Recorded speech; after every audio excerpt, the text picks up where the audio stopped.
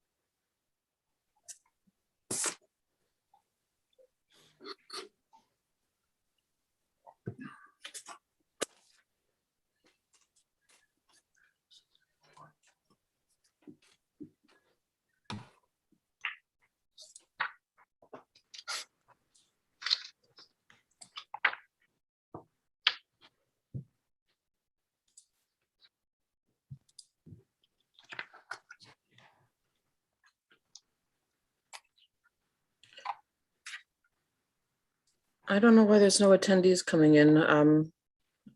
Hold on a It s- says on the top of the screen, you are in a practice session. That probably is. I'm just having trouble finding how to get rid of that because I don't see it on mine. Okay. That's on mine. It's on mine as well. Then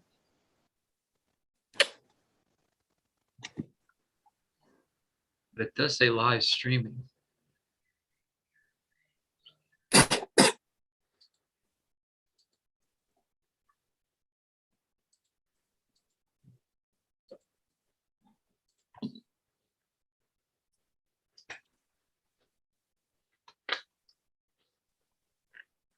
Hey Doug,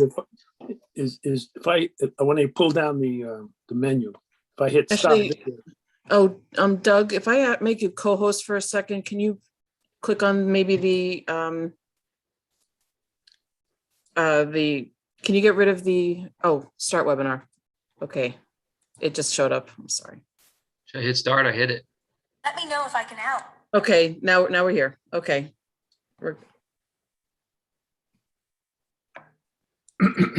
Okay, we're live and we're good. you got applicants lined up. I mean, you can see them. Yes, I do. Okay. Good evening, everyone. It's the Planning Board's October 6th meeting. We're a few minutes late. We had a little technical glitch, but it's straightened out. I'll introduce the people from the village that are here. The village planning board is Laurie Davidowitz, Dan McEllicott, Caesar Manfredi, the chair, Kevin Thurman, and Michael Smith. Also here is Marianne Stessage, the village attorney, Ed Marin, the village building inspector, Doug Hahn, the village consultant, engineering consultant, and Sarah Palermo, the gatekeeper, and the one we have to thank for most of the Zoom setup, as well as Harry Saffer and Ed. This technical stuff sounds easy, but it's not, and it takes effort to put it together. This is how it will work for those of you. We may have a lot of newcomers tonight. We'll go through the applicant will go through a presentation. The planning board will ask questions and discuss the project. And then once the planning board is finished, we'll go to public comment, and people make public comment in two different ways. They can speak by raising their hand, and you should do this on the project that is up at the time. To raise your hand on a project you're not interested in, it's not going to work and waste time. Or you can hit the chat button and type in a comment, which will get read. Now, for those who may have interest in a specific project, we have an order, and I'll read the order and assign a number to each. And if your project is down the list, we will repeat the numbers as we go along. And this way you'll be ready to focus on the project of your interest. And this is the lineup for this evening. Number one is 58 Manor Pond Lane. That's 2021-34. Number two is 50 Half Moon Lane. That's 2021-20. Number three is 2 Ardsley Avenue East. That's 2021-15. Number four is 39 Matheson Park. That's 2021-35. Number five is 1 Hudson Road West. That's 2021-29. Number six is Marvera Castle Road. That's 2021-27. And I'll repeat, that's item number 6. Number 7 is 39 Fargo Lane. That's 2021-21. Number 8 is 23 Hudson Avenue. That's 2021-19. Number 9 is Ardsley Country Club. That's North Mountain Drive. Number 10 is 60. Ardsley Country Club is, if I didn't say it, it's 2021-38. Number 10 is 61 Butterwood Lane West. That's 2021-37. And number 11 is 18 Meadowbrook Road. That's 2021-36. So let's start with number 1, 2021-34, 58 Manor Pond Lane. If the applicant could sign in, we will proceed with the evening.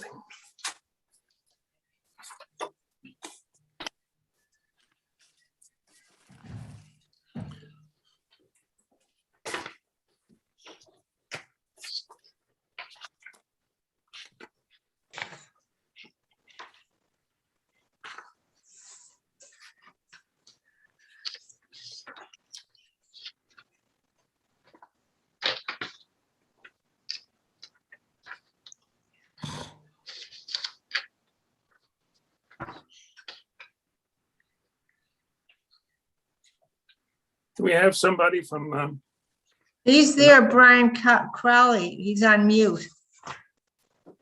Okay. Good evening. Go ahead.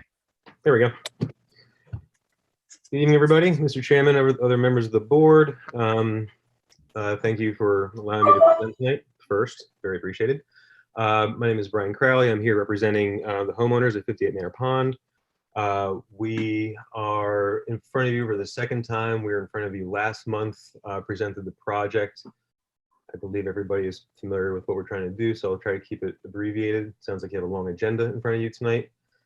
well, to make it as short as possible, Yes, sir. if I recall, the only thing missing was a decision on the location of the pathway. Was it going to be in the side yard setback, which would require a variance, or you're going to move it so it doesn't require a variance? So if you could show us that and what you did. Yes, sir.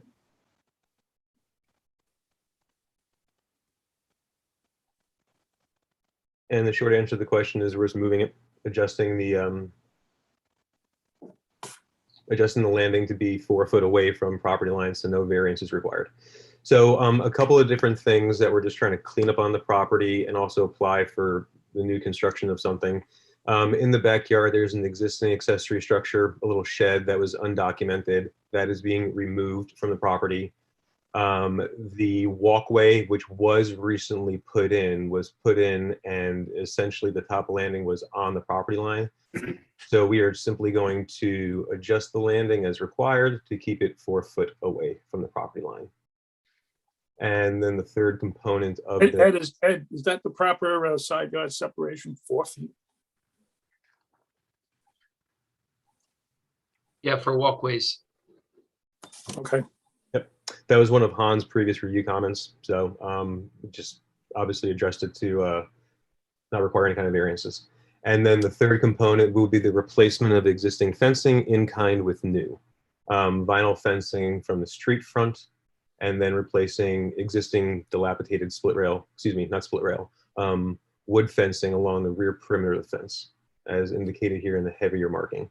So if we receive the approval from the board tonight, we'll go ahead and turn this around and apply for the actual building permit, at which time the accessory structure can be removed, the landing can be adjusted, and the fencing can be installed.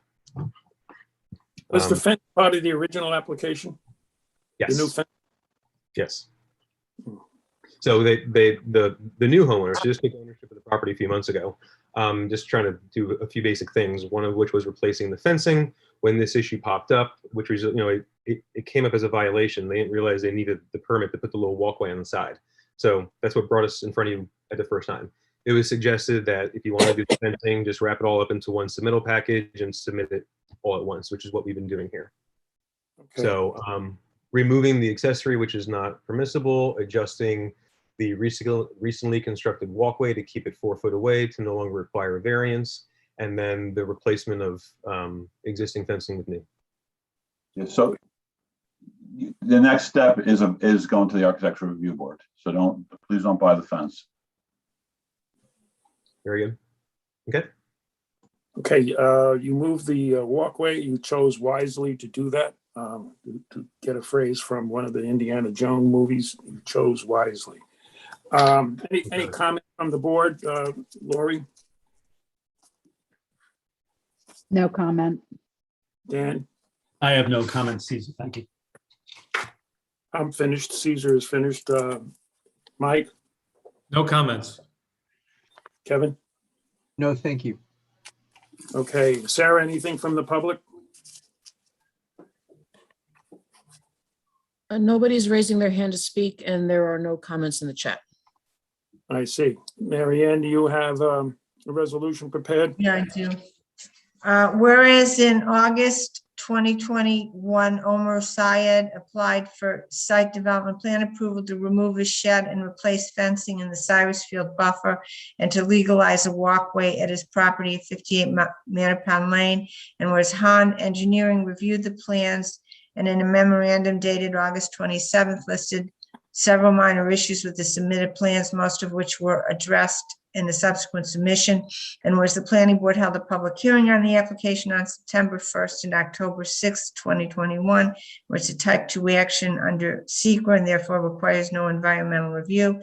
Now therefore be it resolved that the planning board grants the application for site development plan approval of the improvements reflected in the drawings entitled Legalization Syed Residence, and I designate the sheets, prepared by Brian Crowley Architecture, subject to complying with the items listed in Han's October 4th, 2021 memo, which are just very minor. Okay. On the board, do we have any questions on the resolution? Do we have a motion to approve the resolution? So moved. Do we have a second? Second. Okay, Lori, how do you vote? I vote approved You also have to and designate designate Sarah to sign on my behalf. Dan. I approve in favor and designate Sarah to sign for me. Caesar Manfredi, I say yes and designate Sarah to sign for me.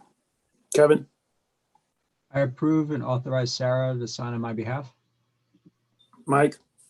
I approve and I authorize Sarah to sign on my behalf. Okay, thank you very much for your presentation and go on to the Architectural Review Board for the fence and whatever. Thank you very much, board members. Appreciate your time. Have a good night. Moving on to number 2, 50 Half Moon Lane, 2021. 2021-20. My notes were a little bit obliterated there.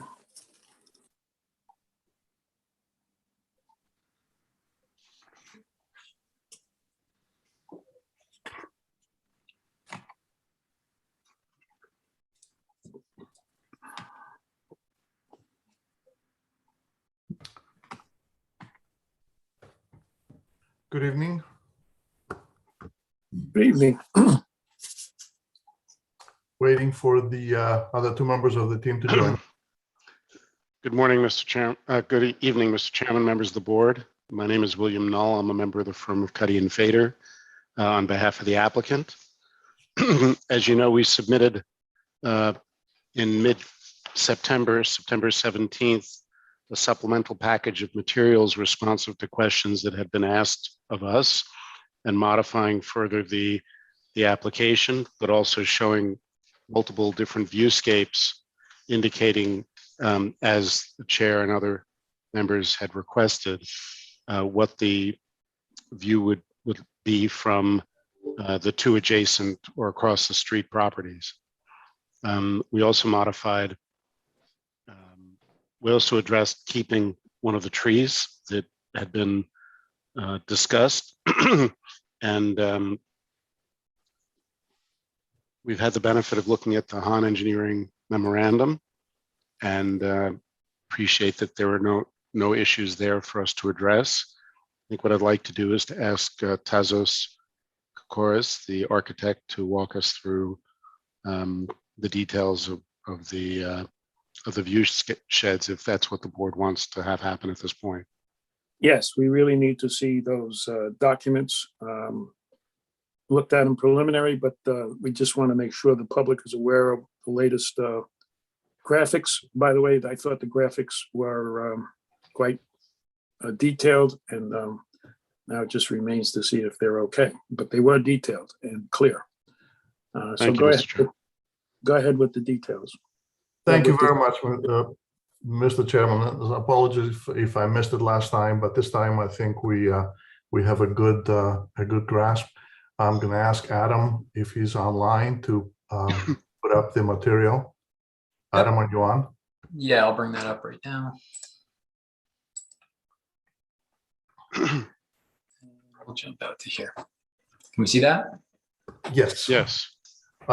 This slide shows basically self-explanatory. I color-coded these four options, red being the existing home, blue being the existing home with the addition of a story, an extra story, yellow being a previous submission, the original submission we had done to this board, and green being the current submission.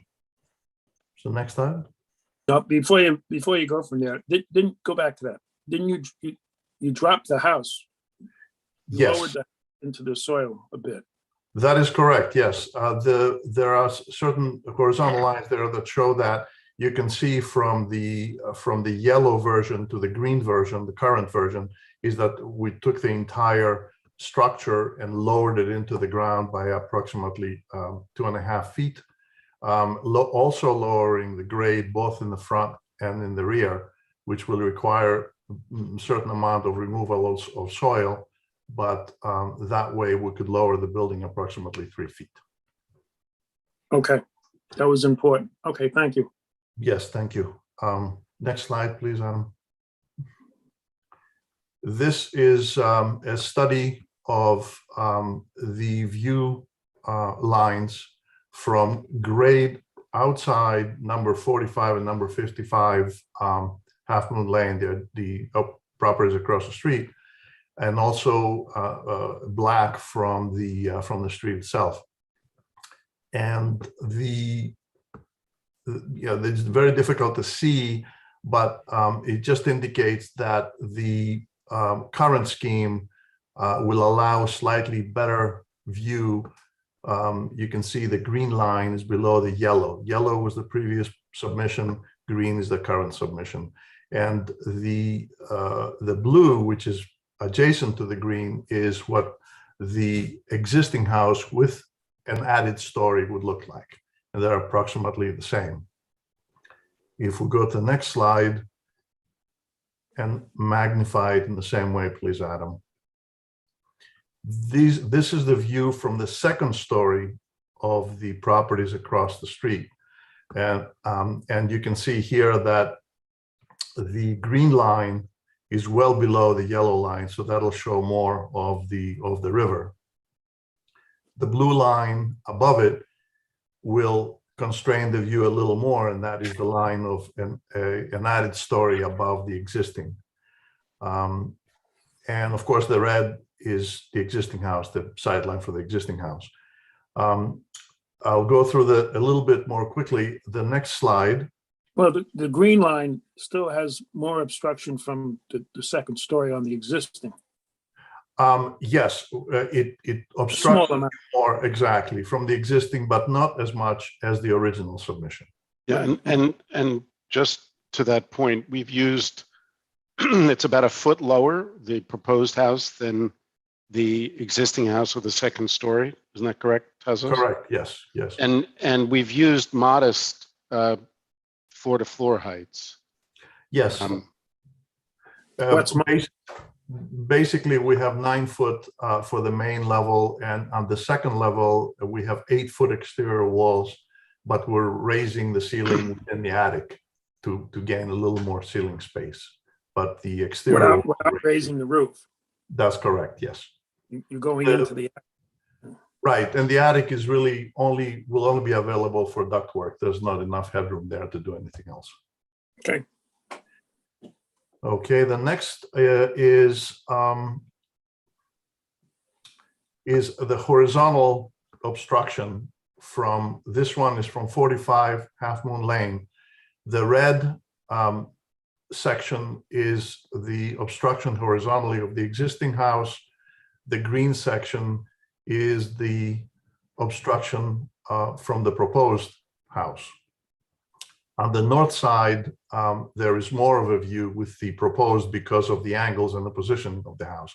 On the south, there is less. And I have the next slide is the same study from number 55. Again, in this case, on the south, there is more view. On the north, there is less view. So now we get into the photographs that you had asked for. Can you pull out a little bit, Adam? All right, each one, there are 4 photographs. The first one on the upper left is the existing home in red. On the upper right is the existing home plus 1 story in blue. The lower left is yellow, which is the previous proposal, and lower right is green, which is the current proposal. I've really done my best to only obstruct the image by the evergreen plantings and not by the deciduous plantings. So that should be fairly accurate. This is from ground level at number 45 Half Moon Lane. Go to the next, and we can back up to any of these at the end if you would like to see more. This is from the bedroom of 45 Half Moon Lane, second floor of the bedroom. Again, existing on the upper left, existing plus 1 story on the upper right, previous proposal on the lower left, current proposal on the lower right. And what's the, I can see it as the current proposal has more of a view, but can you quantify that with a number? Well, I would say from the existing view that you see on the upper left, the current proposal is probably covers it, I would say, by about 40% up to 45%. The previous proposal covers closer to 75 to 80%. Right, in terms of feet. Or in terms of feet, from the existing roof line to the current proposal, I believe the rise is approximately 8 feet. From the previous proposal. From the previous proposal would be a rise of approximately 11 feet. And what's the current, what? That reflects the 3-foot drop that we just spoke about. Okay, okay. And the previous proposal as compared to the current proposal is an improvement of what? Of about 3 feet. Okay, thank you. Thank you. Next slide. This is 55 Half Moon Lane, approximately directly across the street. Again, similar in presentation here. The upper left being the existing house. You can see right above the ridge, you can see a little bit of water through the trees.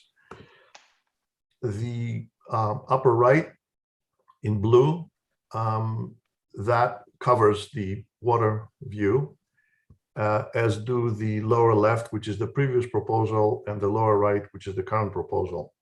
Much of the view, as you can see, is being obstructed by the pine trees and the plantings in front. Next slide, Adam, please. This is from one of the guest rooms of 55 Half Moon Lane. The upper left, again, existing in red. There is some water visible through the trees. Upper right is the existing +1 story. Less of a view there. The lower left is the previous proposal, and the lower right is the current proposal. Comparing these, you'll see the drop of about 3 feet of the roof line. And next slide, please.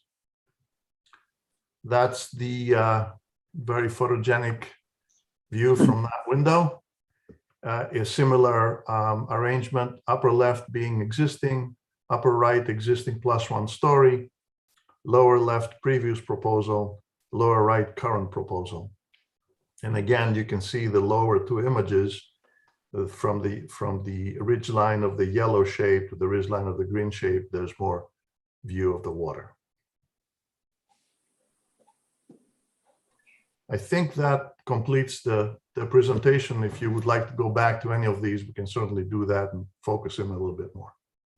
Before we go on to the trees, let's ask for, do one at a time. Any comment from the board on what we just saw, Lori? What's the ceiling height on the first floor? 9 feet.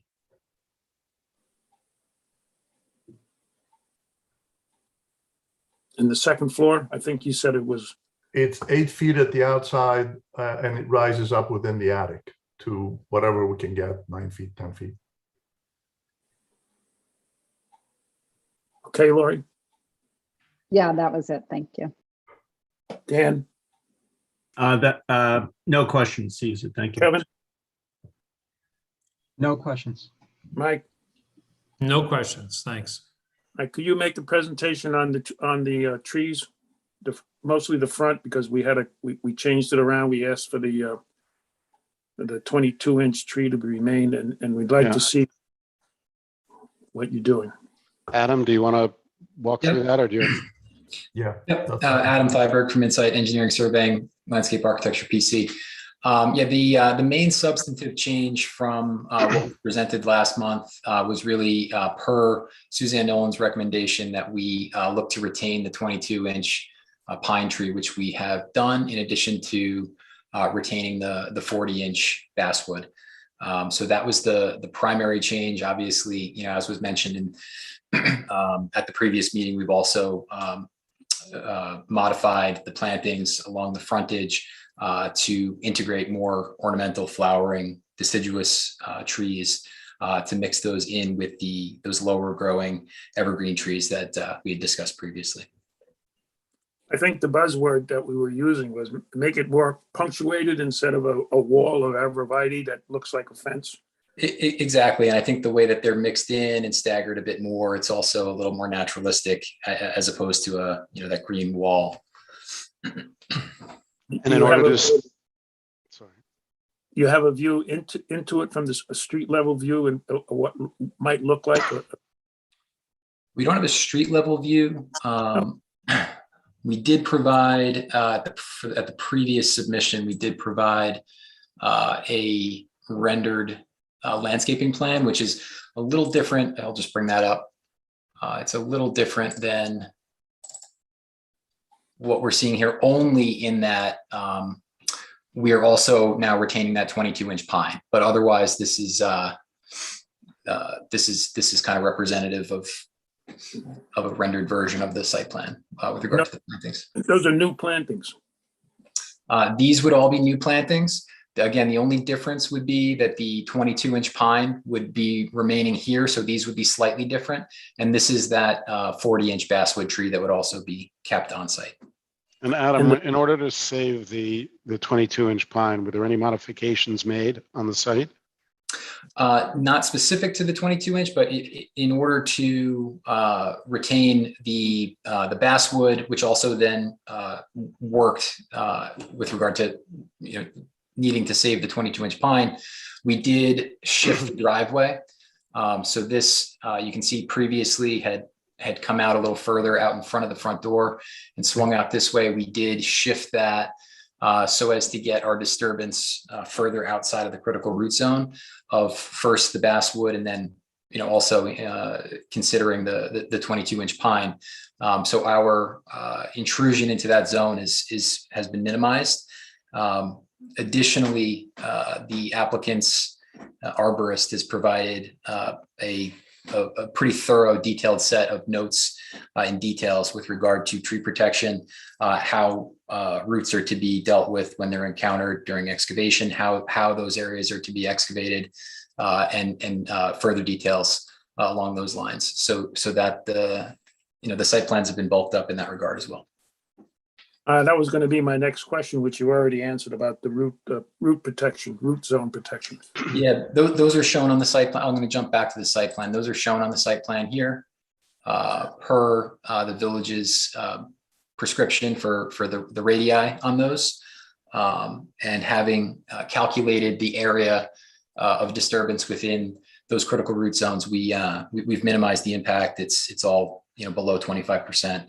And again, the details and notes for how that root zone is to be worked within, I think, give a pretty clear path to these trees surviving. Okay. And just some details, the lighting is dark sky compliant.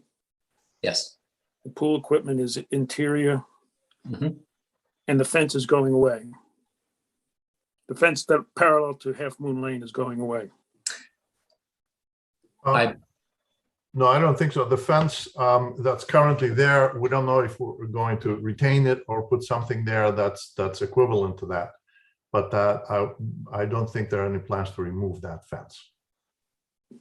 I was under the impression it was going to get removed. Mary Ann, wasn't there something on the Yeah, plan? which, are you talking about? Yeah, no, one of the drawings, go to SK1. It said fence to be removed. It might be, you know what that is? That's our removals plan. So that's the existing fence that's to be removed. If on To be the site replaced. plan, we show a proposed fence. Okay. We're replacing the fence. The 2x8. But you're replacing the fence, but there's no fence shown, is there? It's this line here with the circles along it. Okay, oh, I see it. That would be fenced. Obviously, the rear of the property is going to be fully fenced, and that fencing will all meet the applicable pool code, including the 5-foot height that's required by the Village of Irvington, and then the fence that extends across the frontage. We're also showing that might be slightly different, but that is planned for now. Would you have a detail on what the fence is going to look like? I don't think we do. We'll maintain the height of the existing fence. We're not going to make it any higher. And it will be a certain form of a picket fence, basically. Yeah. I'm a little troubled by not knowing what the fence is going to look like. I may be wrong, incorrect, but I was under the impression that the fence was going to not only be removed, but not replaced. And since you're replacing it, I don't know, you haven't presented what it's going to look like. And is it possible to address that through the Architectural Review Board? Mary Ann? Yeah, but ordinarily the stuff that comes from the, planning, a planning board doesn't communicate directly with the ARB. I don't know. I'm not there. If it's an issue that the planning board has, then I think the planning board should make whatever requirement it wants to. If you don't want it to be a certain height, or you don't want it to, over a certain height, or if you don't want it, I would make it one of the the site plan conditions. Well, not knowing what it's going to look like is troubling. We could discreetly come back for the fence before being able to get that in. If we could just separate that out so that if possible, would appreciate that. Are you guys prepared to outline a verbal description of what you're proposing? Well, it would be a picket fence as mentioned, but we could come back and show it to the board. What we can also do is establish or basically state that the maximum height will be as existing, and that the design must be approved by the Architectural Review Board. No, No. I'm not going to abrogate my responsibility. I would like to see the fence. So we can do a verbal description of the fence then, if that's acceptable. Let me poll the rest of the board. Lori? Well, I saw on the plan that was just up a description of a black aluminum fence, pool fence. Is that what you're proposing would go around the entire property? Not along the street. The pool fence would be at the back of the house, around where it's required. Along the street, what we were planning to do is maintain a fence same height as the existing, not necessarily a see-through fence at this point. Excuse me, not necessarily. That contradicts what somebody said. I forget which of the three of you said a picket fence. A picket fence is slats with opening spaces between the slats, and you just said it's not something you can see through. So somebody's got to get their act together. Right.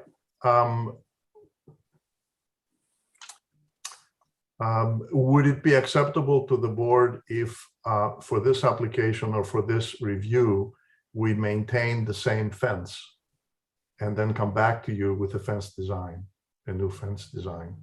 Well, that's leaving it up in the air. And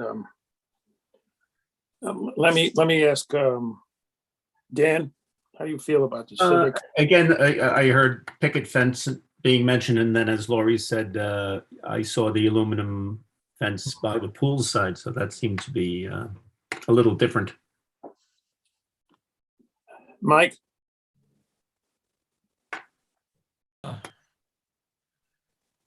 I agree with Dan.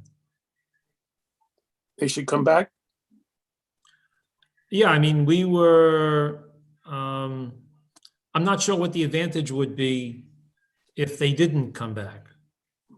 Yeah. I don't know what, well, let's put it this way. I certainly don't like the fence that's there. And I would like to see the new fence, the details of what it's going to look like.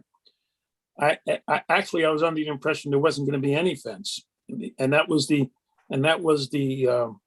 emphasis on the new trees. Since there was not going to be a fence in my mind, I might have interpreted all wrong. I don't know. If it's my fault, I'm sorry, but that's the impression I got.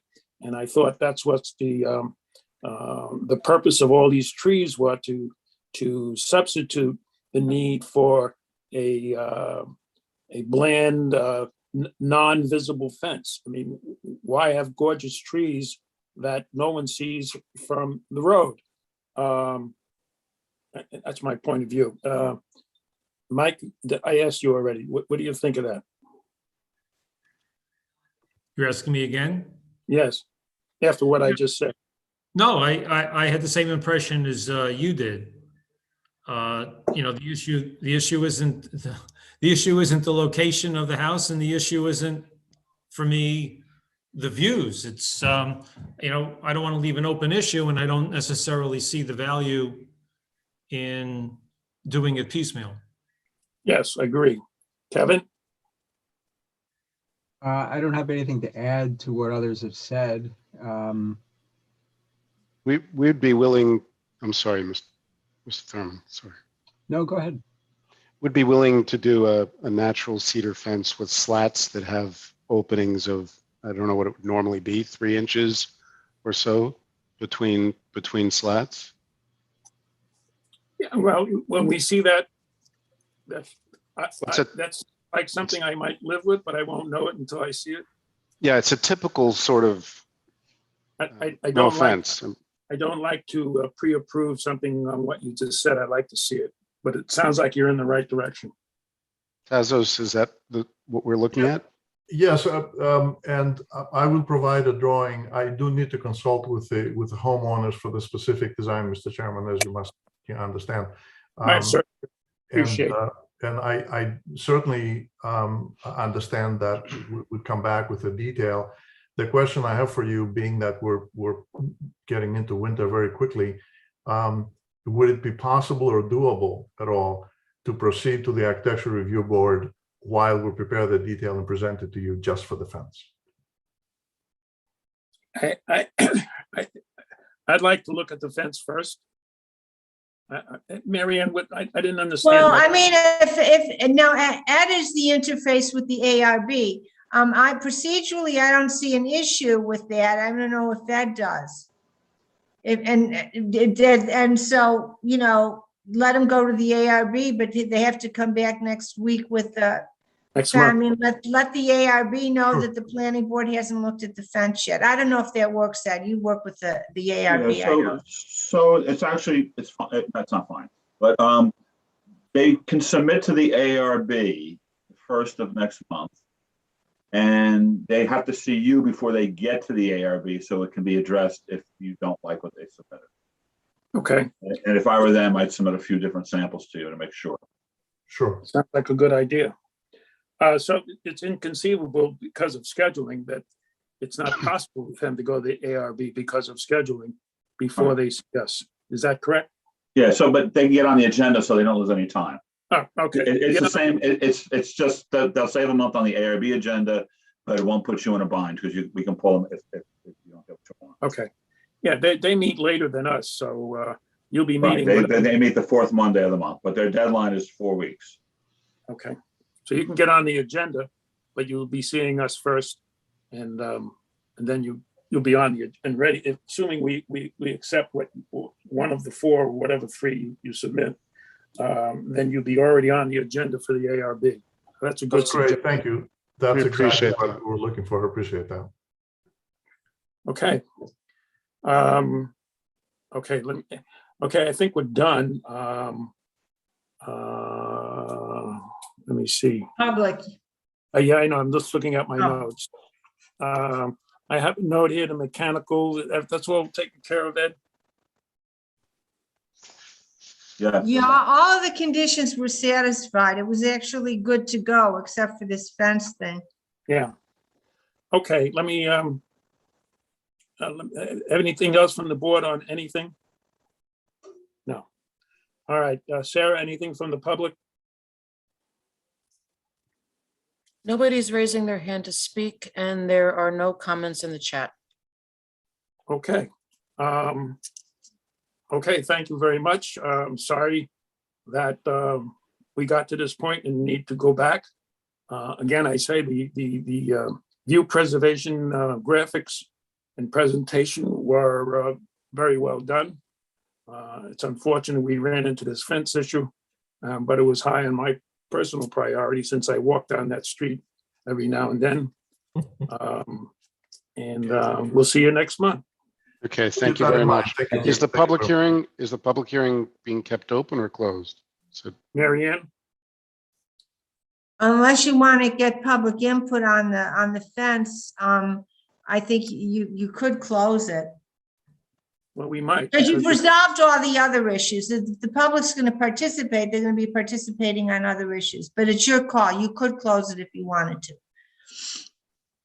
If not, and it's open, then all issues are fair game.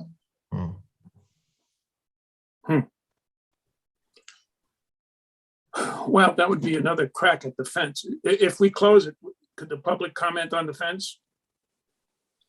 Well, on the fence part of it, they could. That's new, I guess. Okay. and then I we'll mean, you close- could entertain the things, even if it's a public hearing, there's nothing to stop you from hearing what the public has to say about Okay. it. Is there anything for us to lose by closing the public hearing? Mary Ann? Well, it would just mean that, the people, by closing it, yeah, it means that the sort of, the door's closed on comments about, view, what the house looks like, Okay. in that case, we'll close the meeting, close the hearing, and the fence will be the object of the next meeting. And we'll, as you said, we can still have comments from the public Yeah. even. Yeah. So we're It not, seems fair, because we were ready to go with a resolution tonight Right. anyway, but for this fence. This okay, fence issue. we're closed, the hearing is closed, and we'll discuss the fence the next meeting. And at the next meeting, we will hear comments from the public regarding the fence. But the hearing is closed on other matters. Okay. Thank Good you very question. much. Thank you. I'm sorry it took me to get there, the answer, but we did. Thank you very much, Mr. Chairman, members of the board. We appreciate it. We'll see you next month. Thank you. Okay, and Thank you. remember, the fence needs to fit in. I Right. would say it has to be natural. And you did a great job with the foliage looking natural. Now, I'm sure you can do a good job on the fence looking natural. We'll do our best. Thank you very much. I'm sure that's going to be pretty good. Okay, Thank you. Okay. Have a Thank good you. night. Right. Bye-bye. okay. That was the end of that. Moving on to number 3, which is 2 Ardsley Avenue East. That's 2021-15.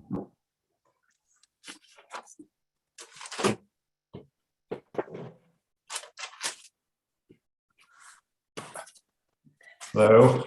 Tom Malone, First Malone Architecture. Representing the Heckman Greenberg project.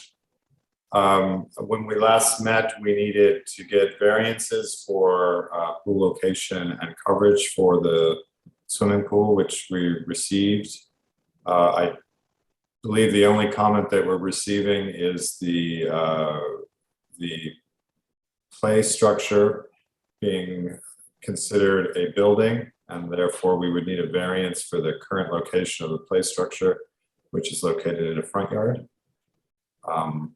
Just to be clear for the rest of the board members here who may or may not have read the ZBA, would you go over the fact that the play set was in the buffer and the ZBA decision was to move the play set out of the buffer? Is that not Right. correct?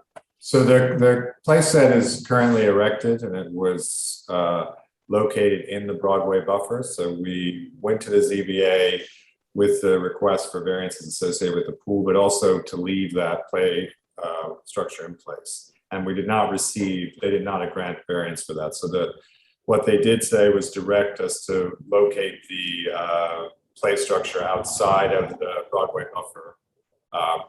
They were not concerned with other locations specifically, but they just wanted it out of the buffer area. So, It seemed to me they were concerned about the integrity of the Broadway buffer. correct, correct. Yes. Keep that in mind. Okay, move along, John.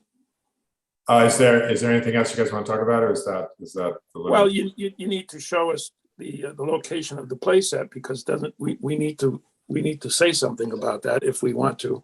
So if you bring up the diagram of where the new play set is going to be.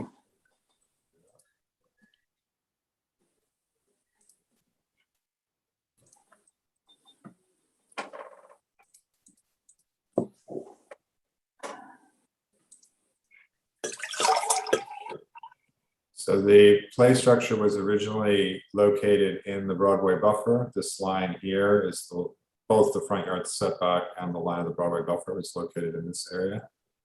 The play structure has been relocated here with the goal of getting it behind the line of the existing house and within the planted buffer that's in place here, and would be buffering the pool structure.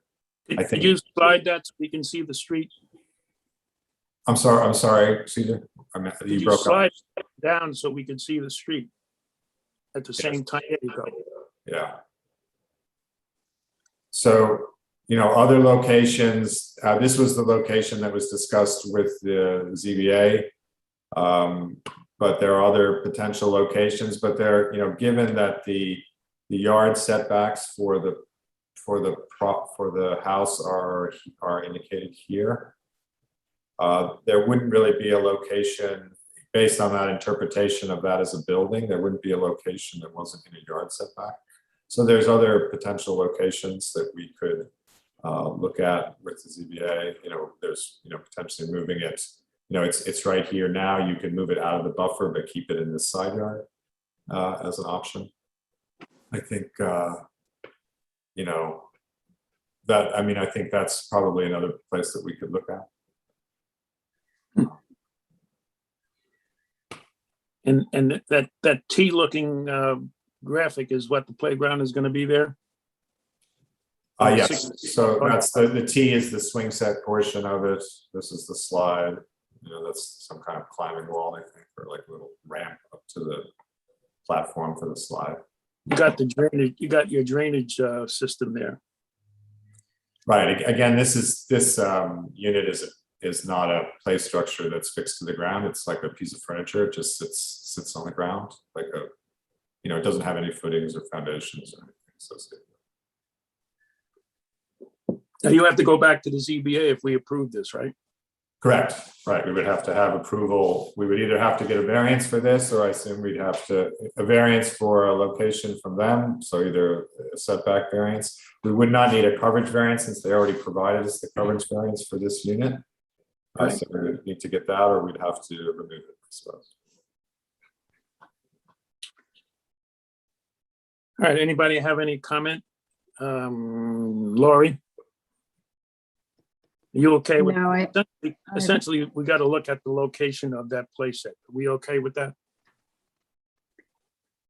yes. I mean, personally, I think it's less disruptive where it was by the Broadway buffer, but I understand that you can't impinge on that buffer. So I don't think it's an issue. It doesn't, you know, I haven't seen a letter from the neighbor, so.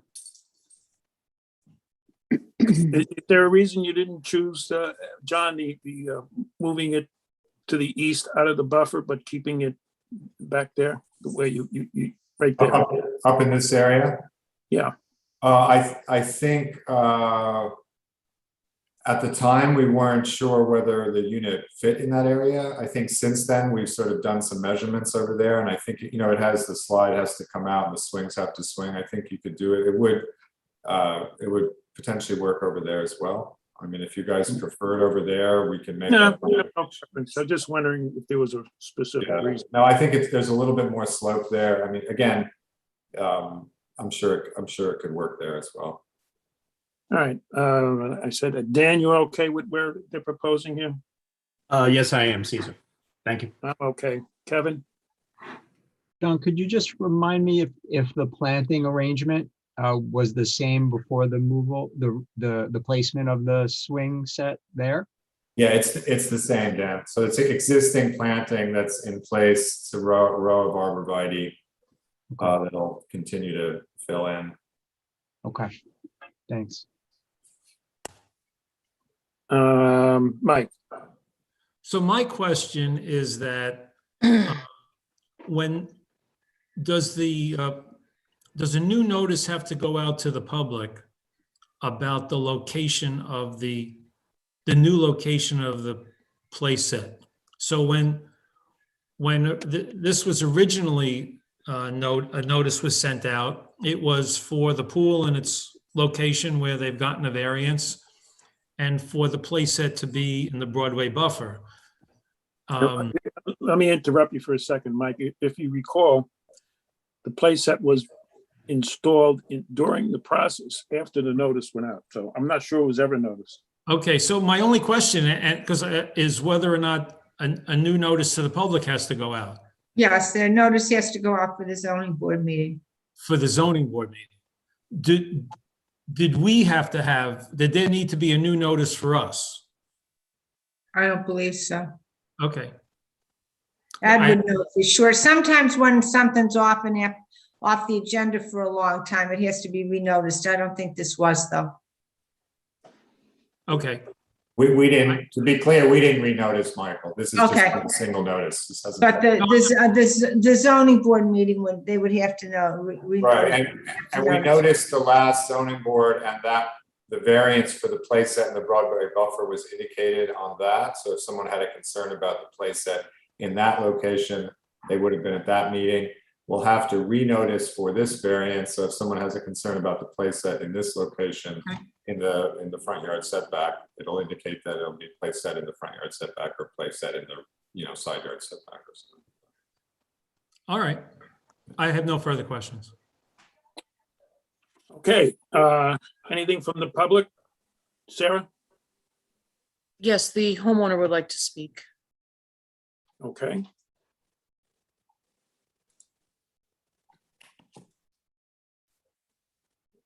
Hi, can you hear us? Yes, we can. Yes. Okay, great. Good evening, everyone. Beat and Igor here. We just wanted to clarify if we move it to where John is suggesting, out of the Broadway buffer at the southeast, right? Yeah, Southeast side. To leave it on the same side where it is now, just out of the buffer, Caesar. So I think the question that you asked to John, why don't we just move it, east, but keep it essentially in the same location? I think that's the preference from our side, right? Because it's really not going to be seen because we have coverage on the Broadway side, and then it's not going to be seen from the Ardsley side because it's going to be fully covered by the house.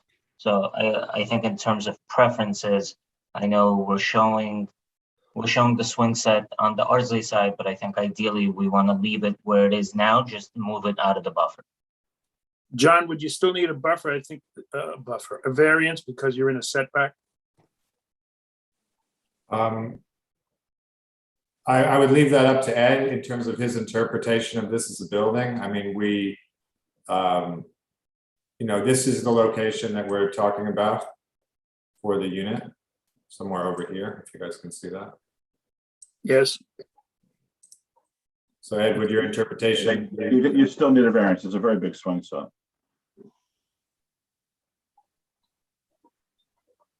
Ed, just I guess to address that. Let me give you the homeowner a heads up. You would have to come back next month to show us the new location. We have a resolution for what you have now. But Caesar, would the resolution read contingent on approval for? Contingent on a variance.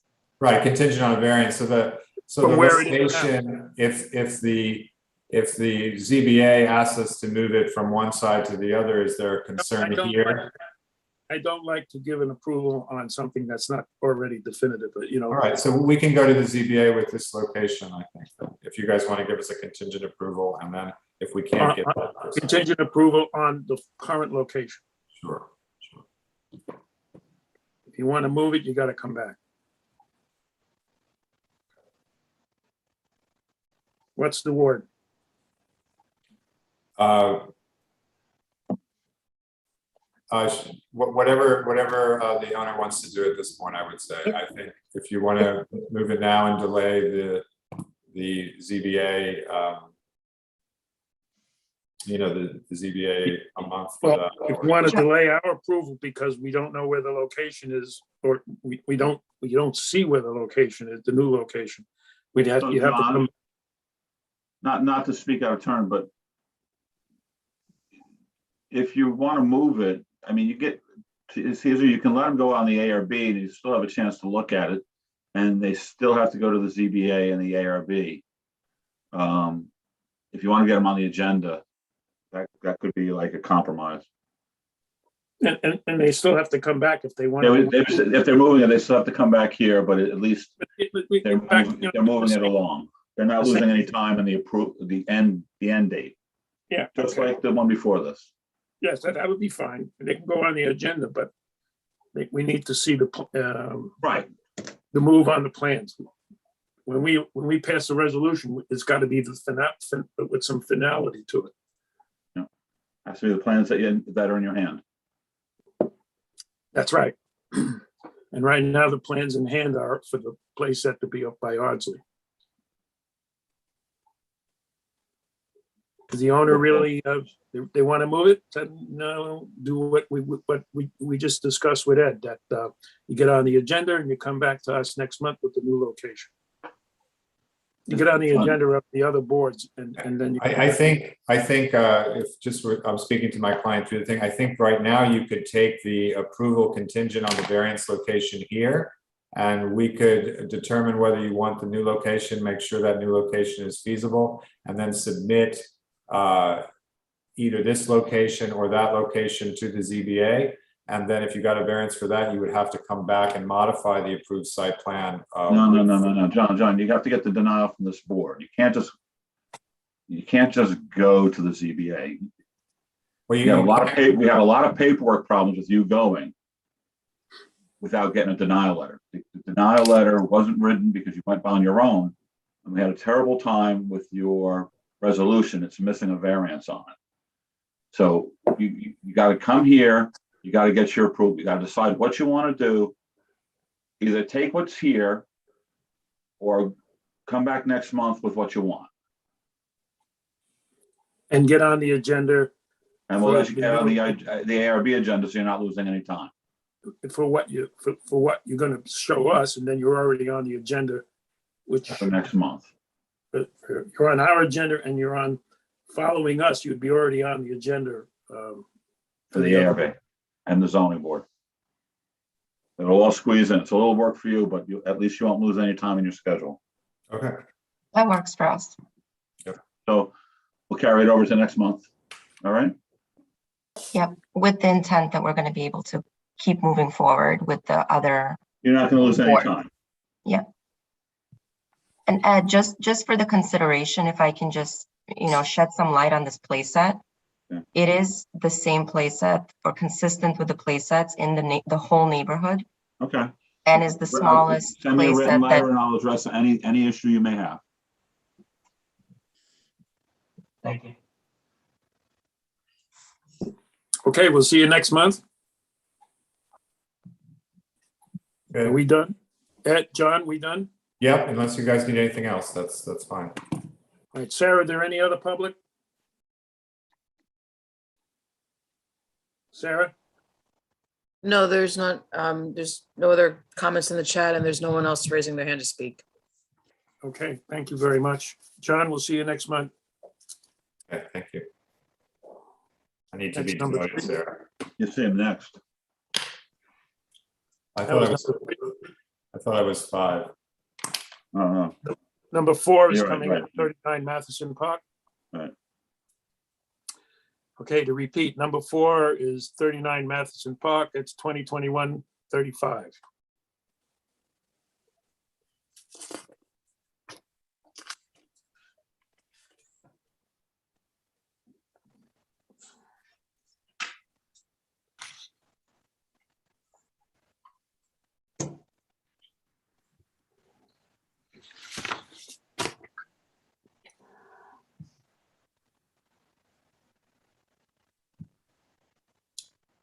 Good evening, members of the board. Can you hear me okay? Yes, we can, or at least I can. Well, thank you very much for having me. My name is Robert Cardello. I'm the architect for Rob and Lisa Bittencourt. Their property is at 39 Matheson. I'm joined tonight by our landscape architect and civil engineer, Richard Quigley and Abdulaziz from Hudson Engineering. And we were in front of the board last month during that horrible storm. Glad it's better tonight. And we there was some items that were raised I'd like to discuss. Mr. Hahn's office had issued a memo prior to that hearing, and we received another earlier today. And I'm happy to report that I believe we've gotten through the lion's share of the comments from 51 down to 16, so we're heading in the right direction. I'm happy to share my screen and perhaps start by pointing out some of the items that were brought up by the board. Why don't you do the view protection first? We'll get that out of the way. You had some Uh, nice graphics on that. Sure.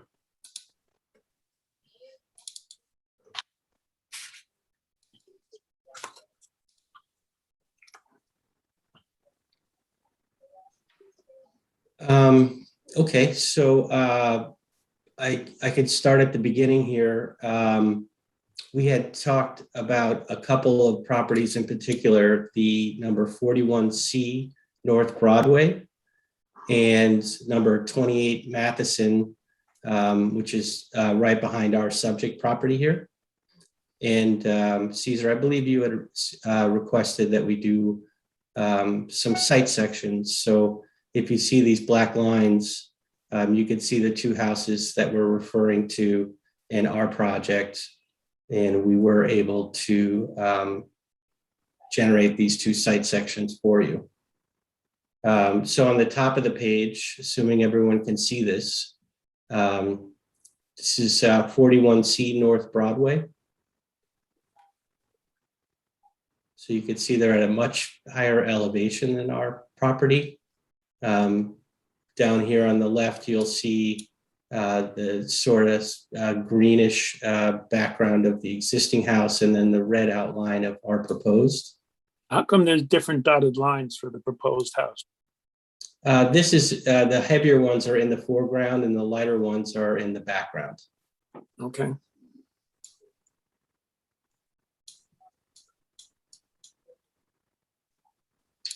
So that's 41C. I'll come back to that, and then at 28 Matheson, you could also see the existing home here. The view corridor is shown from the second floor because there is heavy foliage between the two properties, evergreen foliage. And I'm happy to bring up the photographs representing that. And you could see the topography leading down to the river's edge.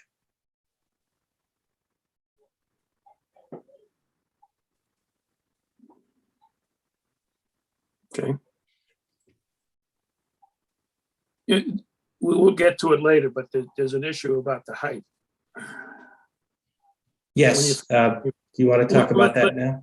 Well, let's finish the graphics first. You got any other graphics for us?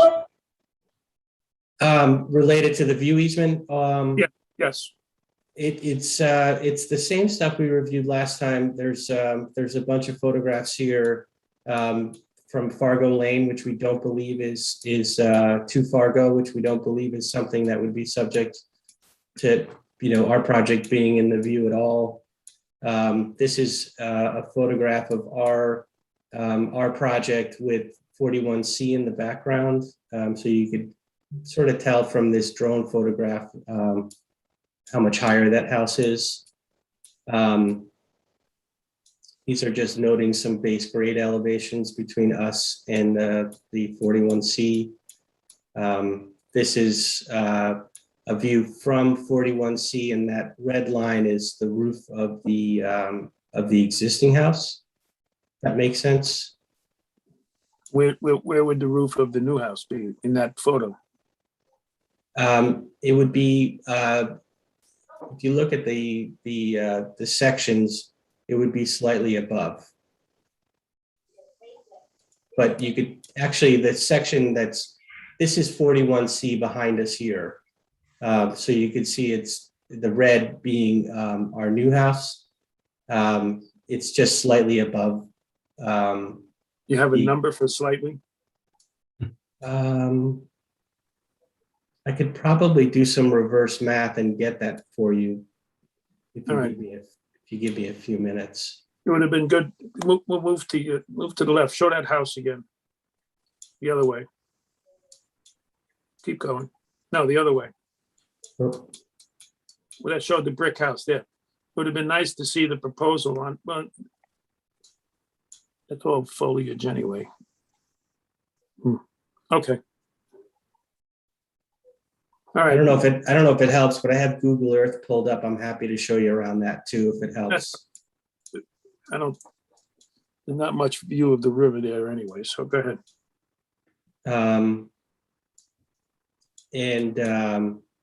And so those are some site-specific photographs.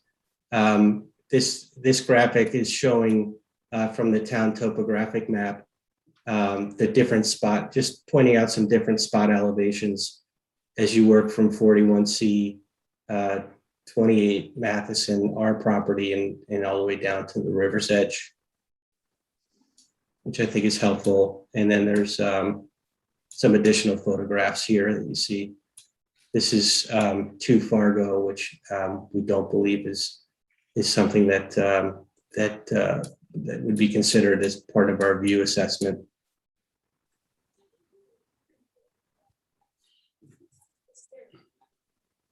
And this is just an overall collage showing the different homes in the neighborhood. I don't know if that matters. I think 31 has actually been demolished. So those are the graphics I have for the view overlay. The most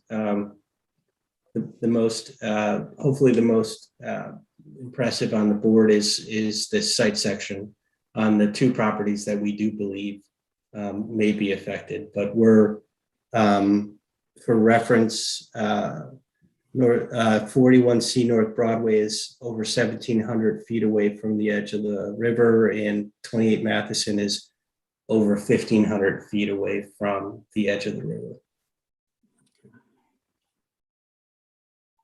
It doesn't matter. Okay, before we move on, this would be a critical part. I want to poll the board on just this, and then there's about 3 or 4 other things, but I'd like to get the view out of the way first. Any comment from the board, Laurie? No, I'm comfortable with what he's showing us. Dan? Yeah, it appears to be okay at this point, Caesar. Thank you. Kevin? No comments for me. Mike? No comments. It doesn't appear to be an issue for me. Okay, now, I think there's a height issue with variance or no variance. I think our building inspector believes you need a variance for height. Could you engage in that conversation? Yes, I've been trying to get a hold of Mr. Marin to discuss this, because I think there might have been some language in the application that references this 87.25, which is an existing grade on the existing house. So the green is the existing house, if that makes sense. We had strategically knowing that the grade does drop off on this side of the lot, we had early on identified this red topo line, which is the elevation 90 topo line, as being the line to hold, as that's gonna be the best reference for getting a building that we can have a proper second floor on, and avoid any of the other issues related to building height. So, Mr. Marin, I don't know where the interpretation may have been missed, but So in the interpretation, the code references lowest grade before or existing or proposed. What is your existing basement floor elevation? in the existing house? Yeah. Is it a crawl space there or is it a basement? No, it's a basement. I think it's roughly 88.0 or 88.08. So my question to you is why is not 88.2 or 87.25 the existing grade, and you've chosen to use an assumed grade? It's not an assumed grade. It's an actual grade that you'll find on the existing topo map. Right, but you're connecting two sides of the existing house that had a different number. The grade is, I'll give you the benefit of the doubt. The grade is either the 87.34 or 25 at the corner of the existing house, or it's the basement floor. You can't just decide to put a dotted line and connect two grades and you call it new existing grade. It's not an existing grade. You're assuming that dotted line. You're welcome to go to the ZBA to get an interpretation on this, but I'm pretty sure they'll side with my interpretation. So forgive me for the question, because I just want to make sure I understand you. You're suggesting that. I'm not suggesting, I'm stating. You're stating that the slab of the existing basement and the house that we're removing is an existing topo line. No, we're not, see, the code doesn't say topo line, it says grade. The existing grade before or after construction, whichever is the lowest. It's very clear on using the word grade.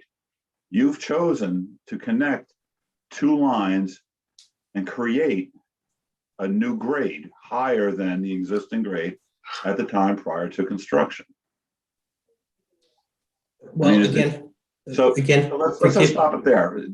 This is a decision made by the building inspector. The only avenue of relief is through the zoning board of appeals or a change in design. You're wasting this board's time. We're not changing it. Okay.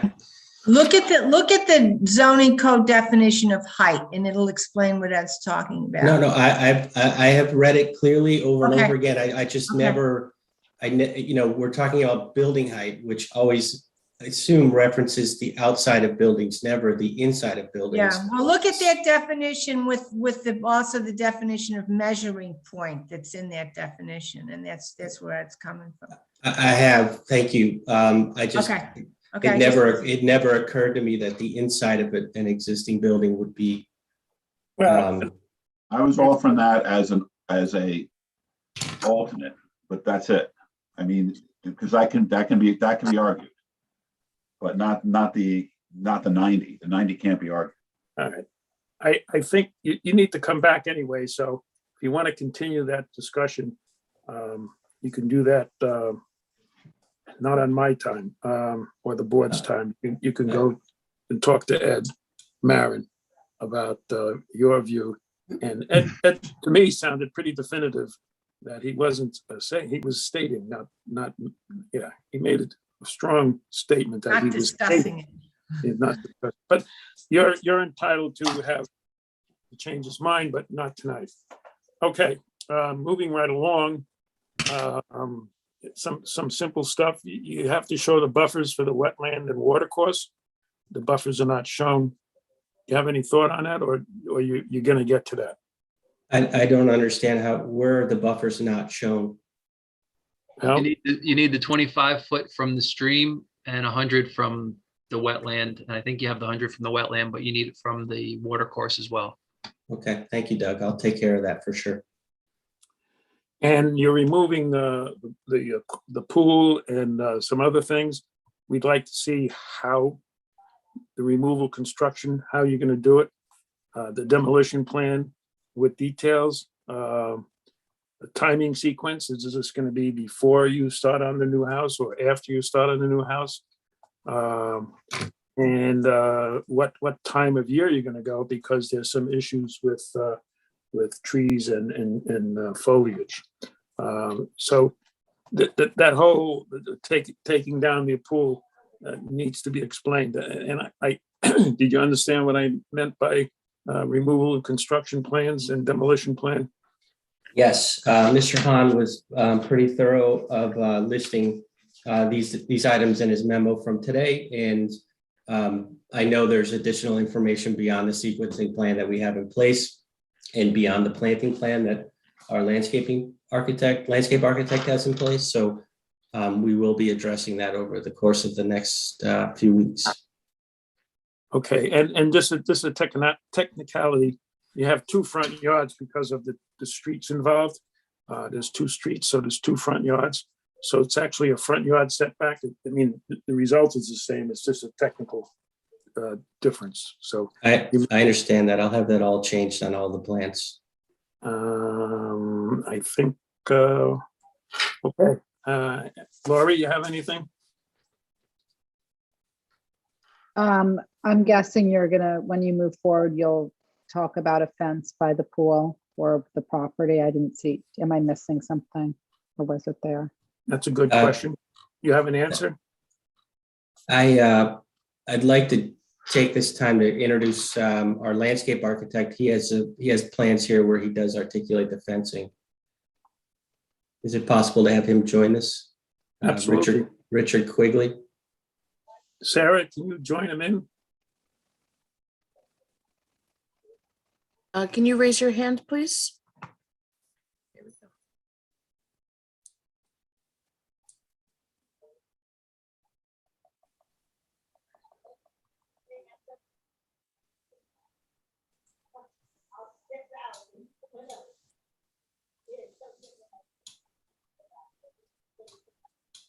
Doesn't look like Richard Quigley's on there. Okay, I apologize. The attendees, I don't see him, and I don't see Imbliago Quinlan. Okay, I see what happened. I'll be right with He's you. on now. Oh, okay. Good evening. My name is Richard Quigley. Can everybody hear me? Yes. Okay. I'm Richard Quigley from IQ Landscape Architects, landscape architect for the project. We prepared a drawing. It's called the Pool Plan L3, which shows the layout of the fence, the detail of the fence, and also we were asked to give a cross section of the proposed pool on that drawing. So I believe we've addressed that Is it possible to bring up that drawing? It's actually the one that Rob has on the screen right now. Okay, Rob, that's the one. Okay, there's the cross section of the pool. And if we scroll down, keep scrolling, we have a detail of a code complying 5-foot-high aluminum picket fence and the self-latching system that we'll be using for all the gates. Are you using the house as part of the fencing, or is the fence? Yes, yes, we are. You are aware of the new codes for alarming the doors and the windows? We will do that, yes. Ed, did I leave anything out on Yeah, the windows? it's in Doug's memo. Richard, just make sure in 2020, they did all the windows that are in the fenced area have to have locking mechanisms on it. Okay. So Okay. is there a drawing that shows exactly where you're putting the fence? Yes, ma'am. L3, under our letterhead of IQ Landscape Architects, it shows where the fence surrounds the pool and ties into the house on each end, on the far end. It shows where the gates are, where the pool is, and where the proposed pool terrace is. Where's the, could you show, bring that up a little bit so we can see where the road is? Okay, you're gonna have to scroll. Okay, there's Matheson Park North. Pool's approximately 120 feet from the property line on that end. And the Interesting. I don't remember. Is there a planting plan? I don't Yes. have a. Yes, there is. L2. And that's L2.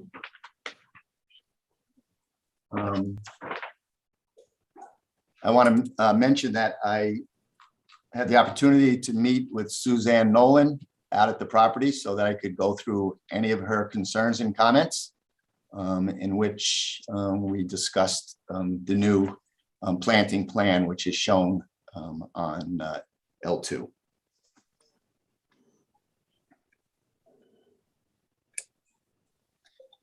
There's 37 trees, in which 15 of them are understory flowering trees and 22 are shade trees. Those are proposed.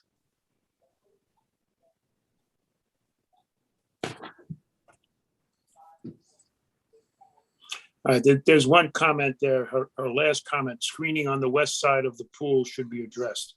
Well, we could do that. The house to the west is at a much higher grade, but if additional screening would be necessary, we could clearly do that and add some additional Norway spruce, which is the right plant for this job with all the white-tailed deer. It's probably the only thing that they don't eat.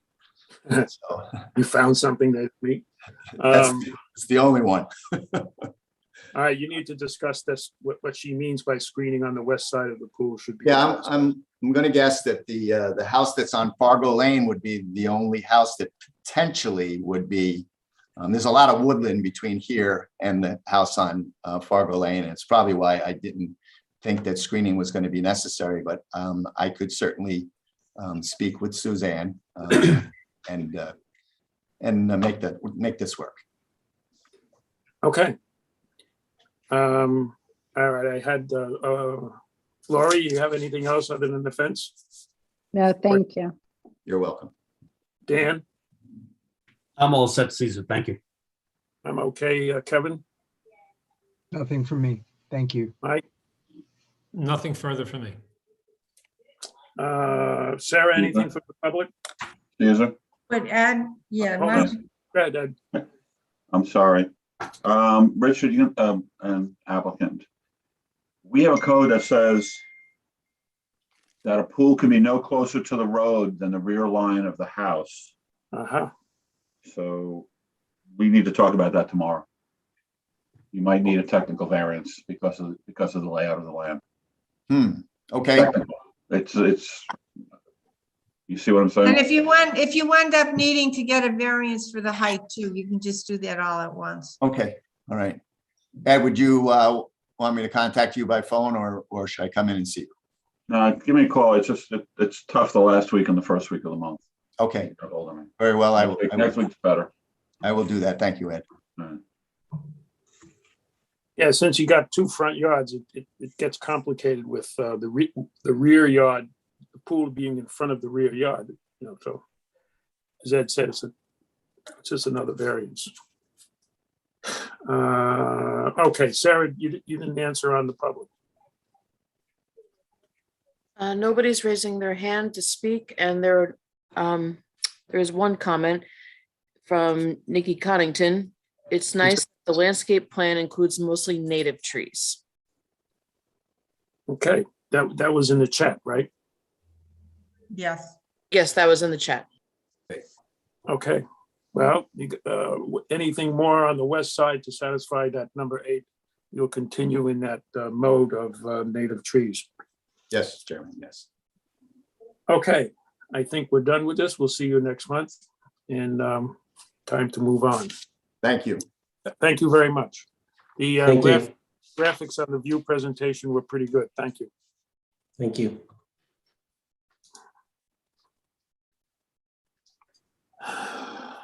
'39, number 4, number 5. We're on number 5, 1 Hudson Road West, 2021-29.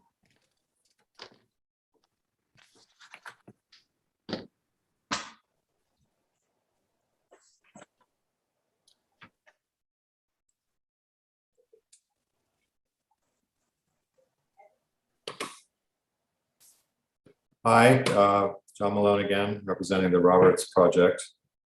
All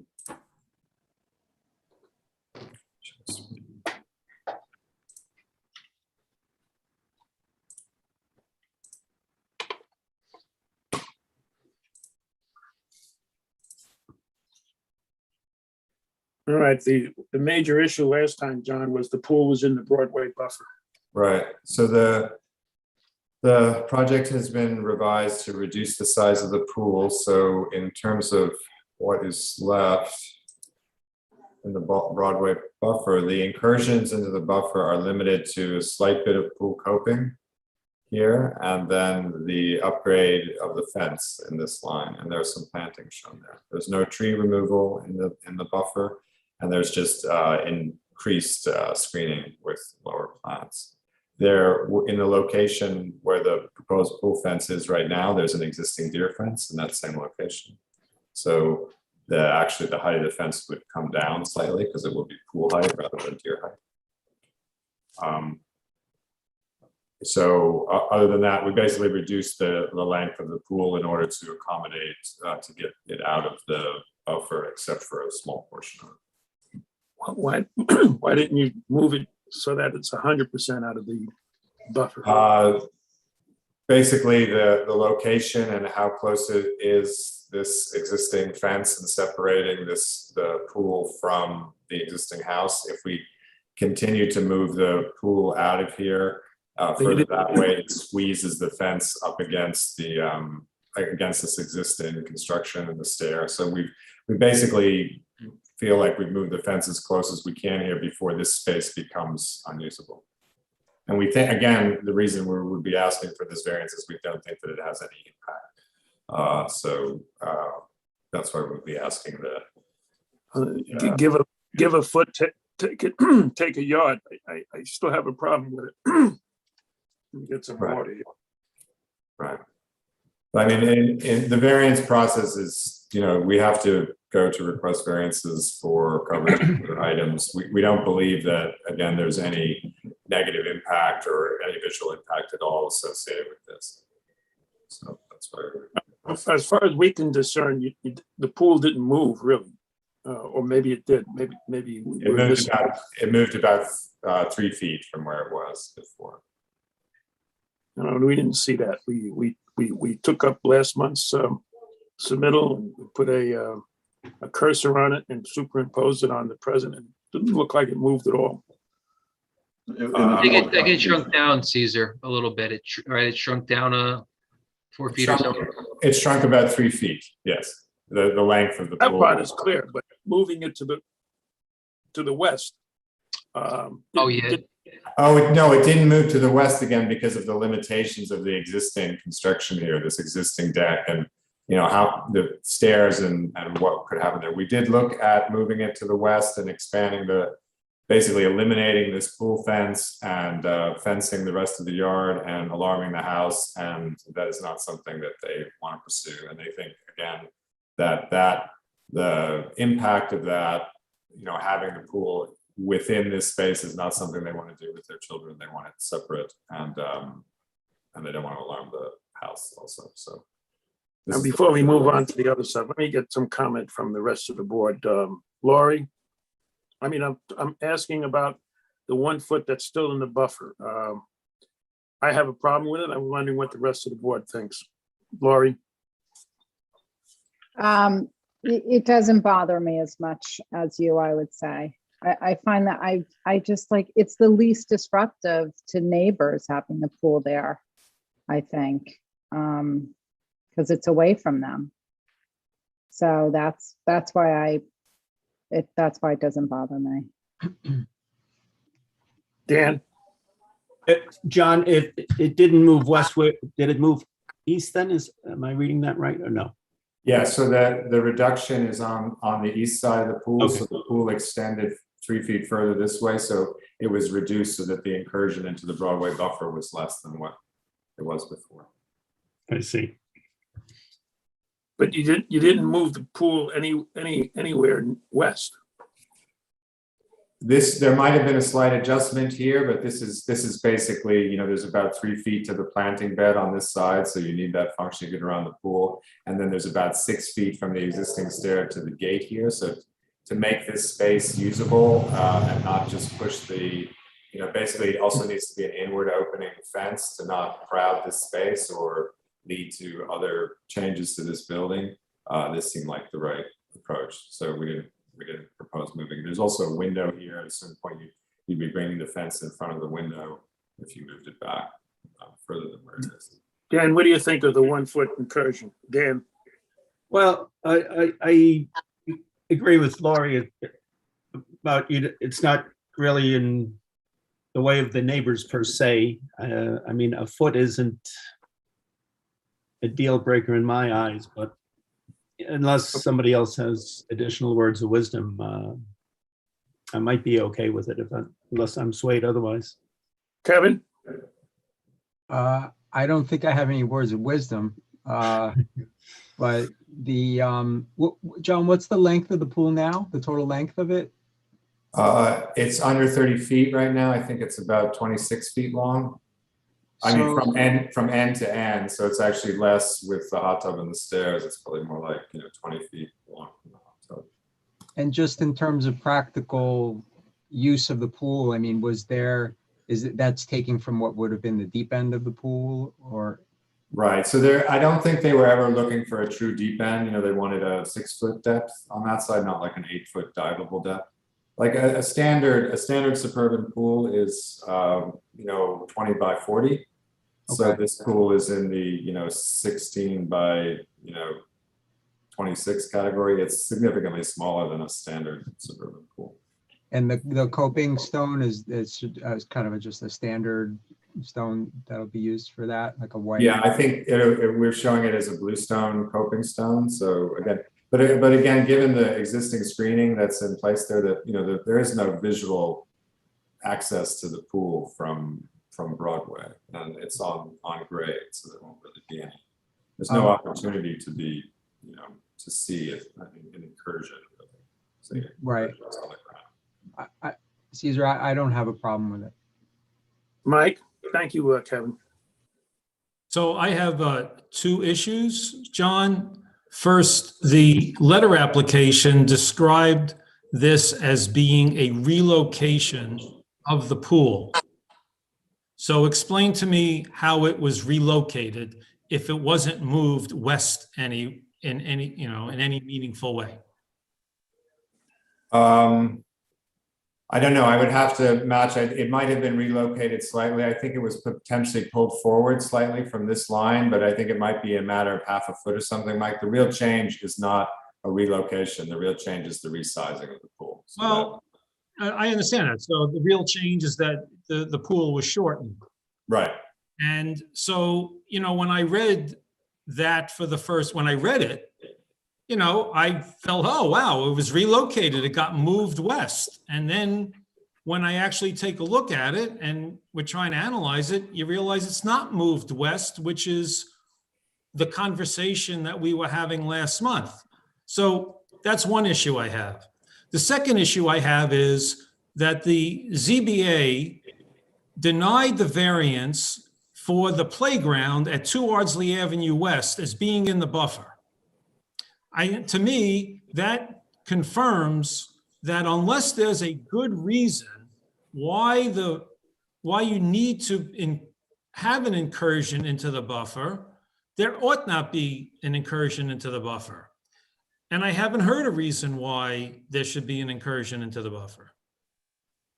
I mean, we could detail that more for you in terms of the impact of moving this fence closer to the existing, to the existing deck that's there and what that would mean for that space. So that's really what's driving our, if you move this fence along this wall, assuming that they don't want to incorporate the pool into this area, it squeezes that space and it complicates, how that looks along the side of that fence. So the reason though, Mike, the reason that we don't see it the same as the playground structure is the playground structure could be visible from Broadway. There's nothing that is being proposed here that is off the surface of the ground that could be made visible from Broadway. So the height of the playground structure, the color, everything associated with that, the existing buffering and how close it was to how far it was in the buffer, all played into their decision about the and I'm not speaking for them, but they did take that into account.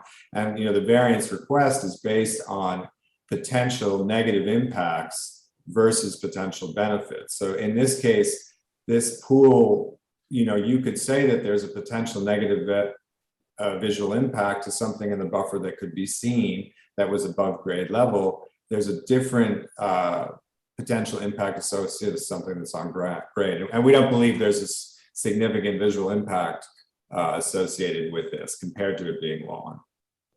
So that's the way it's different. And we hope and assume that the ZBA treats each application separately based on the merits of it, because they, if there was no relief for any of the code, then there would be no reason for a ZBA, right? The relief is their role is to balance the potential benefit to the harm.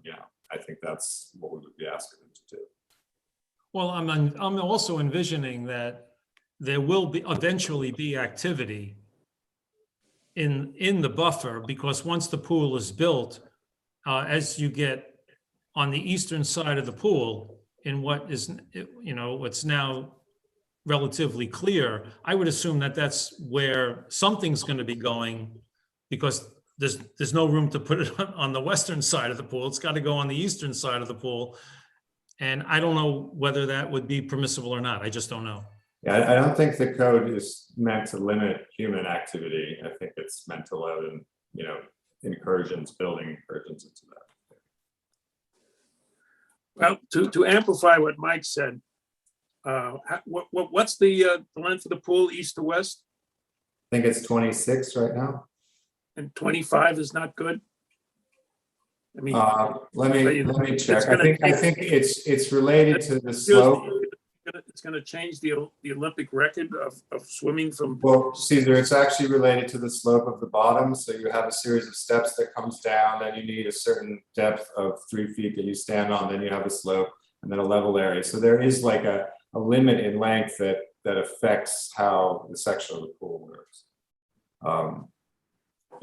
Again, the reason this is in front of you is because we think this is does not have any impact, and that we would like to request a variance from the ZBA based on the fact that we don't believe it has impact. We may not get that request, but that's what the applicant's position is now. Mike, can I ask you a question? So in other words, you're worried like this applicant's application is for 1 foot. Next month it's for 5 feet, then it's 10 feet. So it's sort of precedent setting. So you should, your feeling is we should sort of knock it down at this point, or even for that matter. That's correct. I haven't heard, and I haven't heard if I think of the buffer as being basically inviolate, unless there's a good reason, then I have to say, 1 foot is a foot too far. Especially, especially if it could be moved. There is an alternative to a variance. There is an alternative. Okay. That's my concern. Okay. And Caesar, you feel the same? I do. Okay. So I think our position in terms of the request to the ZBA is that that's the purview of the ZBA to make that decision, right? So I think at this point, we're not asking, we are asking to be referred to the ZBA so that they could make that determination, which is their purview based on. Well, we have a few other things that need to be fixed over here or addressed. Right. There's a coverage calculations. They're still not right, and maybe I'm wrong in making that statement, but Ed will clarify if I am. I think it's about updating the basically the coverage document in the application to match the revision in coverage from this reduction. So I think there was an error in that, and we'll correct that. Well, you have to correct that before this goes anywhere. You got the AC units and the pool equipment. It's still in the rear yard setback, but you need a variance for both. Correct. Yes, they're extending. Right now, they're showing extended slightly on the side of an existing fence. And the fence in the buffer you need a variance for that too. The fence in the buffer needs a variance. Obviously the rest of the fences are allowed at the property line. All right. So you're gonna have to come back to us to clarify the coverage. And I don't know, I'm not. Well, the coverage is not, Caesar, the coverage that we're showing. I mean, I think there's the submitted spreadsheet that's associated with the original application wasn't updated. The coverage on the drawing set is accurate, so there won't be any change to the coverage. It's just. Yeah, about- we've got the coverage numbers. It's just that they're inconsistent in what was submitted. So, but Han knows exactly what the coverage is. Yeah. But you need to clarify that calculation before we can move on. The number's got to be right. Well, the number on the drawing, I think is. Well, then it's confusing. Yeah, it was This- just the, it was just. Just the worksheet. Yeah, the worksheet had to match the values. The worksheet hadn't been updated, Caesar. Yeah. That's the limit of the change. So we can't have two sets of numbers. So this is not accounting. Let me go back to the board. After Mike's presentation and John's answer, does anybody got a different view on the pool and the buffer, Lori?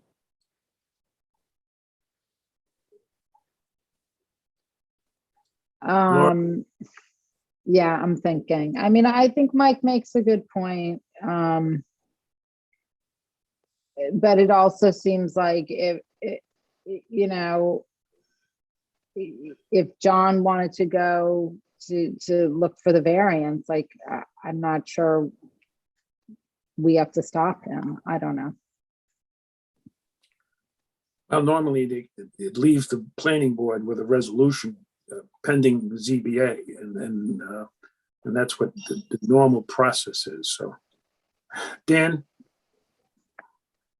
Well, in light of what Mike said and you, Caesar, again, you know, a foot's not a big deal, but then again, with future developments and renovations and stuff like that, you know, it probably is a big deal. You know. Kevin? I still don't have a problem with it. I think just in light of all the circumstances. If I can summarize, we seem to be a split on this, and I'd rather not take a vote on the split right now. You need to come back to clarify your coverage, and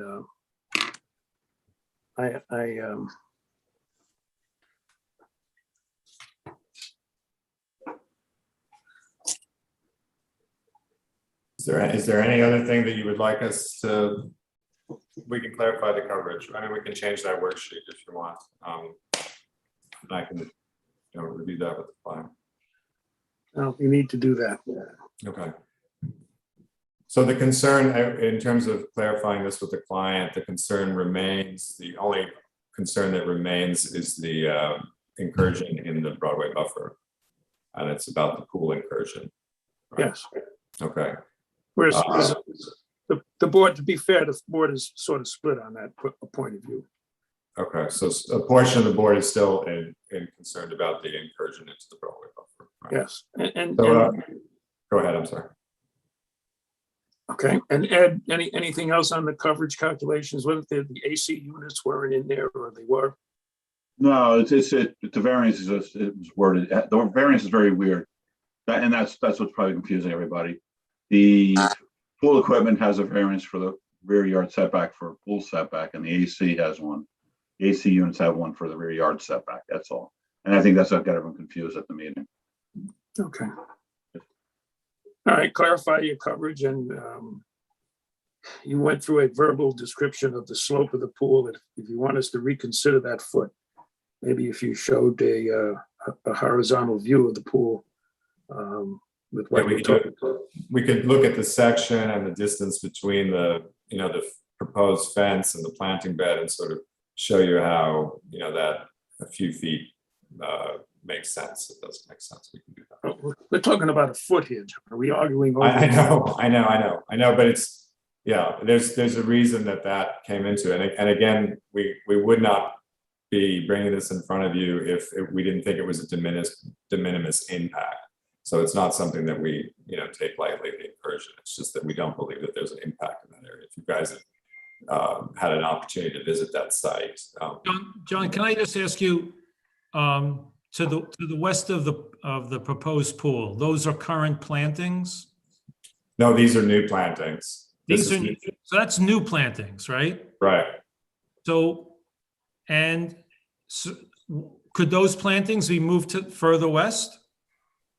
Yeah, they could. It's about the distance from here to here. So if the planting bed moves to the inside, it gets much tighter. It's basically the design of what's here. There's an existing deck and there's some hardscape that's already been reduced, like significantly reduced. So at a certain point, do you reduce it to the point where it can't fit a table or can't really have any use? And I think they do want a planted buffer at the fence. You know, that's something we can discuss, like if the fence was just open. But the fence is so high in Irvington, you know, a pool fence is 5 feet high. So it has like a sort of a big visual impact from, like if you're in a very small space next to a 5 foot high fence and it's not planted, it's like you're in jail.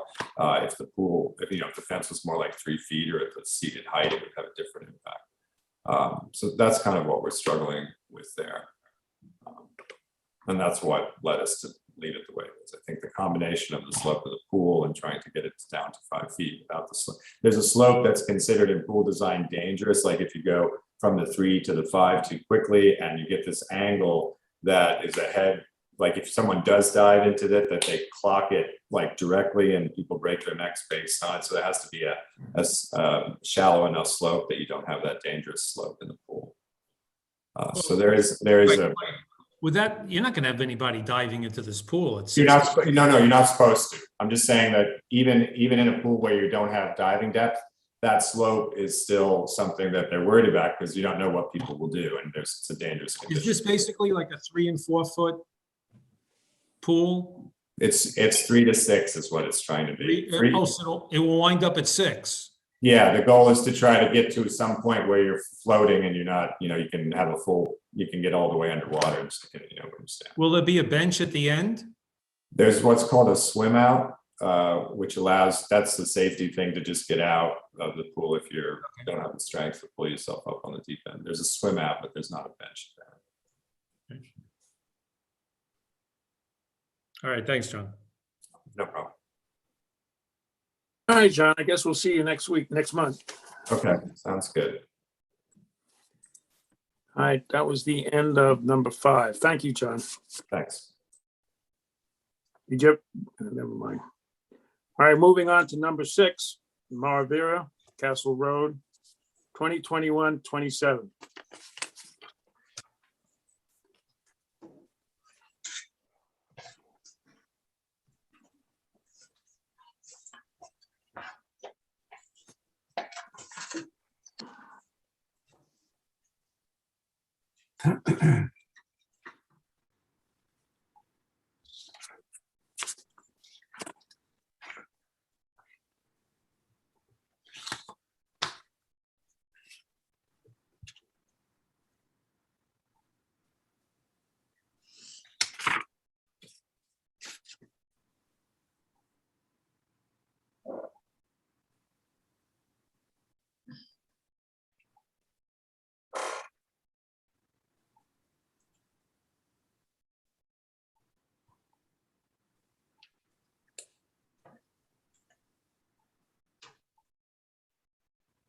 Sarah, how are we doing with an applicant? Yeah, I see Casey Brenner's there. They're all there. David Okay. Steinmetz, Casey Brenner, Jim Anacarico. Okay, who's starting here, David? Thank you, Mr. Chairman. Good evening, Chairman Manfredi, members of the Planning Board. Good to see all of you. David Steinmetz from the law firm of Zarin and Steinmetz here representing Marvera Corporation. I am joined, as Mary Ann indicated, I'm joined by my colleague, Casey Brenner, by our project engineer, Jim Anacarico from Cronin Engineering, and Mark Gaduzzi from Marvera Corp is here as well. We may or may not need to promote him at some point, but I think we're good for the moment. As I think, Mr. Chairman, you and the board are all well aware, we're here tonight for the continued public hearing on our client's application for preliminary subdivision approval and limited site development plan approval. We're here with regard to a 3-lot subdivision adjacent to Halsey Pond Park. No approval for the development of a single-family home is being sought tonight, or specifically with regard to this application. This application has been before your board since approximately May of last year, May of 2020. In June of 2020, your board issued a very significant determination, a site capacity determination under the Irvington Code, concluding that the property, the 4.2 acre property qualified for 3 lots in accordance with the code.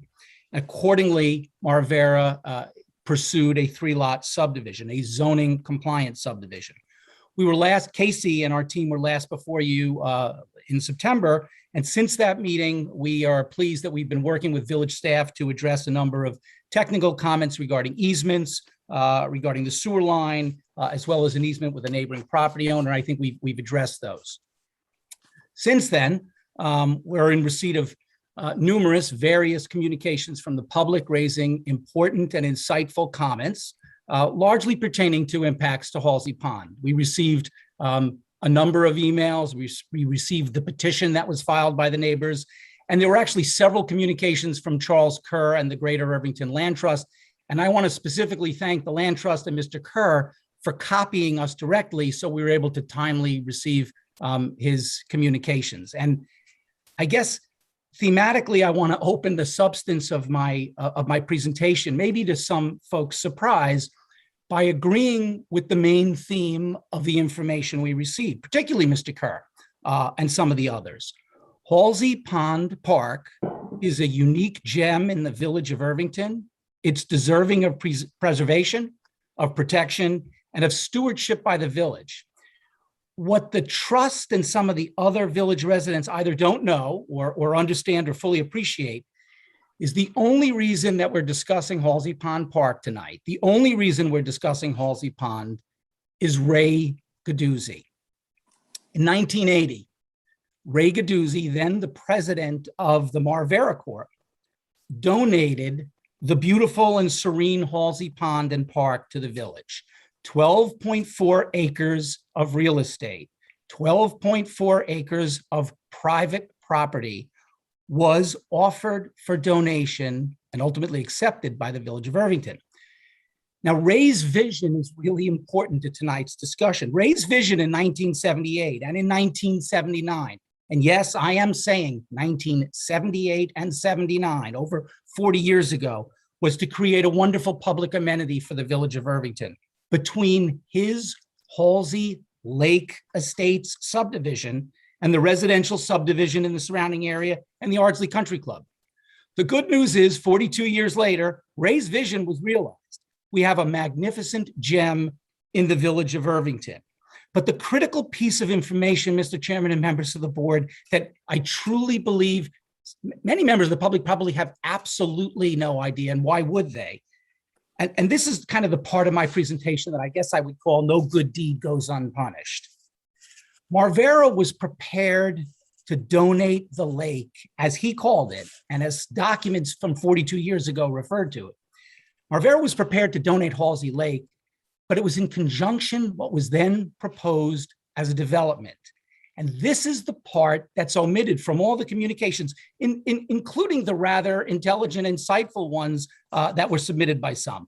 When the plat was approved in 1979 and filed map 20405, for the record, filed map number 20405 in 1980, it was approved for 14 multi-family townhouses on that property and a community tennis court on this 4.2 acre parcel. Jim, if you would just share screen very briefly, I just want to put that up on the screen for the image, and then we can take it down. What I'm asking our project engineer to share, and I think many on the board, maybe all of you are familiar, this is the Halsey Lake Estates subdivision plat approved by the village of Irvington 42 years ago. Some of the folks who signed the petition, some of the folks who wrote emails actually own homes that were created on lots that were created by Ray Gaduzzi on this subdivision plat. And Jim, if you just simply cursor around the subject parcel that we're talking about tonight, 4.2 acres, there are the tennis courts, there are the 14 multifamily residential units. That's the property, that's the 4.2 acres that we're here tonight talking about, a 3-lot subdivision, not the 14 townhouses that were on this plat that was approved in 1979 and filed in 1980. Jim, if you'd be kind enough to take that down.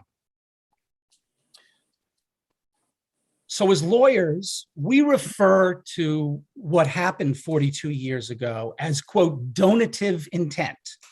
The donative intent of Ray Gaduzzi and my client, Marvera Corporation, was that they would donate 12.4 acres for a magnificent park with an access trail alongside that 4.2 acres so that the village and its residents and the residents of the Halsey Lake Estates subdivision could enjoy it. But we maintain the following. 14.2 acres were donated to the village. Restrictions were imposed upon the Halsey Lake parcel. 14 units were to be built on the 4.2 acres. 14 families were to be residing adjacent to the pond. Impermeable surface area for no fewer than 28 cars was contemplated at that time. Sewer, water, stormwater was all analyzed. It was engineered 42 years ago for that property to be developed.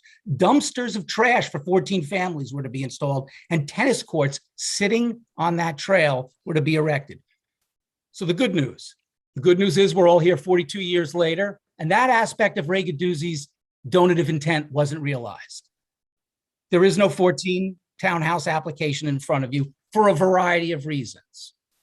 But the significance of that is for those, and I've read the emails, for those who may not otherwise realize it, sure, they're enjoying walking Halsey Pond Park like Ray intended, and they thought that 4.2 acres would remain virgin and undisturbed and undeveloped. That's wrong. And the village knows it's wrong, and the record shows that it's wrong. 40 years later, we know that the 1980 deed that we found, Gaduzzi donates 12.4 acres to the village. Ironically, somehow between 1980 and 1991, Gaduzzi, Marvera, or the village, or both, realized they actually neglected to record the restrictive covenant that Ray wanted on there protecting the property. So on September 1st, 1991, a correction deed is filed by my client with a restrictive covenant ensuring that the property be, quote, preserved as a park. Ray and Marvera, in fact, imposed the following restrictions. And I hope everybody in the village knows about these restrictions, but these are my client's restrictions. The park is to remain in its natural state. There's only to be walking or jogging. Fishing and ice skating is allowed on the pond, but no boats, no motor vehicles, no picnicking, no structures, and a 15-foot wide trail was to be provided and kept along the side of this 4.2 acres on the easterly side from Palliser Road. Now, there's been a lot of communication and written communication about that trail, and you guys, your board is concerned about that access point, and rightfully so. The interesting thing is, Gaduzzi made sure that there would be a 15-foot trail there, but the village never sought an encumbrance or a restriction on that side of the 4.2 acres. The village knew it was taking this 12.4 acre park with a 15-foot strip of land. But let's come forward 42 years. So here we are with a proposed 3-lot subdivision. And that's all this is. We're not here with a house application. My client has agreed to designate 40-foot width at the rear of the property as a no disturbance buffer in the back. My client has additionally agreed to a 20-foot wide no disturbance buffer in the tennis court area on the east side. The total buffer that Marvera is today, 42 years later, agreeing to totals a half an acre, 0.46 acres. So we're clear, no tree cutting, no clearing, no structures, additional buffer, helping realize Marvera's vision for the Halsey Pond Park. The driveway on lot 1, the one closest to the access, at your request and staff's request, it's been shifted further away from that access point. My client has been working with the village and the professional staff in the village and the county to address the easements, the sewer line, and the water line that serves many in Irvington. I underscore all of that because for anyone who thinks, and again, some of the implications of the emails suggest that this is some bad developer who's insisting on certain things. No, this developer is actually fulfilling the realization of 42 years ago. So let's address the house sites. I want to briefly address this. I'm going to say it again. No single-family house is proposed as part of this application. Lots are proposed. Houses will ultimately be built there, not 14 townhouses, but 3 houses. But for those who are focused on the individual homes, there's no application for that. Jim, if you'd share the limited site development plan just for a moment, please.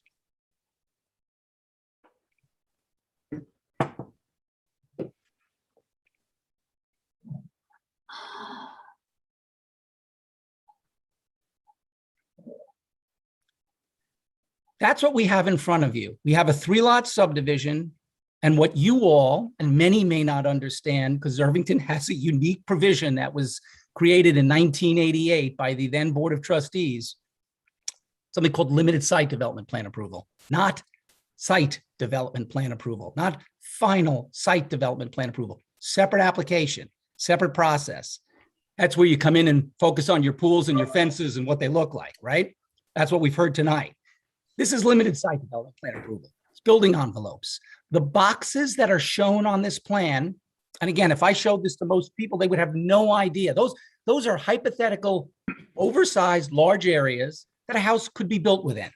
None of them represent what Mrs. Jones, Mrs. Smith, and Mrs. White may ask for should they ever buy one of these lots and come in and come before your board. They will need to do that. Jim, if you take that down. Future developments of these 3 lots will need to make specific applications for site development plan approval.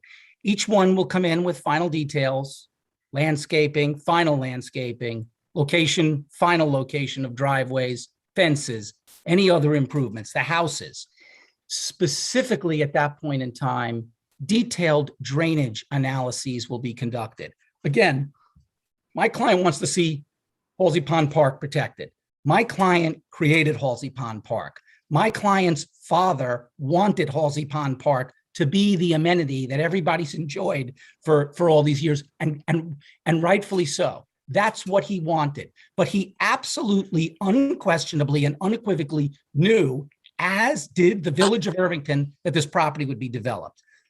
The proposed houses in the future everyone in this community will have a full and fair opportunity to comment on those site development plan applications. The proposed locations of the houses on lots 2 and 3, they're going to be limited by site constraints. There are some challenges that have to be respected. They're good sized lots. In fact, those lots are bigger than almost maybe every other lot in the Halsey Lake Estates subdivision, which some of you actually may reside on. Stormwater, the developers of those individual lots will have to respect all of the requirements. And in fact, just as part of subdivision approval and limited site development plan approval, the village's engineer, Doug Hahn, required Cronin Engineering to dig test holes to confirm soil conditions and to confirm that my client and future developers will have to respect Westchester County and DEC requirements that there be no excess new water running off this property. Whatever's been running off, runs off. Nothing new, nothing additional. Certainly not water from 14 townhouses and a large parking area. I was troubled when I guess I completely respect the fact that the trust and the public have full and fair opportunity to comment and participate and ask questions, but nothing in this process has been untoward. Nothing in this process has been expedited. And I'm not faulting the planning board, but I don't particularly think it helps the planning board or the applicant when members of the public seem to believe that we're racing through a process. No, this process has been unfolding as it typically does, slowly, deliberately, and thoroughly. At no time, interestingly enough, has the Irvington Land Trust or the Westchester Land Trust, and my friend Lori Ensinger at the Westchester Land Trust, they've never reached out to my client and said, we want to buy this property. We want to protect and preserve this property by acquiring it. So presumably everyone realizes the private development rights. So we're here tonight to simply complete the limited site development plan process in accordance with your finding of last year of a site capacity of 3. Secret process, a couple of communications on that. This is an unlisted action under the New York State Environmental Quality Review Act. An environmental assessment form has been submitted. It's been reviewed by the village. We've submitted numerous pieces of empirical data and information as requested by the village for this process, not for the actual site development plan approval. Jim Anacaricos here, Mr. Chairman and members of the board. If you have specific questions you wish us to answer on engineering or technical issues. After the public has spoken, we'd like an opportunity to address the board on specific procedural issues, but I'll defer on that. We're here to listen tonight. We're here to answer something that you want us to answer.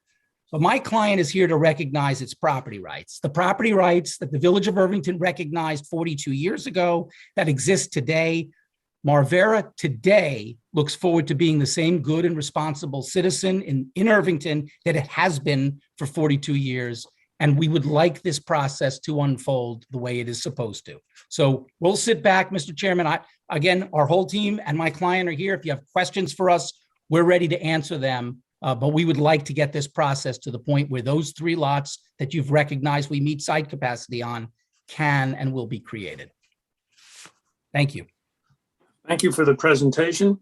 And you're right, we do have considerable comment from the public.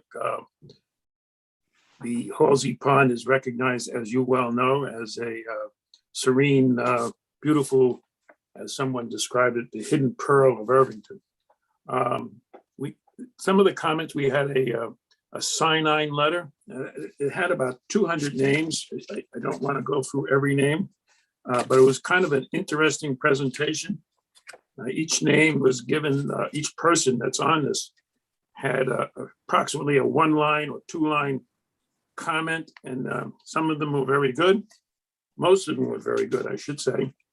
And some of them I got more out of in 1 line than some of the 3-page letters. And all of them are very well appreciated, I'm sure, as Mr. Steinmetz knows. By the way, there's a high school pitcher named Steinmetz out on the island. That's quite a phenom. Is any relation? Boy, did I get a lot of emails about that when that came out. Okay. And Caesar, I have 3 sons who said, "Dad, why didn't we get those Steinmetz genes?" So no relation of which I'm aware. Okay. Now I'd like to recognize some of the individual letters we got from the Hudson River Audubon. That's Francis Greenberg, Carrie Cross. We got a letter from Sina Cutson, Jeffrey Anzervino, Miles Spar, Yale Coppelson, Greenberg, the Greenbergs, Charlotte Binns, 2 letters, Joe Archino from our own rec department, Greater Irvington Land Trust, Chet Kerr, 2 letters, Stephen Hardy, Peter Saviglia, and Nikki Coddington, the former mayor and current Irvington Woods Committee. They were all well received and very thoughtful, and we got a lot out of it. And for your benefit, Dave, I'm going to go an overview of some of the things we'd like to discuss, so that rather than taking them one at a time and we spend time on number 1 without you knowing what 2, 3, and 4 might be. First, let me reiterate some of the things you said. There was a lot of concern about trees. Any tree removal is not part of this process today. The drainage on impervious surfaces, as Mr. Steinmetz pointed out, is something that's done on individual lot approvals, which are done later. And the rules state that they must be, the drainage from impervious surfaces must be retained on site. Now, some of the things that we'd like to, are concerned to the board members, and indirectly, a lot of which were derived from some of the comments we got. The driveway to lot number 1, I appreciate the fact that it was moved from the east side to the west side. It's further away from the access trail. Just a thought to discuss, if the driveway could be moved a little further west on top of the easement that's already there. This way, the easement for the sewer already needs tree removal as a maintenance issue for an easement. And then you put a driveway that's almost on top, but not on top of it. The driveway will need further tree removal. So if they were coterminous, you eliminate the tree removal for the driveway. So So that's something I'd like to discuss. The 40-foot current buffer on the south side, which is parallel to the circular path. We'd like to extend that to 50 feet. The additional 10 feet would be a vegetative filter layer of ground cover to act as a filter for various lawn applications. I have experience in my previous life that it's what's done up in Sullivan and Orange County and Ulster County. The farmers, when they sort of, put their fertilizer down, manure and so forth on their farm fields, they voluntarily put these 15, 20, 10-foot strips of vegetation between their fertilized fields and stream bodies, and it works pretty well. In terms of the backyard setback, that by code it's 40 feet. We like to move that up closer to the house, the rear yard setback, so that and we'd like to establish a line from the current location of the boxes that you show for the building envelope, come down 30 feet and draw a line that would be the new setback. A lot of concern about noise and activity within that, the current setback would disturb the serenity of walking around the pond. So if we move the setback further north, we address that issue, and there's a bigger area of non-activity. Like to discuss the lot lines between 2 and 3, so that perhaps the house on lot 1 could be moved a little bit further to the west. And to achieve that, there's a possibility utilizing clustering that may be something that could be done. We just like you to look at it and tell us that, yeah, we looked at it and hopefully you can do something. We just want to see if there's any compelling reasons why you can't do that. And number 5, I'm concerned about fences. If you were listening, we have a fence thing that certainly wouldn't want a big white plastic fence 10 feet, 10 feet from the access walkway. So we would not want to see any fences in the buffer. And lastly, all the buffers, once we establish them, we like them to be conservation easements. And when we discuss the details of the conservation easement, one of them might be that the village has the ability to perform maintenance should the future homeowner not deem it necessary to maintain the vegetation strip that we would be using as a filter system for anything that runs off. And plus, we'd like to put on in the resolution of approval some restrictions on what can be used on the lawn. There's a lot of pesticides around. Some are banned by New York State and some are not. And we would rather, and fertilizers that are, I know Westchester County has banned phosphorus in lawn fertilizer. Of course, that wouldn't stop somebody from going to another state that doesn't have a similar ban. But anyway, we would put some restrictions on what could be applied in the resolution eventually that we get to. We know we're going to get to a resolution that approves this. And in that resolution would be some restrictions on what can be placed on the property. I think in the EAF, we're not going to do that tonight. We looked at it, and it's not appropriate timing to look at that EFS now, because it does not include the things I outlined in terms of the bigger buffers, the vegetation, and the possible clustering. Of course, some minor details, you need a water course permit. And if there's planting eventually, the homeowners that might buy the lots, they need to be aware of all these things, that we would like to see a planting plan and installed before building permits are issued. And fences, we would require some approvals and ban them from the buffer zone so that we don't wind up on the walking paths with the visual obstruction of a fence that is undesirable and removes the natural scenic effect of walking around the pond. I think I covered the hit parade. If you want to take them one at a time, we'll start with the moving the driveway on top of the easement for the sewer. Jim, you got any thoughts on that? Is there a topographical problem with that? I'm gonna share the screen again.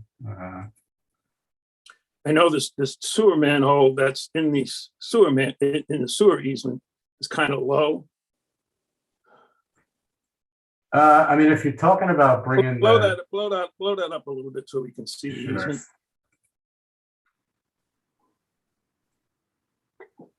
Yeah, as you can see, the manholes in the sewer are next to the driveway. If the driveway was closer to the, if you're talking about moving it within the, keeping it on lot one's property and not having a common driveway. right, Yeah, that's then I think that could be done. right. You can work on that. Okay, number 2. This is an interesting one. We'd like to add 10 feet to the 40-foot buffer that's to the south. That 10 feet being the vegetative filter ground cover. Like I said, it does work. We like your thoughts on that. Dave, Jim? You want to address that? discuss? You want to discuss that? I mean, we're talking about a vegetative strip at the edge of 10-foot wide at the edge of the 40-foot buffer. Is that what we're saying? So yes, and so the buffer would have a conservation easement of 50 feet along the southern border. 40 feet to remain in the natural state, and then 10 foot of a manicured may be a too harsh a word, but a 10 foot of a specific vegetation, Vegetative strip, okay. perhaps even a swale that any water sheet flow coming down towards Halsey would be intercepted by a swale, and the swale would contain selective ground cover vegetation that, and there's several of them. If anybody can Google it, there's several species of plants that do that job. Mr. Chairman, just so at least I'm clear and our client is clear, I want to, if you can, and I think you just started to do it at the very end of your comment, explain the differentiation. I'm the homeowner. I'm buying the lot. Somebody's telling me I've got 50 feet in the back. I really can't use the way I might want to. What's the difference between the 10 feet from the 40 feet to me and my family? What am I allowed to do there? Can I obviously there's certain ground cover you've explained. Is somebody going to identify what the permitted ground cover is? If I want to have landscape lights in there, can I have landscape lights in there? Can I have irrigation to keep that ground cover alive like everybody else in Irvington? Well, as far as the lights, I wouldn't want lights in there. Again, these are, Mary Ann, help me out. These are general conditions, and the specifics of all those things you're talking about would be on individual lot approvals. What we want, though, on the plot plan now is the 10 feet that would be very specifically for specialized vegetation, that ground cover, that it's not bare soil that the water just flows over and erodes, which there's a couple of spots adjacent to the Ardsley Country Club that have bare spots that run down into the Halsey Pond. We wouldn't want to see that here. Teresa, maybe I make a suggestion that, David, maybe the way to handle it is to, and Casey, is to draft the conservation easement. You heard what Caesar wants, and it's just come up with a draft, and the village, of course, will respond to it, and add things that we think need to be added. If you want to include in that, saying within that 10 foot, you could have a sprinkler system, then we can look at that, and so put in the terms that you heard what Caesar wants, not Caesar, what the whole planning board wants. Include those in it. If there's some things you think should be in there, put them in and we'll talk, we'll talk about it. That's not to say they're gonna stay, but it'll be it'll be points of discussion, if that makes sense. That makes sense. Give us a chance to react to this. It's not easy to do this when I'm not sitting next to my client. I Right. can't turn to him. Right. You understand? I just, Mr. Chairman, I do want to just respond to one thing.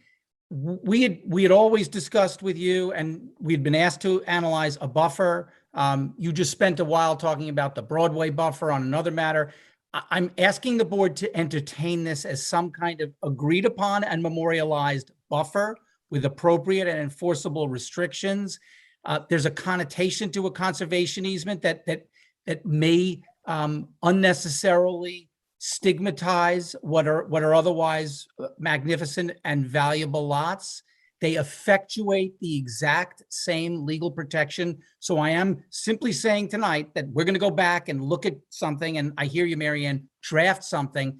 I don't like the title conservation easement. Well, you may not, but the board just, the Board of Trustees on their last meeting Monday just accepted one on a property being developed on Lewis Road. You know, almost in this same area to protect Halsey Pond. It's a you know, what do you call it? It's a way to ensure that the village, you know, can enforce any you know, enforce it if the property owners aren't. And I think it's a good tool. That's fine. And again, we've used it in fact, I think you were involved, weren't you, in the one that, I mean, it's a very different sort of property, but we had that on the Lubric application, because there was concern about protecting that pond, and not the same kind of pond, but because it emptied into the Hudson. So that's the tool that the village has been using that's been effective. Totally. So rather than discussing and debating the details, let me have an opportunity, with all due respect, to confer with our client and discuss this, and we will figure out a way to memorialize protection to the satisfaction of the village. Okay, that's that one. Now, the next one is moving the rear yard setback line, which is by code 40 feet, to move it a lot closer to the rectangular footprints that are presented currently, not future. So I want to react to that, and Jim, please feel free to follow behind me, and if necessary, Mark, if you want to be promoted and address this. I'm not the project architect, and I can't be the project architect. I'm trying to channel John Malone here. Quite frankly, I think it's somewhat unfair for us, and even to some extent for you, to be discussing that without a house design in front of you. I think the absolute appropriate time for the board to be deciding where improvements can go is when you have the improvements in front of you. You might feel differently if I had a lower house that might be closer to the pond as opposed to a taller, larger house that needs to be further away. So I would ask you, Mr. Chairman and members of the board, that rather than trying to etch some of that in stone preemptively, that you allow people to come in and try to design, let the designers design what actually might work best on these lots, given the constraints, given the fact that Halsey Pond is there. And again, I don't want to harp on it, but in fairness, you know, I did it for a reason, and I did it because Marvera deserves it. The Village of Irvington, accepted a 12.4 acre park knowing there was going to be improvements up there. I completely commend the planning board for trying to protect the pond, and I'm not arguing against that. But what I am arguing against is imposing artificial restrictions, and every other lot in this zoning district has a 40-foot setback. I get a 40-foot setback too, and we'll talk about it during final site development plan approval. That's the way I see it, with all due respect. Well, with all due respect, I disagree with you. You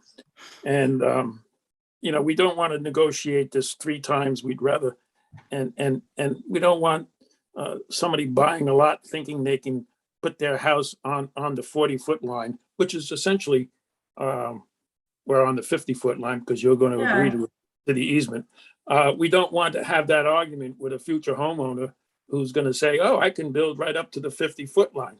And then we gotta have that fight with a future homeowner. I'd rather have that now and settle it. And David, you have to, I mean, if somebody came in, let's say the planning board approved this limited site development plan approval, and then somebody comes in and they want the house much closer to the lake, you're representing the person who wants to build that house. You can say, oh, wait a minute, we got limited site development plan approval. We can get this close. And I think this really is part of the what the board's supposed to look at in limited site development plan approval, because they have to, the proposed location of main and accessory buildings on the site shall be such that any development will harmoniously and satisfactorily fit in with contiguous land and buildings. So it's certainly relevant to what they're doing in limited site plan approval. Well, I'm not disagreeing with relevance. And there's a big concern, because if the further these houses come out, the longer these driveways are. And these houses are set in this proposal are set back way farther than the houses immediately to the, I guess it'd be to the West. The north and west. to the west of them. Those are much closer to the street. And we talked about that. And I understand the issue here is the sewer easement makes that more difficult. But the board should pay attention to whatever it can do to keep these houses from being any closer to Halsey Lake than they feel is right in order to protect the lake. So because I talked over you and I apologize. I'm not saying it's not a relevant discussion. It is a relevant discussion. What I'm questioning is whether there's a real basis, a rational basis for moving things now. You may disagree. The chair has indicated he does. Jim, how much flexibility do you even have to pull these things forward? Because when we were dealing with the easement, we were told, don't put anything above the line. So how much movement do you even have here? On lots 2 and 3, there really isn't much more than possibly 5 feet to move the footprints, closer towards Castle Road. Other than that, lot 1 could move up a bit. But I think Dave was talking about what's the flexibility of moving the footprint closer to the pond. no, I think you're saying towards the sewer. No, he meant moving it back. Oh, okay. I'm sorry. I want to make sure we're not all missing each other. The 30 feet, Mr. Chairman, that you're asking for, Jim, where is he trying to draw this 30-foot line, if you would? Caesar, if I'm correct, you're trying to restrict how far these houses could be moved back. So you're trying to shorten up. Correct. What do you mean by back? You mean towards Well, the you're pond? trying to Towards the shorten up lake. the building envelope line back here. That's, yeah, right. And Is that Yes. correct? Yes. And assuming, these proposed footprints are movable, but given, we'll measure from the ones that are there now, and to use that with so many feet from that rear line to create a new line, which which would be approximately right where the lot number is, the invert of that circle, somewhere around there, and then for each, and at first we were going to say from the property line, but that wasn't practical because the property line is not the same. So we were saying so many feet from the rear of the current footprint. And So then you're we saying would 30 feet from this point there. going this way. Yeah. The distance is negotiable, but the fact that we'd like to have a line is not. I think if at 30 feet, it's still 100 feet. It's 100 feet from the property line to the 30 foot from the house line. Because I think if you scale it off from the property line to the current footprint, it's about 150 feet. It is, that's correct. About 150 feet from here to here. Right. That still could be lawn related to the house and stuff like that. It's just, the house couldn't be that close, or a swimming pool couldn't be that close? Right. Well, they would need to come back to the planning board to get it approved, as you said, Mary Ann, because of the new line. Oh, you mean if they wanted to come closer? Right. It's not impossible. It's just, it would have, whatever the proposal is, they'll have to come back to us, so that it's not like the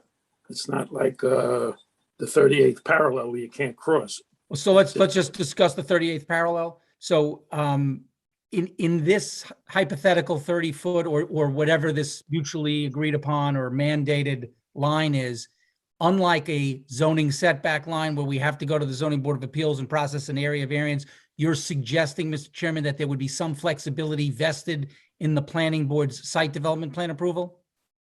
Mary Ann, cover that because we. Yeah, I think so. I think it could be done that way, David. all right. In fact, So- it might have to be done that way because it's a subdivision. If it's a condition of the subdivision, it can't be appealed to the zoning board anyway. So it could be structured that way.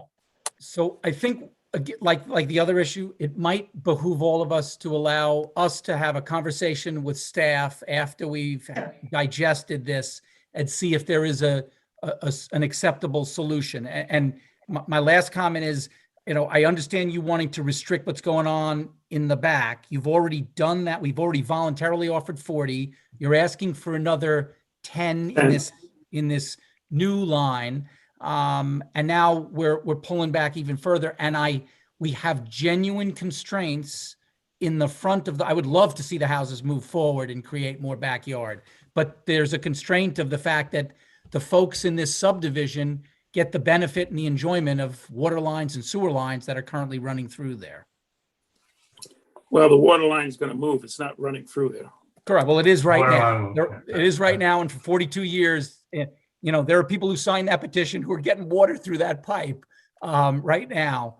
And Marvera put that pipe in the ground in that location. So we agreed to move the pipe and it will be moved, but the sewer line will remain there and it's a physical impediment.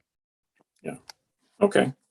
As So it's gonna- is just the topography of the whole front of the property, at least on lots 2 and 3 as well. Okay. Can we move on to the next? Yes. Could I just make one point? I just want to be clear on the fact that this isn't being applied to lot 3 as well, since that's kind of a different animal. Is that correct? Yeah, it will apply to all 3. The number of feet that we're talking about, we could discuss that for each Okay. lot. Okay, now, getting back to the pathway and the house envelope for lot 1. Jim, Dave said 20 feet. I thought we were working on 25 feet today. We had shown 20 feet originally, during the submission that was made.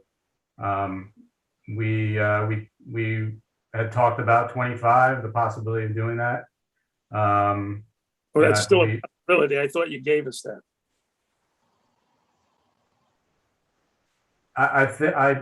I'll let David answer that, or even Mark if he wants to chime in. But I believe that was on our list of things that to possibly offer. All right, well, that's something else you can add to the discussions. Now, this is new. The idea of clustering or adjusting the lot lines between 2 and 1 and 2 and 3, moving those lot lines to the west so that the house on lot 1 can move to the west and get an additional separation to the access pathway. And if you could look at that, that would be greatly appreciated. So happy to explore that.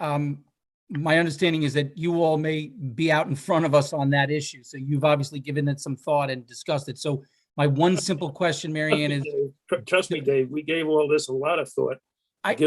Given the volume of comment and also my own personal experience of experiencing the scenic and serenity of the pond. Totally. Completely respected. So my predicate was you all have had a chance to think through the implications of this. We have not. Mary Ann, if you have, exploring clustering and just for the benefit, the chairman's explanation was by pushing 2 a little bit and over towards 3 to the west, it might allow a little bit of flexibility on the house location on 1. If I heard him correctly, I want to make sure that invoking clustering does not in any way reopen a site capacity. Now, the site capacity is the site capacity. Yeah, We are it would not reopen the site capacity. Okay, got it. I wanted to make sure that there was no new math that Jim had to go through. It's really to see if we There can. might be some other math, about, whatever the cluster, whatever you can do within clustering under the average density provision of our code, but no, the site capacity is still 3. Don't worry about Okay, that. so just even on that average density comment, again, I have not had a chance to study that. Mr. Chairman, just responding in all candor, I don't think I could advise my client to explore that if there was any shot that by doing that, he ends up losing one of his development lots that we otherwise satisfy site capacity on. No, it wouldn't. The thinking is that by shifting the lot lines over, it may mean that one lot is a little undersized, or that the setbacks or lot width aren't exactly right. And then that's why, and the way to get around that is to look at clustering it. And this is, look at the different setbacks and area requirements there would be for clustering. But actually, to do something under clustering, you have to, you can't do anything more or less than what would have been done if it were a conventional subdivision. You know that. Right. Well, you could always do less, but you can't do more. No, but. And I'm trying to make sure we're not doing less. That's not the intent here. And that's what I was trying to ferret out. I appreciate that. I'm not the designer of the houses. So I feel like Mary Ann and Mr. Chairman and members of the board, the legal issue sounds like I'm good. So it's now a question of whether Jim and a potential architect feel like we have not compromised the lots by exploring the suggestion. So let us look at it. Hey, Dave, did you think we were nefarious in trying to sneak one by you that? Never. You've got to know I know you better than that, Caesar. Come on. Okay, now, I think before you start looking at the cluster of possibilities, as Mary Ann explained it, I think we should, come back at a minimum, if without giving us, you got to give us compelling reasons why you can't move it further. But we want to see a minimum of 25. It seemed like you're still thinking about moving it from 20 to 25.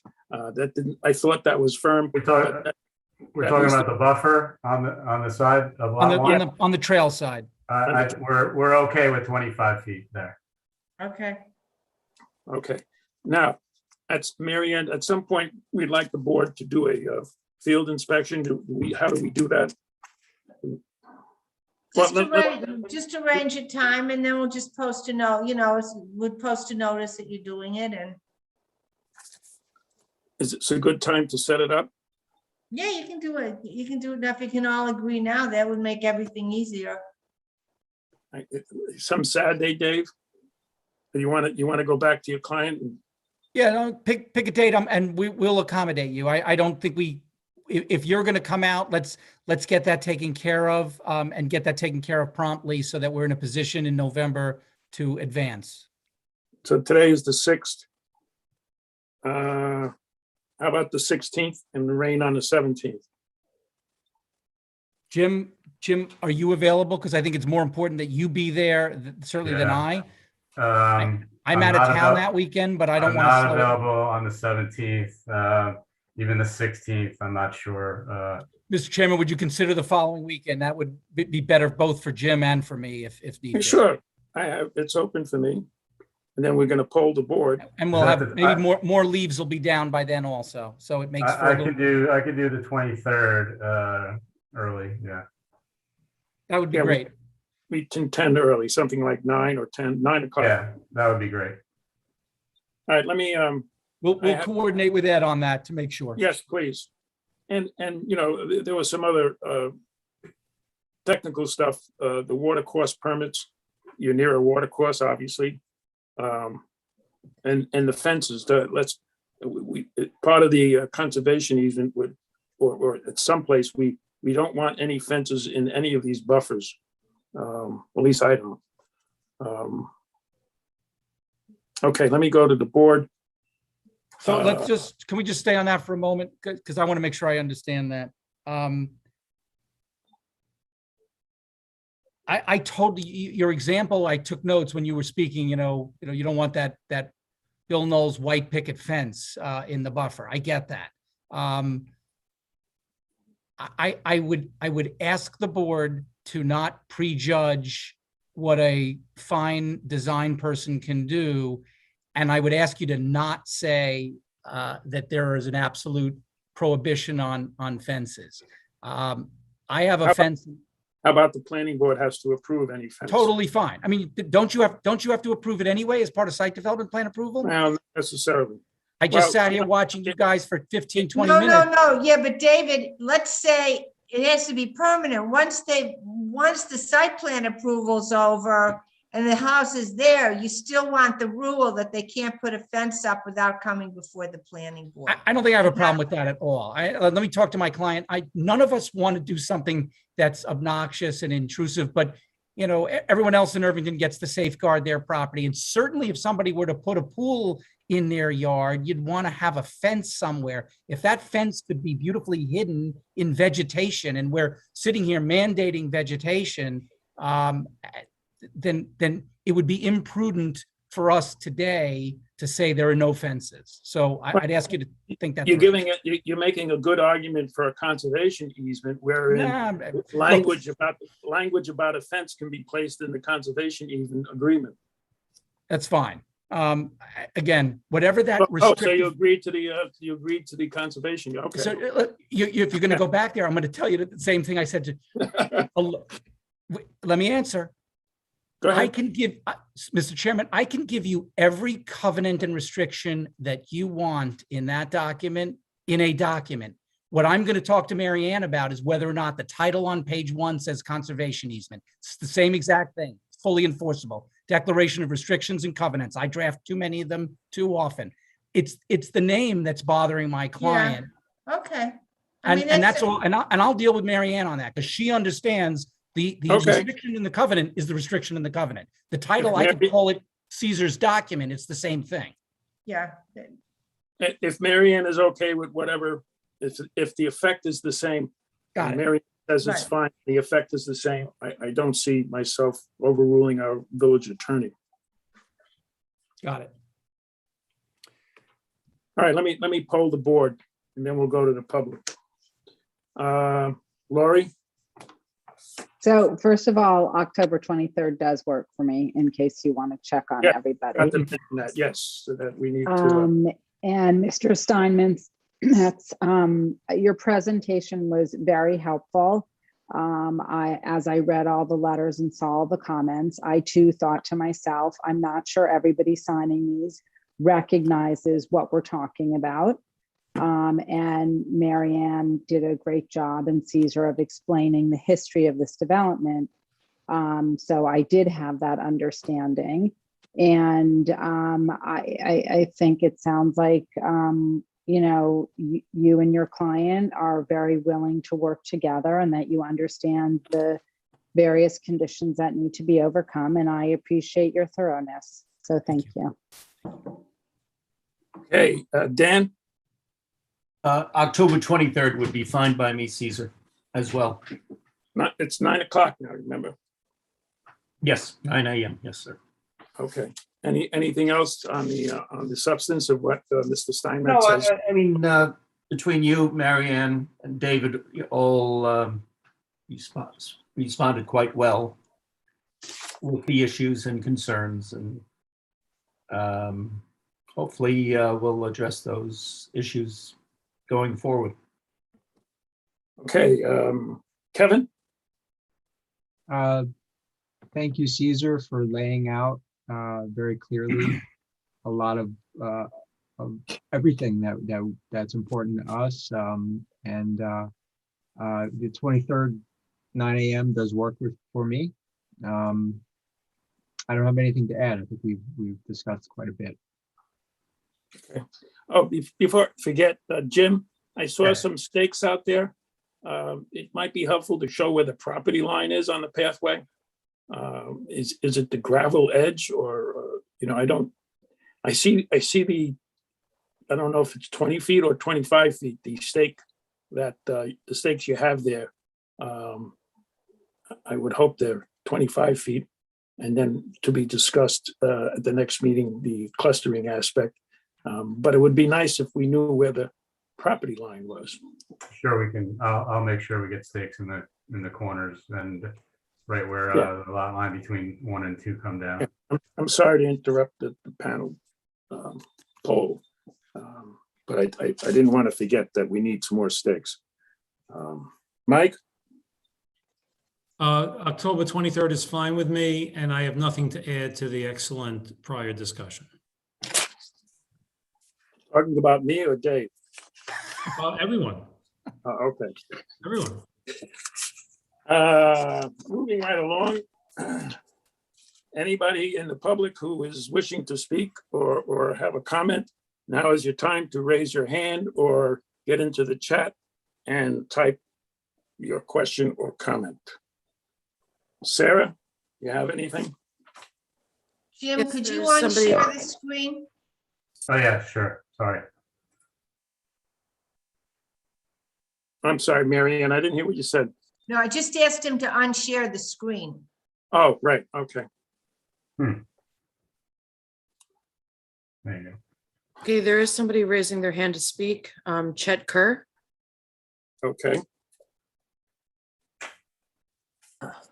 Good evening. Could people hear me? Yes, we can. Thank you, Chairman Manfredi, and just want to thank the board for giving me an Right, opportunity to sorry. speak. Something's happening. Oops, that's okay. You want to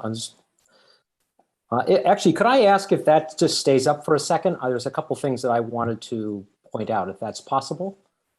Is that possible? Sure. Okay. Jim, don't touch it. Yeah. Okay, well, look, I want to thank everybody for giving me the opportunity to speak, and I appreciate, obviously, the thought and the care that the planning board has put into examining the correspondence, including the correspondence that we sent. But there are a couple of points that I just would like to reiterate or actually make in light of the discussion that's been tonight. I very much appreciate the many suggestions the planning board has already raised with the applicant about making adjustments, which I think will be helpful. I also want to say that, and just to make sure that Marvera realizes this, we respect that Marvera is the owner of this property and has the right to sell and develop the property within the constraints by the village code. But that's the village code that exists today, not as it existed when that original plat was approved 42 years ago. And I think that's this whole litigation from the appellate division made that very clear. And that's why we've emphasized what we believe, even for limited site development, and I fully understand what that is as distinct from full site development, that does require the board to take various steps, which it's doing. And I think it has the ability and I think the responsibility to do that, which is great. Could I just ask if that site plan could go back up, if that's possible? That'd be very helpful. It disappeared from my screen. Yeah, Got my if we could put initials. if we could put that back up, that'd be great. But let me continue because obviously the board has at least addressed several of our comments, and I appreciate that. And I'm anxious to look to see how those play out. I respectfully disagree with Mr. Steinmetz that because this is only limited site development plan approval, you don't need to consider some of the things that we've addressed. Limited site development plan approval will lock the board in on certain things such as setbacks, and this is an opportunity to place the buffers in places you've done. And the reason why I would just wanted that to be back up, looking at the buffer and the setback on the east side of the property along the pathway, My understanding of the proposal that in the most recent plat, would it be a 20-foot buffer, but the setback would still be 25 feet, which is the minimum for a side yard. We have asked that setback be extended. That may be consistent with what the board has suggested about adjusting the lot lines. So the building envelope for that lot can be moved to the west. That effectively, if that could be done and therefore increase that setback so that in future time, when someone does come back, that limits where they can build, that would be very helpful. I think the other reason why I was hoping you could put that plat back up, one of the other questions we have is that there is a comment in that. Excuse me, Chet, I Yes. think they verbally agreed to 25 feet buffer, so. Well, it's one thing, and that's wonderful. And if they agree to a 25 feet buffer, the That's question for then, now, until they analyze moving everything to the west. So and that I appreciate. The question though is, what's the building envelope? If you have a 25-foot buffer and the building envelope is 25 feet, you still have potentially a large house that's 25 feet from that pathway. And what we are suggesting is that the buffer be put in place of 25 feet, but that side yard setback also be moved west, just as you have proposed moving the setback line on the south further north. And that just ensures that when someone comes in to develop this property, they know where they can build and they can't build. Because that's what you're doing right now. And that's why that decision right now is very important. Well, The other thing, we'll take a look at that idea. We'll take a look at it. okay. I The other thing- understand. I understand what you're saying. Okay. The other thing is on the site plan that they have submitted, and I know you've talked about a buffer and a vegetation boundary, and actually I think that's a wonderful idea. On the site plan as it exists right now, however, there's a box on both the right side and the left side that says, with respect to the buffer that's been on the map, area within rear and side setback to be preserved, no tree cutting to occur within this area other than the removal of dead, disease, or dying trees as noted in the tree report, as well as the removal of undergrowth and cleanup of the area below the tree canopy. And I went and read the tree inventory, and within that buffer, that means that that note, if left in there, would be, I believe, a recommendation to allow the removal of 22 trees. No, that was, Chet, that was exactly why we say we want a different conservation buffer agreement. Those boxes were not Okay. enough. Okay, that issue's gone now. That's great. Okay, Yeah. okay. 'Cause I those also, jumped out at me too. okay. And going back to our other request, and I know I've made this, and there's been some discussion about whether or not there is risk to Halsey Pond, even with these additional buffers or not.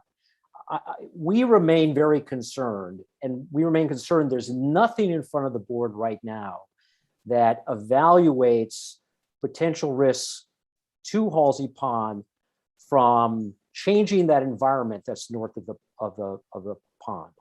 That's suddenly, instead of being the current undeveloped site, it now becomes lawn, it becomes other vegetation that's going to be potentially manicured and treated. What would be the impact of having that flow off into the pond itself?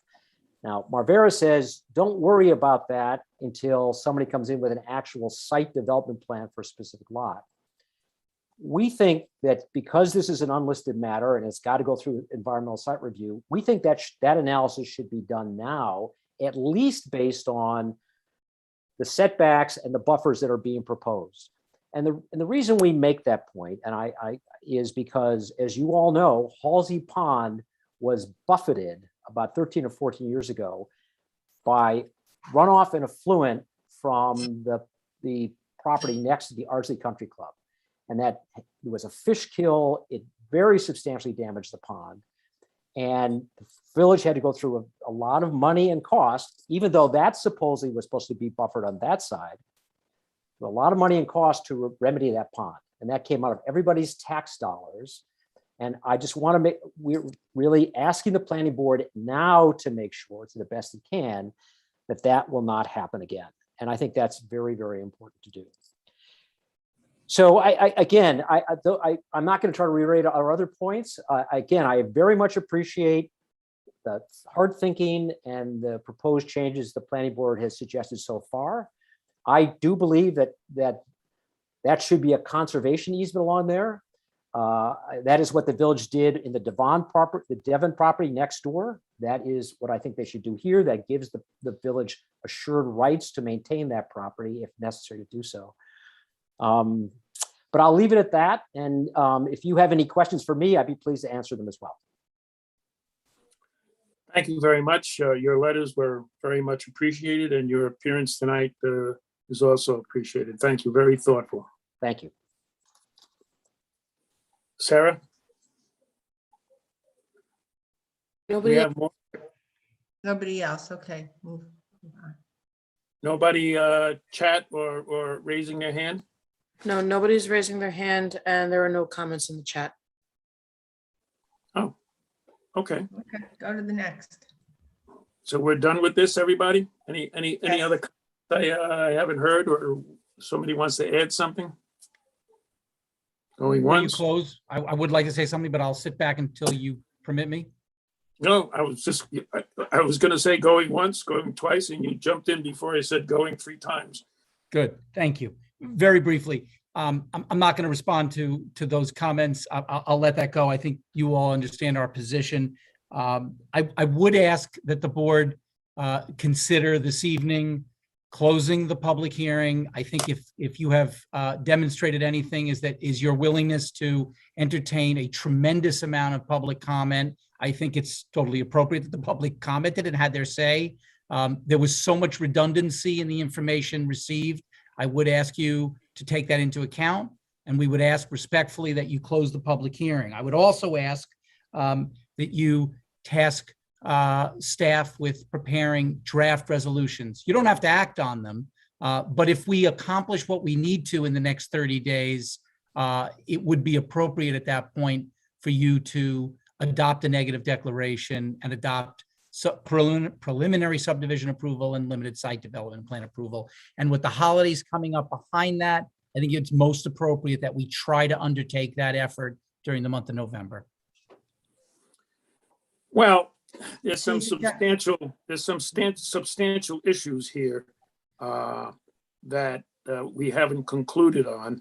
And I would hate to shut off the public when there's no certainty on the things we talked about, the 50 feet, the new setback line, and so forth. Mary Ann, what do you think? And now I have to advise against closing the public hearing. There's too many issues outstanding on this, so, That was my thought. Thank you. yeah. And you had a And I number. also don't think it's ready to have a resolution drafted. Right. I mean, a Number lot, two. a lot could be accomplished at the next meeting. We're not talking about, this thing going on forever. If you provide, respond to a lot of this stuff at the next meeting, maybe after that, but it's not ready to be closed. I didn't think so. Okay. All right, Dave, you tried. Anything else? I think that's all we, Sorry. Okay. what we've got on this. We will, I'm sorry, we will, unless there's anything else or you have any other questions, we'll see you on the 23rd or whenever we're directed by Ed. It's the first week in the next month, whatever that day is.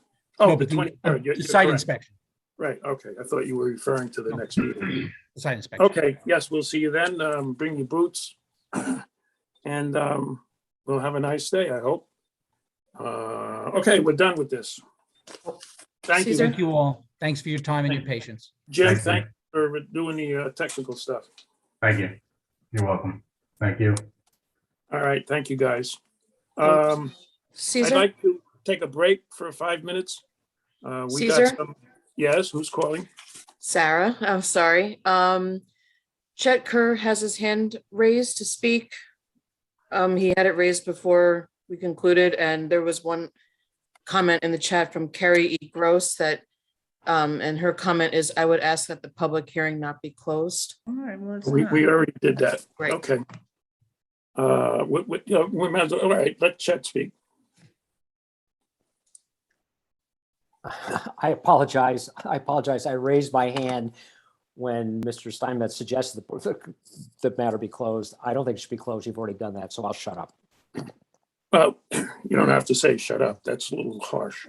I'm sorry. I won't, but I will tell you this. I would very much, obviously, we've looked at this very hard. I fully understand the history of this property. I fully understand what Marvera has been doing all along, and in good, for all the good things they do.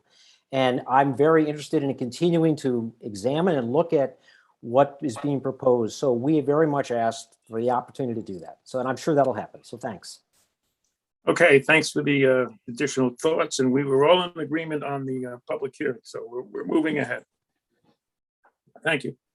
And before we go to the next one, I'd like to take a 5-minute break. It's 10 o'clock and I have to take my medicine and I have to use the men's room. So we're going to take a break before we go to the next one is 39 Fargo Lane, number 7.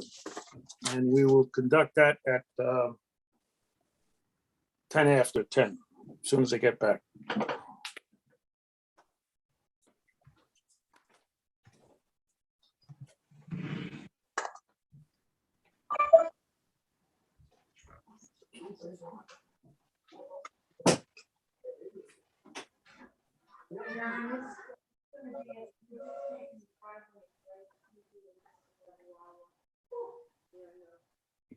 I don't know if you want, I'm afraid to let you have it in here, the park is still it.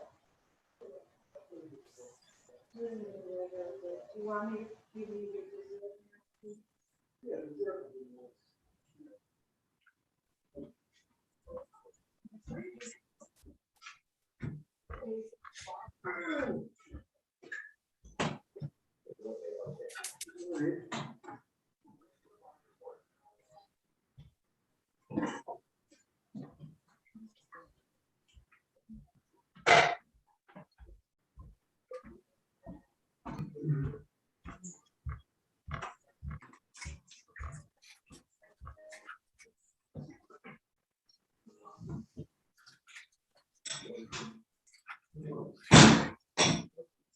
Yeah.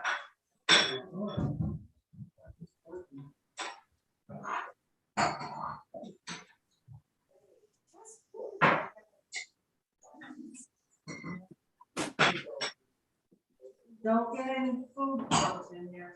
Don't worry about it. I am worried. You need the door open here? No.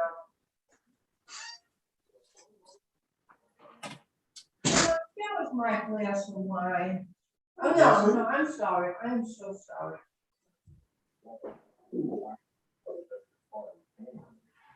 Okay.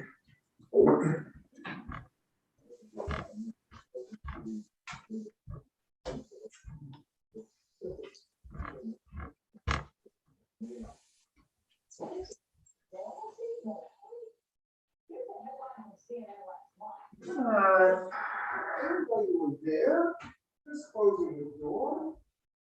Just because you have a lot of work to do, doesn't mean you gotta be cross with me.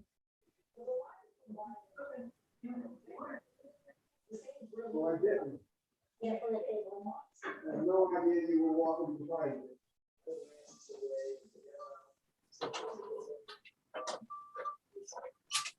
really very unkind thing to say. A lot of work done to me, you know, shit, if you were the least bit understanding, you wouldn't be saying, oh, come on.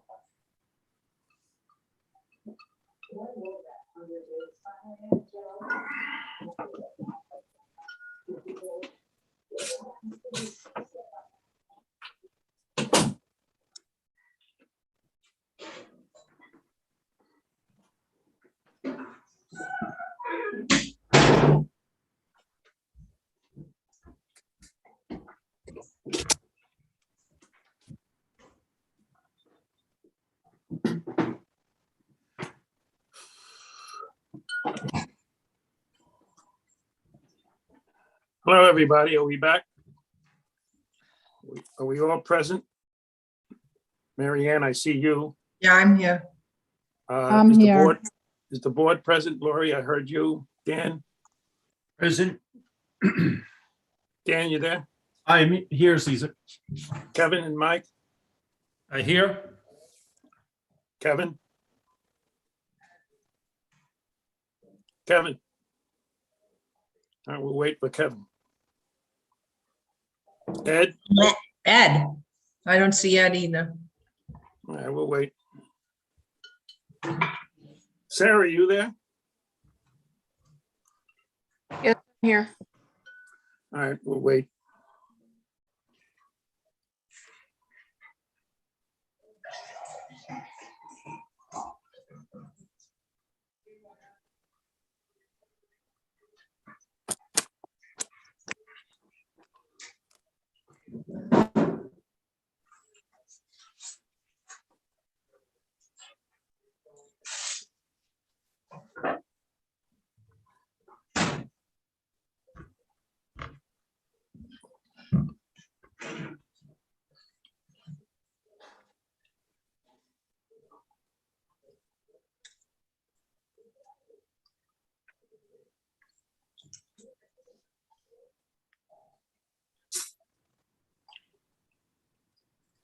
I think we're all back. Kevin, you back? Yes, he is. Yes. I don't have the. Everybody's here, Caesar. Okay, Sarah, we're ready. We on an open mic here? Yes. Okay, we're moving on to number 7, 39 Fargo Lane, 2021-21. John, you there? He's coming.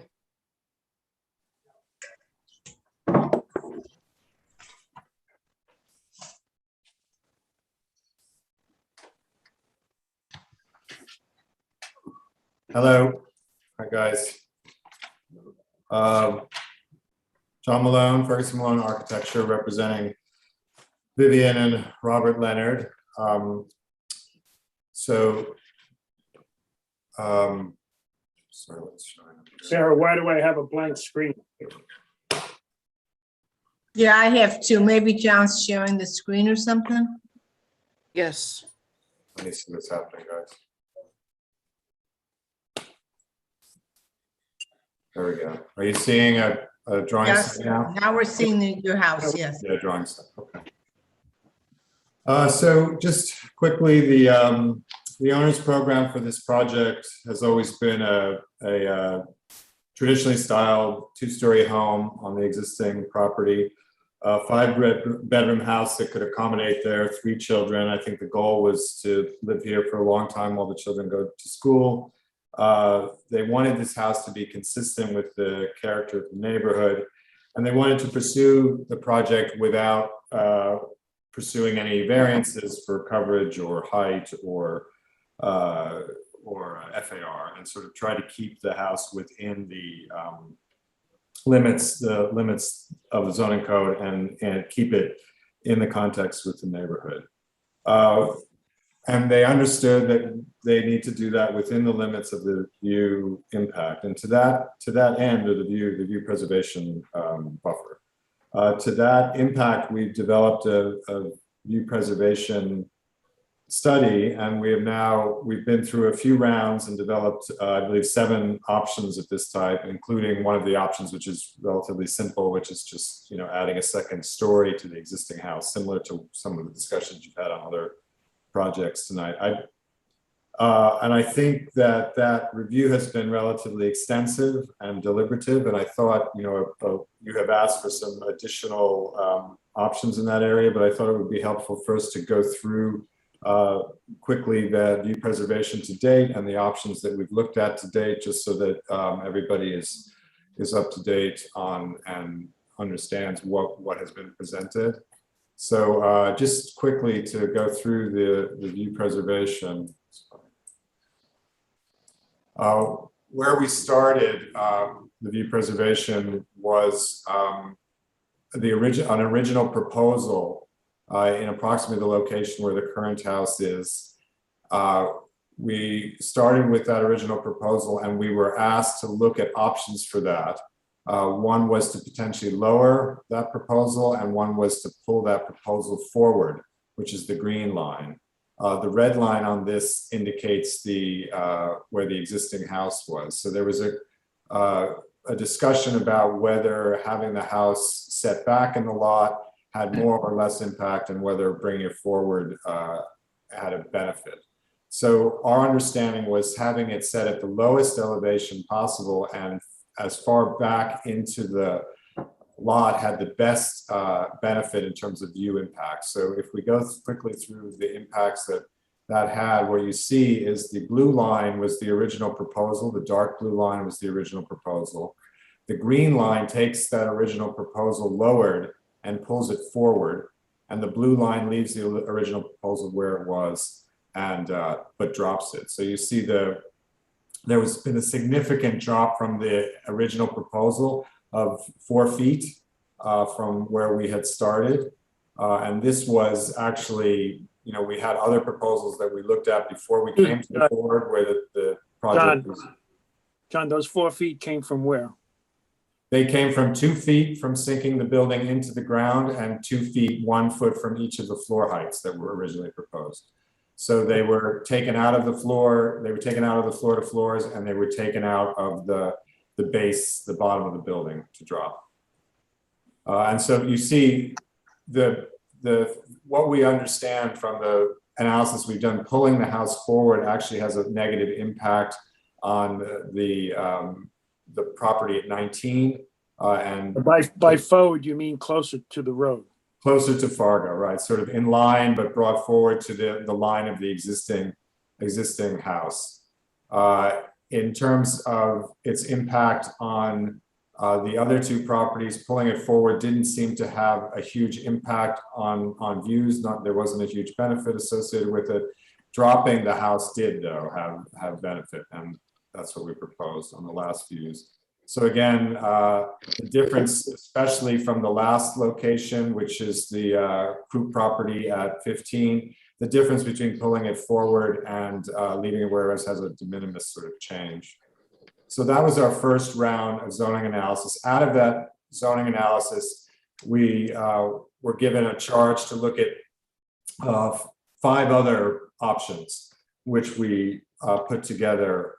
Many of the options that were proposed had such deficits to the program that we sort of considered that they were not feasible. We looked at them anyway, just so that you could analyze and understand if there were any benefits, visual impact benefits for stuff that we do not believe is the right approach for a variety of reasons in terms of not meeting the client's program, but at least you could understand what the impacts were. So what we looked at there was a simple rotation of the existing house and pushing the mass of the house up against the northern property line.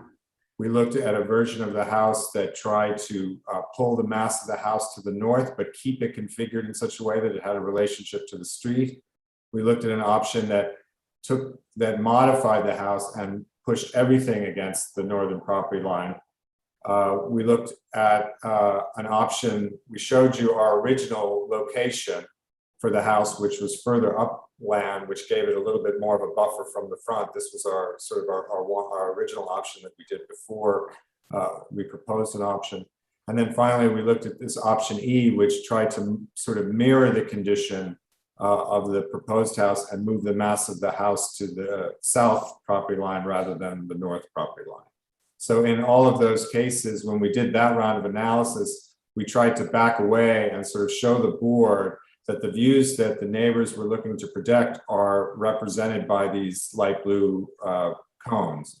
And you see that those cones, those protection covers the entire width of that lot. And that is part of the struggle of what we're up against when we're trying to put together this something that limits impact.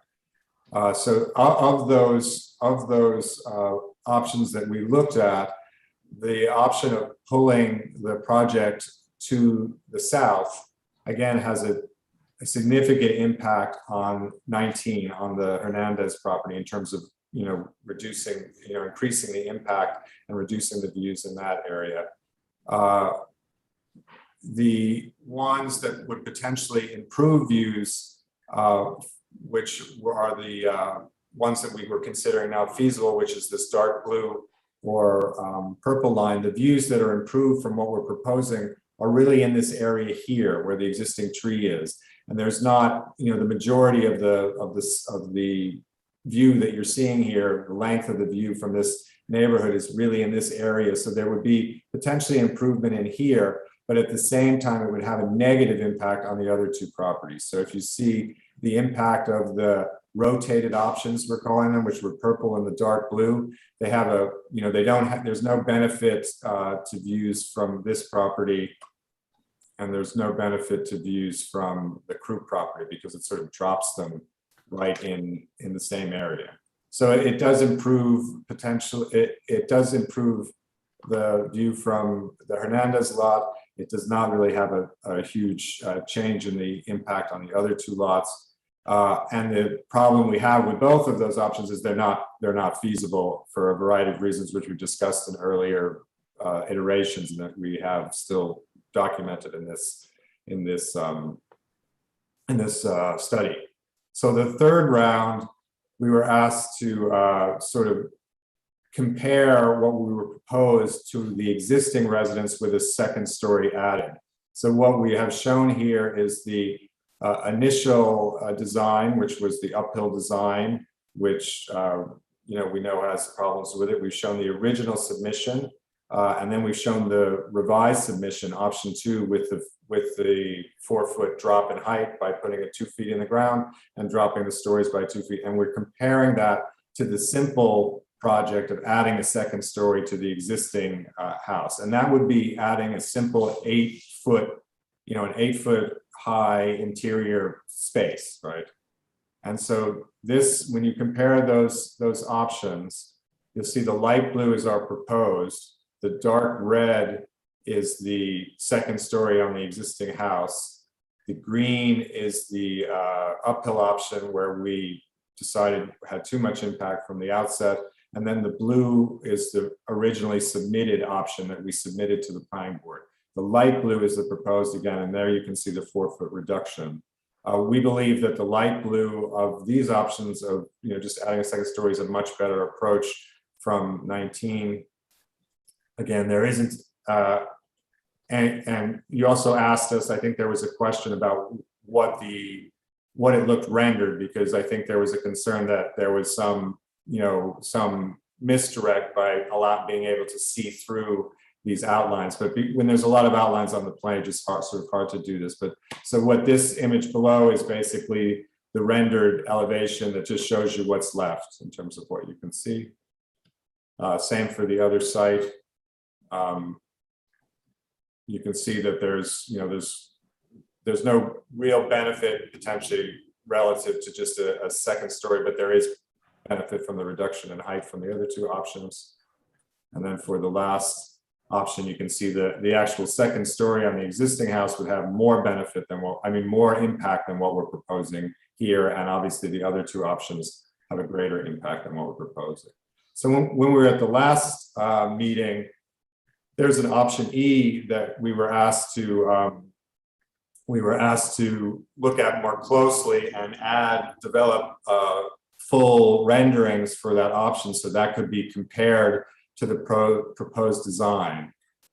In this document, I outline the deficits that we feel that this project, this proposal has. It's not completely designed, but these are the deficits that we've developed based on how far we had to take it to make sure what we're proposing here.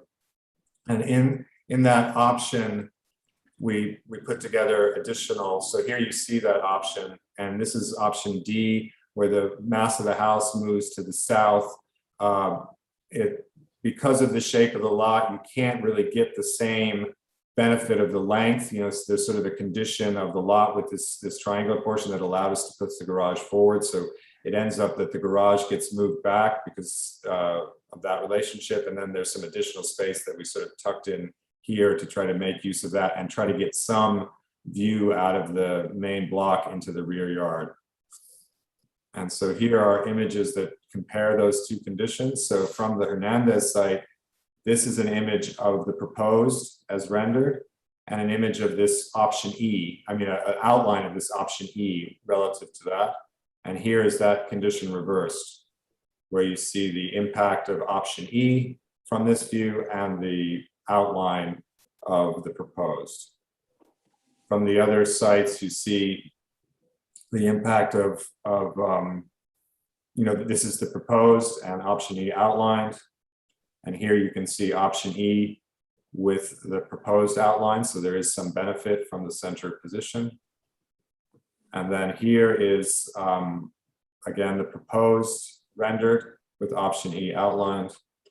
And then here you can see that, the space between the rendered option E and the outline, that's the potential benefit from this view.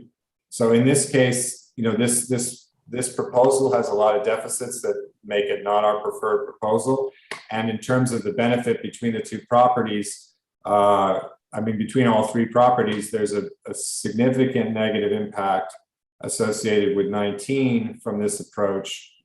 And there's some benefit to the other two properties, but we're not sure that that benefit is worth both the impact on the owner's program, because we think it's a slight benefit, and also it's such a balance to 19 where you're basically taking from 19 to do that, and at the same time you're taking from the owner. So there's not a huge.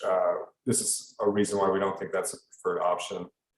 And after the meeting, we were asked by Marianne to look at another option, which was something that may have been overlooked in earlier meetings, a discussion that came up in earlier meetings.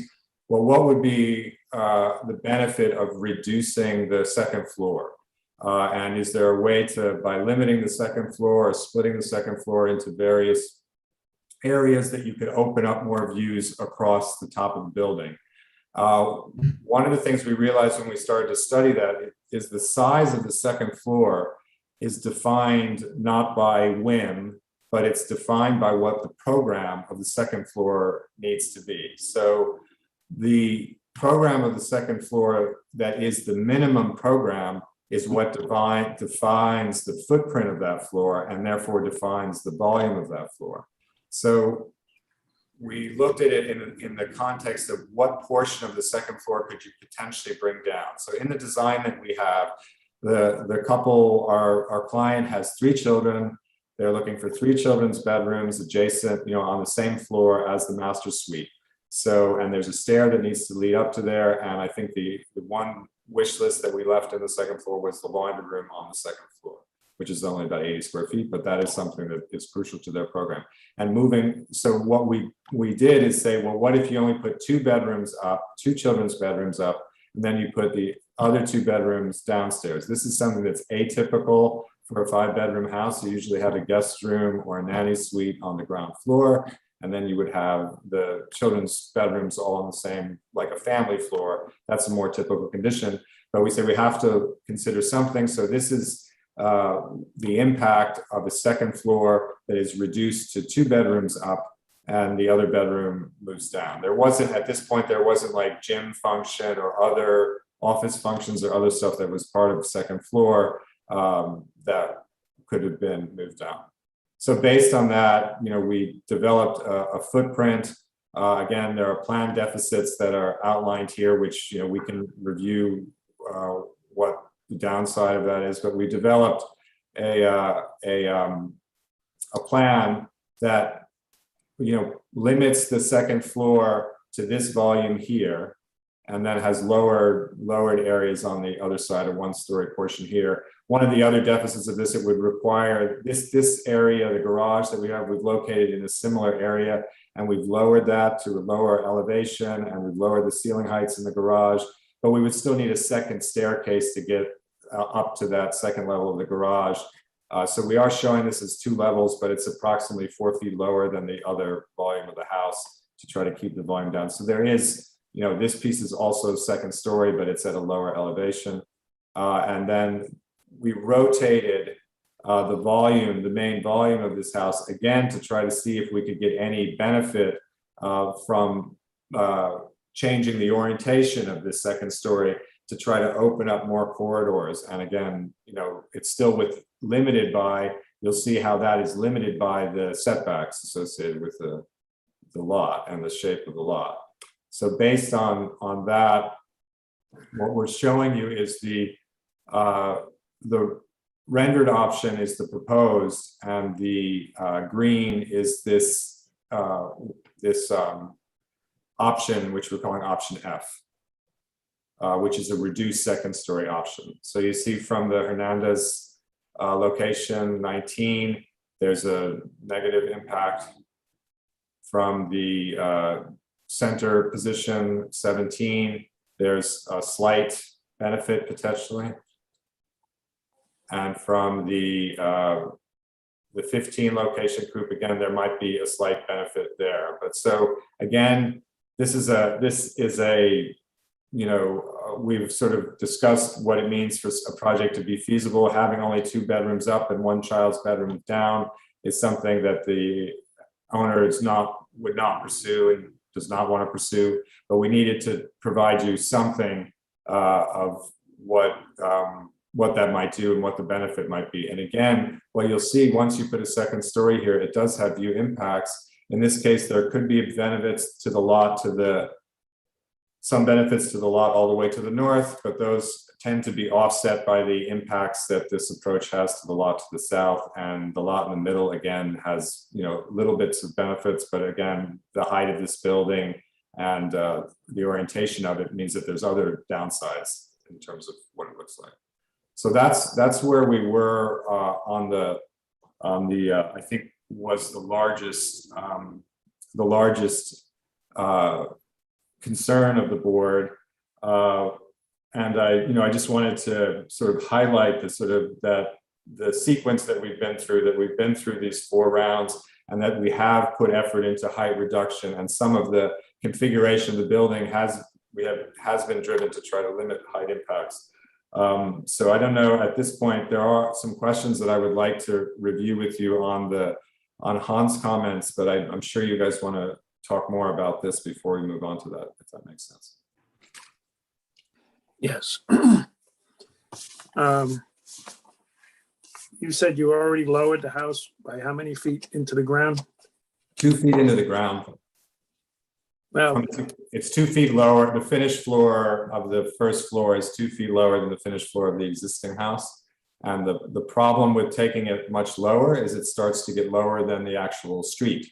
And you would have a situation where you'd have stormwater running back at the house, or the house would have a awkward relationship being lower than the street. Ed, do you want to comment on that? Because Well, John, you have it, but bring up the front elevation with the elevations on the side. You show a 2-foot difference between the first floor elevation and the garage elevation. A 2-foot difference between the garage and, yeah, I think so. So I think there's room there for some more change. There's 19 and a half is the finished floor of the main box here. And I think it's 17 and a half for this one.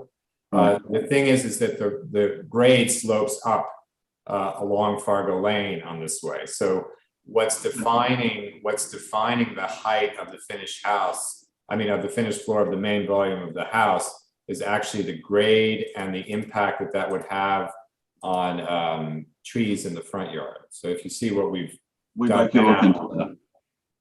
I'm sorry? We would like you to look into that.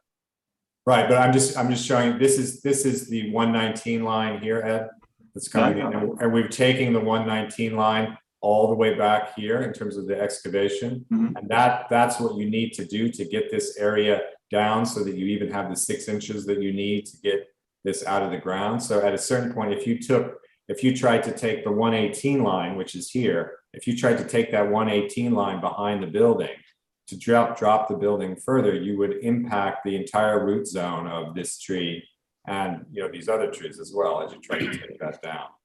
And we thought that one of the base criteria was not to remove trees, mature trees like that. So that's one of the reasons that we stopped where we did in terms of the amount that we could take it down. And one of the only reasons I think we can't take it down is because it's set back far enough away that we can find a way to maybe get this around without having a huge impact on the root systems of the existing trees. Well, I think view preservation may trump the trees. You can replant the tree. I think you You need could, to you look. could, yeah, you could also bring the, well, I'd like you to look into that if you could. Because And that I may- I think you're fighting too many things here, John. I think you've got some room to bring the roof line down without going to a flat roof. So the board wants us to look at taking the current option and seeing if the elevation of it could be dropped further from what is currently proposed. Correct. Correct. Okay.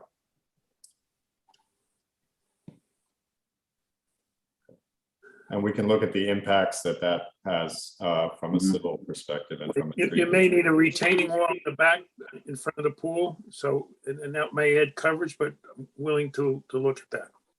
Okay. Okay.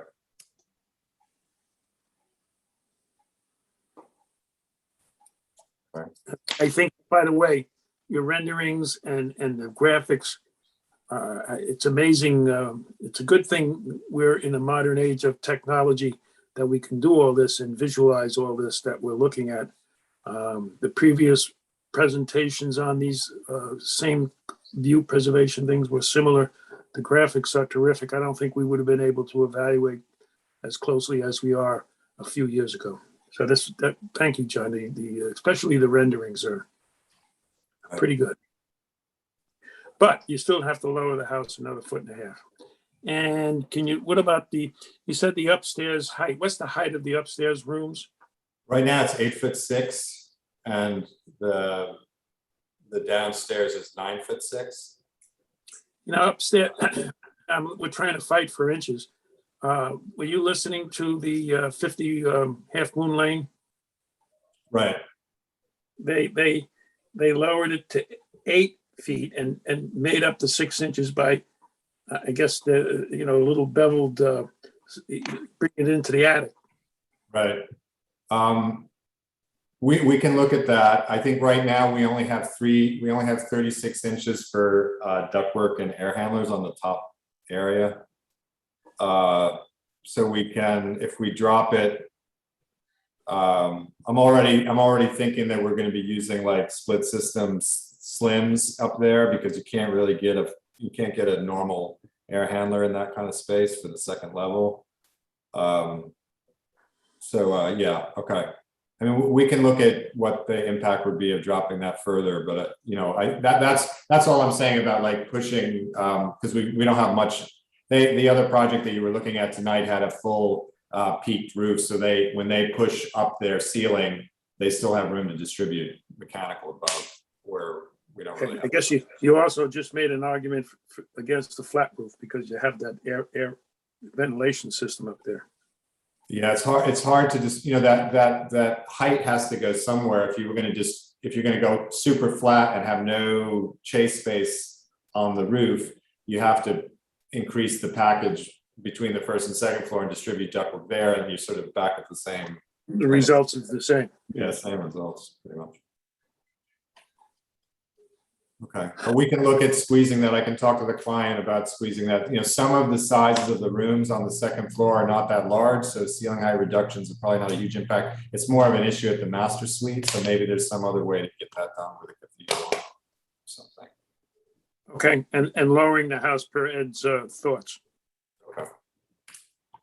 All right, before we move on, let me poll the board on the view preservation, and then we can briefly cover some of the other stuff. Laurie? I don't have any comments. Dan? I have no comments. Ed, and you covered the issues about lowering the ceilings and the excavation as well. And, if we have to remove a tree to enhance lower the height, that's fine by me as well. If I remember, the trees up front were not what you'd call, what's the phrase? Specimen trees. Kevin? No comments, Caesar. Mike? Well, I want to commend John. I want to commend everybody for engaging in the process, because it's refined our thinking. And I do want to tell John that, at least for me, the option 2, the one that your light blue one, seems to be the best of the options, causing the least obstruction for me when you balance everybody. And so I would not be asking you to try to look at lowering the height unless I was prepared to say to go forward with your option 2. So it's not that we're asking you to go on a wild goose chase, where we recognize that going with that option, we're looking for, to cement that, we're looking for that. other opportunities to lower the height of the house. And that's why Caesar has suggested what he has. Yeah, to optimize the option that is the selected option. We're not. Right. Yeah, I think understood, and we'll try to be careful to see, maybe we can show you, we'll talk about it with the client, and see how well we can get it in. And I'll take a closer look at those trees too, Caesar. I have to maybe look at them up close to see. Okay, and then the outline of the building seems to be heading in the direction of being okay to some respects. So you could probably do the planting plan now is you could do that for next time.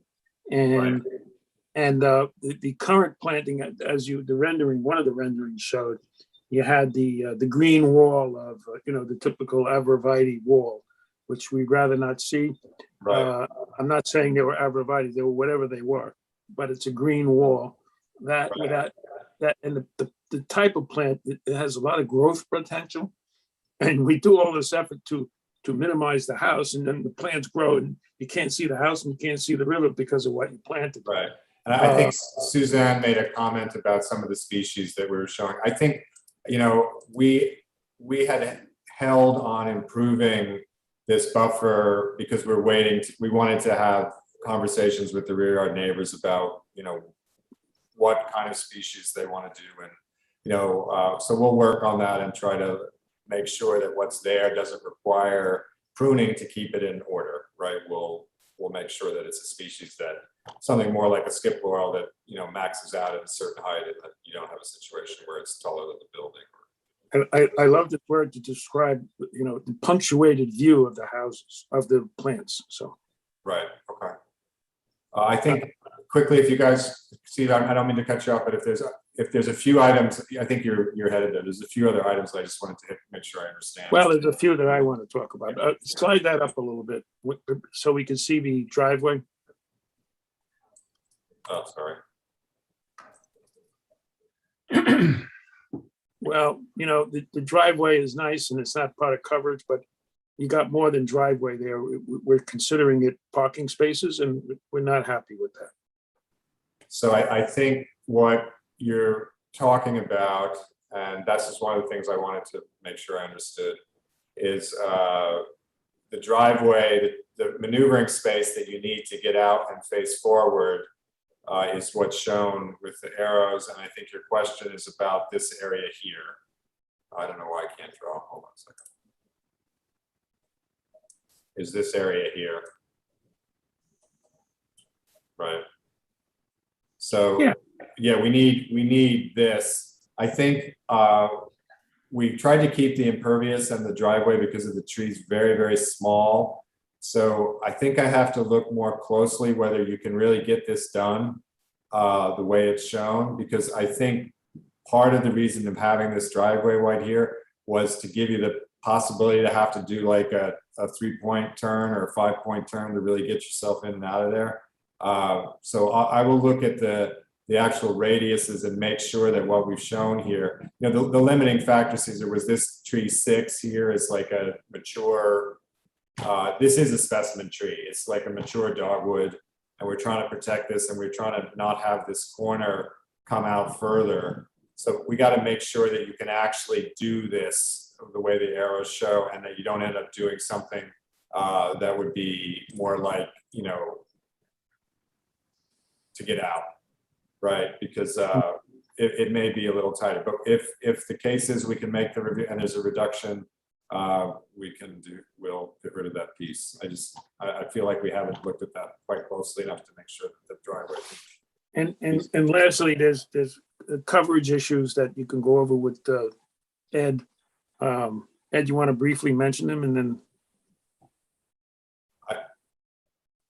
Yeah, so the stepping stones, there's more shown on the site plan than the coverage calculations. Yeah, I think there's 2 extra. I looked at that. Yeah. So that's I'm 6 square concerned feet. about the egress windows not being big enough and then having to go back to the planning board or zoning board after the fact. So take a look, make sure that you have the 3 foot by 5 foot inside. Right. Right now, Ed, though, just so you know, and I'll confirm this with you because it's life safety, but they don't want to have any bedrooms downstairs, so the lower level would have direct egress. This would just be for light. So yeah, I thought I saw a floor plan down there. yeah, there's a floor plan of finished space, but I don't think we had a bedroom down there. But Okay. I'll make sure. Well, just make sure you understand that because I don't want to. Yeah, you don't want to get all the way there and then have a problem later. Yeah. What else was there on coverage? I think that was it. There was the window well, the window steps, well. and the Window well, driveway, steps and the parking. and The parking. parking, I think. So we're gonna count that as parking. Okay. Going to count the parking as coverage. Right. But I mean, I think, given where we are on coverage, we'd have to probably pull that out. What I'll look at is, if it's required for maneuvering, I would assume it's still driveway then, but let me look at that. Okay. So we can do John, that. you said you had some questions. I think we may have covered, just make sure if those were it. I think coverage was main one. Any other ones you can just contact me about. Right, I just wanted to, in case anyone was concerned, there is the fire hydrant was there. I had the same concern, and I actually brought the Irvington Water Department out, and he went over there and he pushed it over, and he's like, John, whenever a fire hydrant, you can lift it out of the ground, it means it's not connected to anything. I was like, I never thought to push it. But apparently someone put it there as like a joke for their dog to pee on the fire hydrant. So it's not real, but it did show up on the survey. Okay. The other items, yeah, we can review. I mean, yeah, I think everything else we can take care of. That reminds me of my first 101 electrical lab. I was trying to get the oscilloscope to run, and the teacher came over and said, well, you don't have it plugged in. So, yeah. No one gets that one at a fire. Okay. all right, let me poll the board. We already talked about the view. Now, any other issues now that we talked about the planting and coverage issues? Laurie? No, I'm all good. Thank you. Ed? I'm all set here, Caesar. Thank you. Kevin? Nothing for me, thanks. Mike? Nothing further, thanks. John, you have anything? I'm going to go to the public. Yeah, I'm good. Thanks. And I should mention that the three homes, 19, 15, and 17, that's Alex Hernandez, Stephen Crope, and Kevin McLaughlin have written additional letters. I think they've submitted a letter for each meeting on this project. And the lowering of the house is, John's going to look at that. I think in lowering the ceiling, we looked at that. Making it a flat roof. I think John addressed that. For the heating and ventilation, you wind up putting it between floors and the height comes back. Okay. And we agreed with Hernandez that option E made it worse, was more worse for 19, with minimal gain for the other two. So we saw that, and at least we were able to see it with the renderings, how obvious it was. Okay, Sarah, do you have public waiting with a hand raised? Yes, Alex Hernandez would like to speak.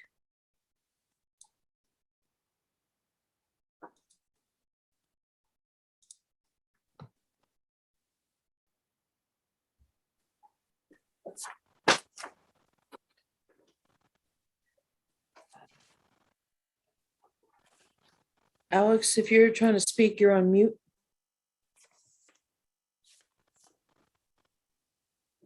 Oh, sorry about that.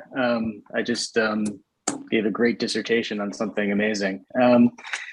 Anyway, thank you all for giving me an opportunity to speak and for addressing several of the points in my letter. I appreciate anything that that John and the applicant can do to reduce the height of the structure. Obviously, that's sort of a critical piece for 15 and 17. It doesn't do that much for me. I was just highlighting in my letter that it's something that's just so glaring that it should be addressed. Where I have a year-round river view is currently obstructed by that view sight line over the corner from my kitchen, which that line that I tried to show in the document that I submitted, and related to potentially modifying the second floor mass without modification of utility for the applicant, as per the floor plan that I submitted, basically keeping every single piece of second floor area, still within the floor plan and still, adhering very, very closely to coverage. I was hoping that would be addressed as well, as that is a very meaningful sight line for my home. And I don't stand to particularly gain from anything related to, the elevation modification. I mean, I do obviously gain from elevation modification, but it's more Palisades than it is of the river. Okay. We'll take a look at it.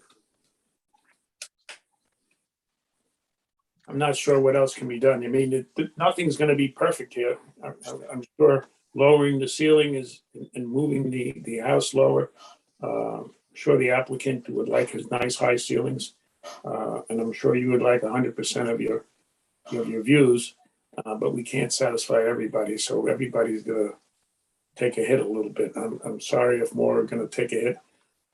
As we looked at E and F, we saw that your hit was going to be a lot bigger than the gain for 15 and 17.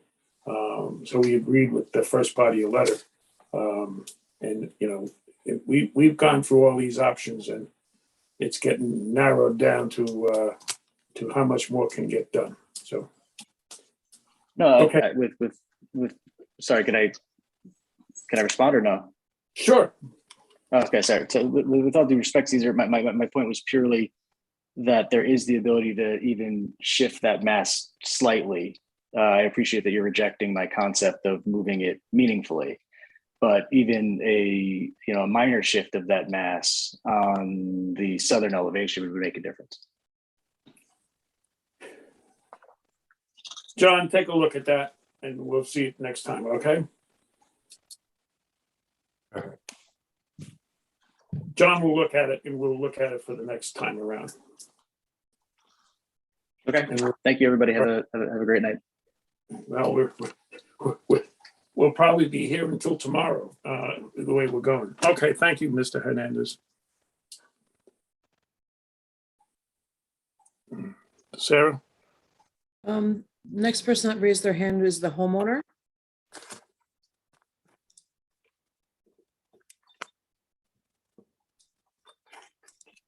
Hi, can you hear me? Yes. First of all, good evening. It's past my bedtime and I'm just amazed at how you guys are able to do this each month. Thank you very much. Never really knew how much hard work goes in. The fire hydrant, the people we bought the property from, I think had lived there for many, many years. And the male owner was a volunteer firefighter. And so I think that is why that was back there, just in case you guys were curious. And very much appreciate you I like the idea of the dog needing a fire hydrant. But yeah. So everyone in the neighborhood has a dog, but since everything's fenced, I don't know that any dog has gotten to that fire hydrant since our predecessors moved. But I just wanted to say thank you. Appreciate that we're getting to this place. Unfortunately, it's taken longer than we had anticipated, but we do appreciate all of the effort and time put in, and I don't want to take your time or anyone else's time. So again, thank you. Okay, thank you for your comment, and we'll move on if there's another public out there. Sarah? Is the next person that would like to speak is Stephen Krupp. Okay.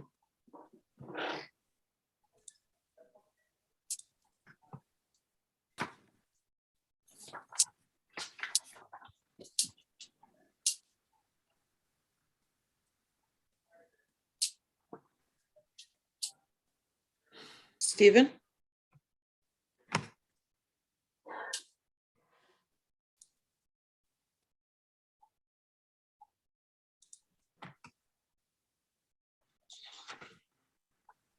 Stephen, if you're trying to speak, you're on mute. Can you hear me now? Yes. Yeah, thank you for letting me speak. I would like to ask if it's possible.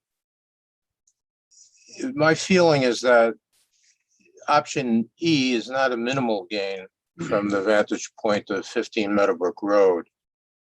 But I realize you're trying to balance the three different properties. But if you are asking Mr. Malone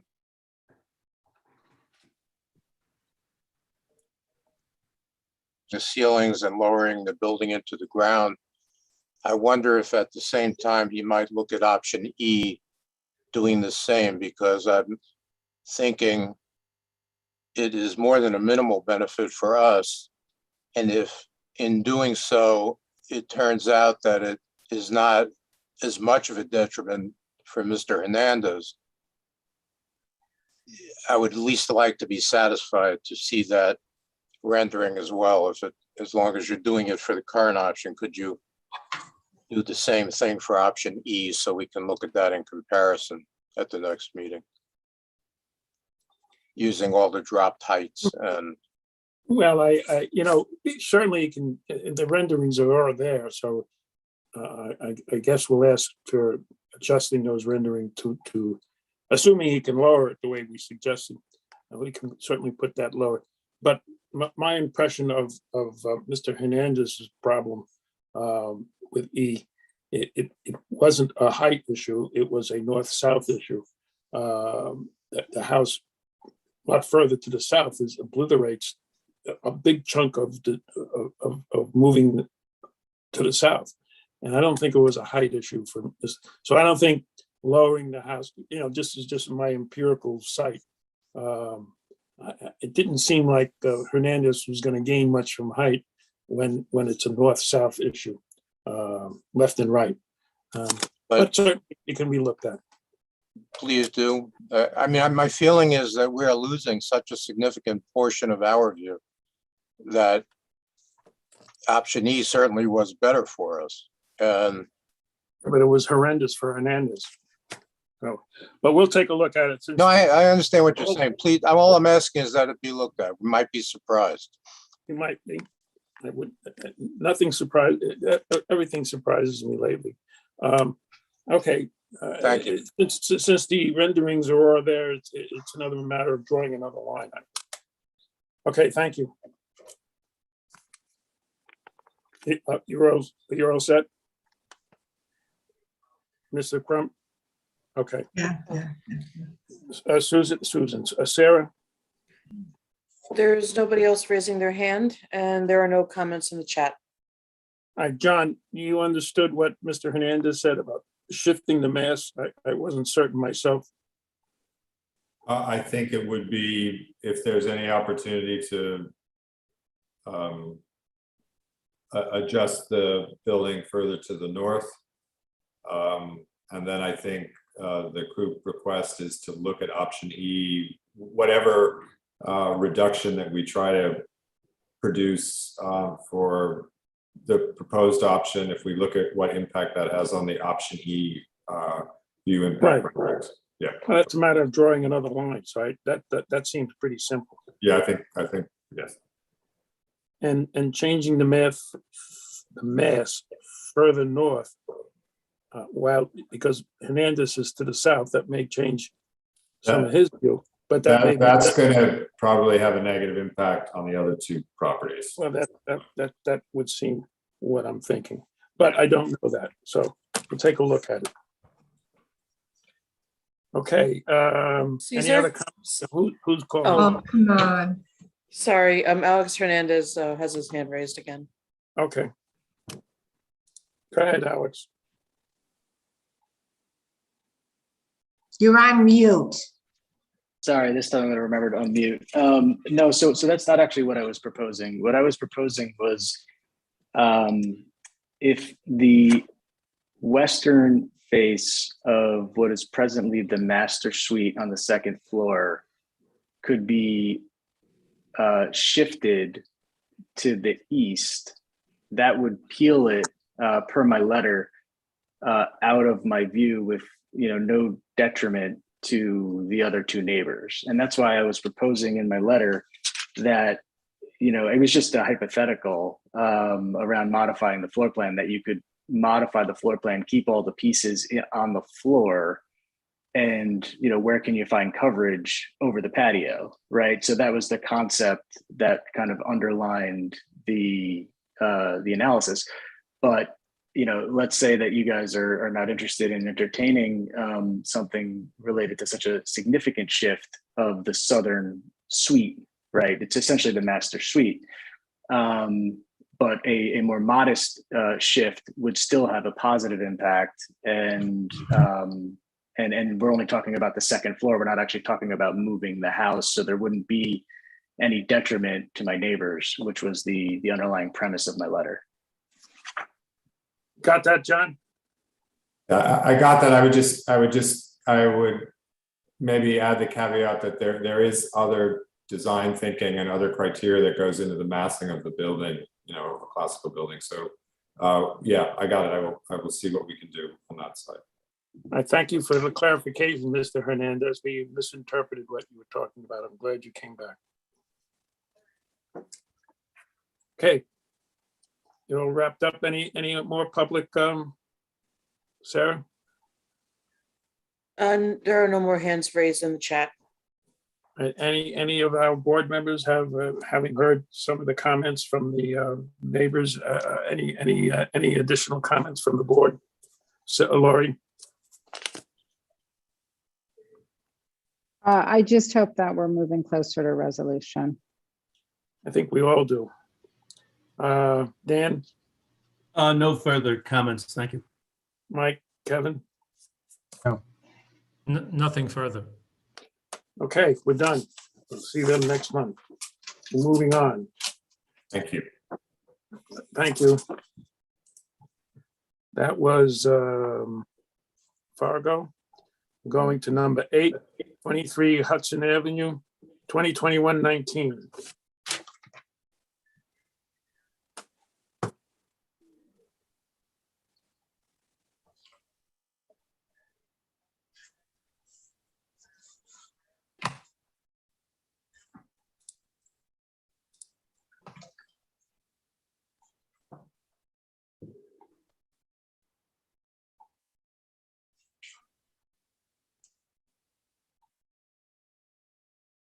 Good evening, everyone. I'm Lou Saiz. I'm the architect of record for 23 Hudson Avenue. With me tonight is Ubeda Abdullah from Hudson Engineering. Prairie Lopez is the owner. This is a conversion of a single family to a two-family. And at the previous meeting that we attended, there was an issue, a possible issue with the site capacity, which ended up being correct. We have a 10,127 square foot site size. The requirement for a two-family is 10,000 square feet. The net buildable area is 7,622 square feet after we deducted all the different items. So we had to go to the Zoning Board of Appeals for a variance. And on August 17th, the ZBA granted us that variance. So since then, we've retained Susan Jane Chill, Aspect 120, as our landscape architect.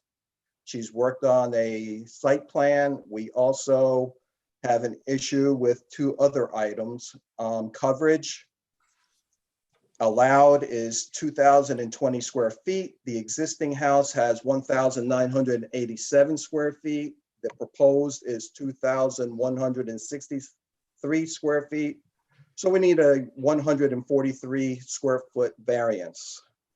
On the front yard, we require a 30-foot setback. The existing is 17.8. The proposed is 11.81.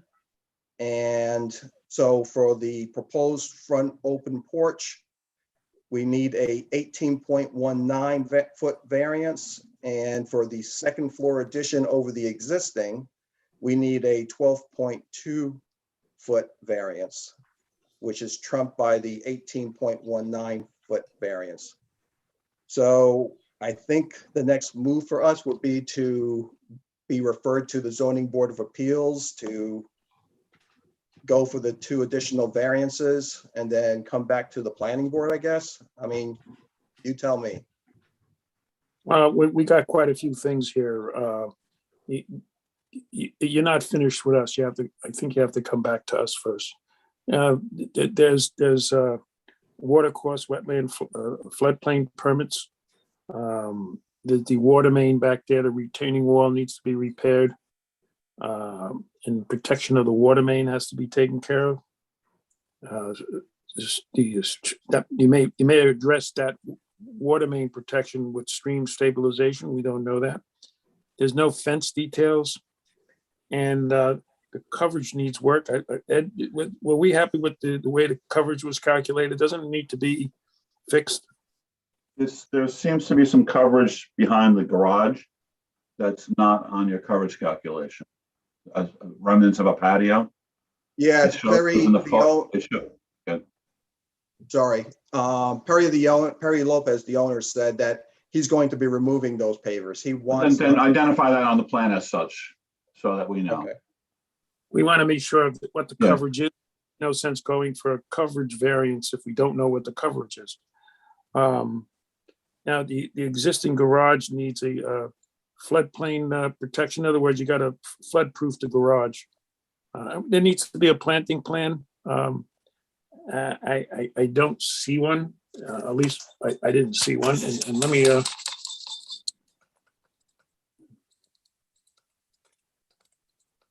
trying to bring it up. While I'm doing that, Laurie, you have any comment?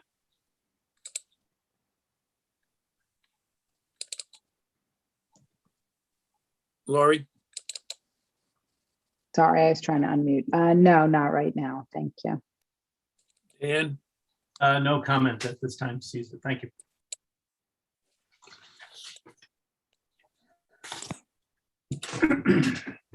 Kevin? No, thank you, Caesar. Michael? No comments yet.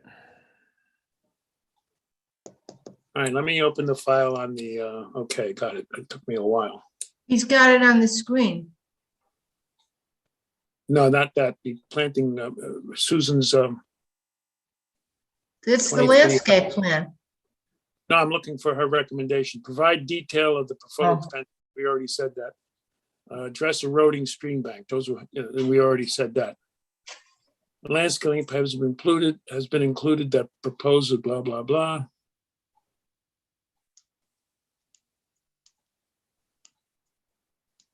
Looks pretty good. You just need to provide details of the fences and in addition to protecting the water line, it'd be nice to see stabilization of the bank there at Sunnyside Brook, which would So be, you're looking for a detail on how we're going to reconstruct the wall back there for stabilizing the area? and protecting the village water line. Okay. And the other, Is there- showing the plans for flood protection of the garage. I guess would be portals, so the water, if there's a water problem. I have a comment here, the side house screening, the houses, there's some screening may be necessary to one side or the other. Talk to Susan about that. Or have Okay. your landscape person talk to Susan. Okay, will do. Ed, I have a comment about FAR, the attic and garage. Are we okay with the FAR calculations? Yeah, we're fine. Okay. You have any questions of us before I go to the public? No, Okay. I got my marching orders again. Sarah, anything in the public? There are no comments in the chat and there's nobody raising their hand to speak. Okay, we're done for now. We'll see you next month. All right. Have a good evening. That was 8, number 9. We just finished number 8. We're going to number 9. The Ardsley Country Club, 100 North Mountain Drive, 2021-38.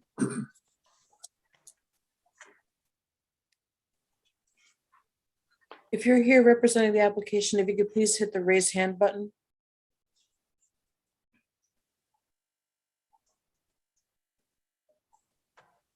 Caesar, while you're waiting, while we're waiting for the person to start, I have 2 comments on this to Doug's memo. On Ardsley? Yeah, an RC Country Club. Sure. Okay, You want to wait for the applicant or? No, why don't I just say it, because he may have a question about it. If these are things in Doug's memo about this, You want to wait until the applicant comes on? he's on. Oh, Yeah. Okay, very good. Go ahead, Marianne. Sorry. Okay, one of Doug's comments is the special permit may need to be amended. Forget that, because this used to have a special permit, but now it's a permitted use, so it doesn't have a special permit, so that's not an issue. And then also FAR calculations, you don't need to do FAR calculations because it's not a residence. So 3 and 4 come out. That's it. Thank you. Okay, good evening, Chairman, members of the board. My name is Zach Pearson with Inside Engineering, Surveying and Landscape Architecture, here on behalf of Ardsley Country Club this evening. Also on the call, I don't know, they're probably in the waiting room, is the president of the club, Mr. David Oakes, vice president, Mr. Mark Cuccinell, and the general manager, Ben Giscare. We're before you this evening for site development application approval for some improvements at the club. Permission to share my screen. Right ahead.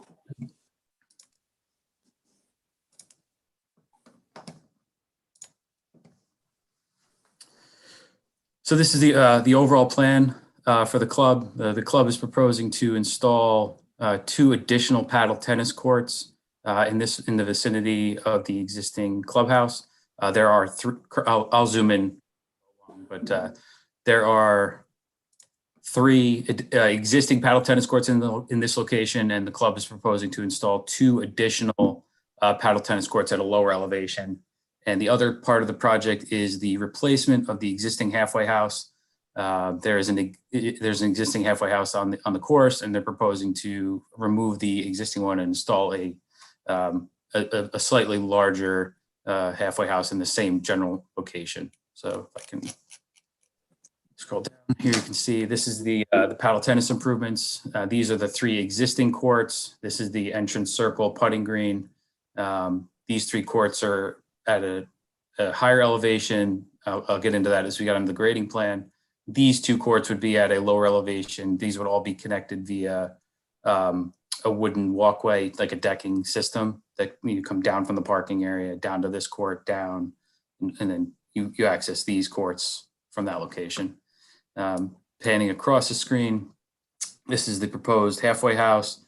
You can see kind of dashed underneath this area here is the existing halfway house behind the 13th green. We're proposing to remove that existing halfway house, install a new halfway house with bathrooms and amenities, and kind of reconfigure the cart path in front of that halfway house. As you can see here, this is the plan.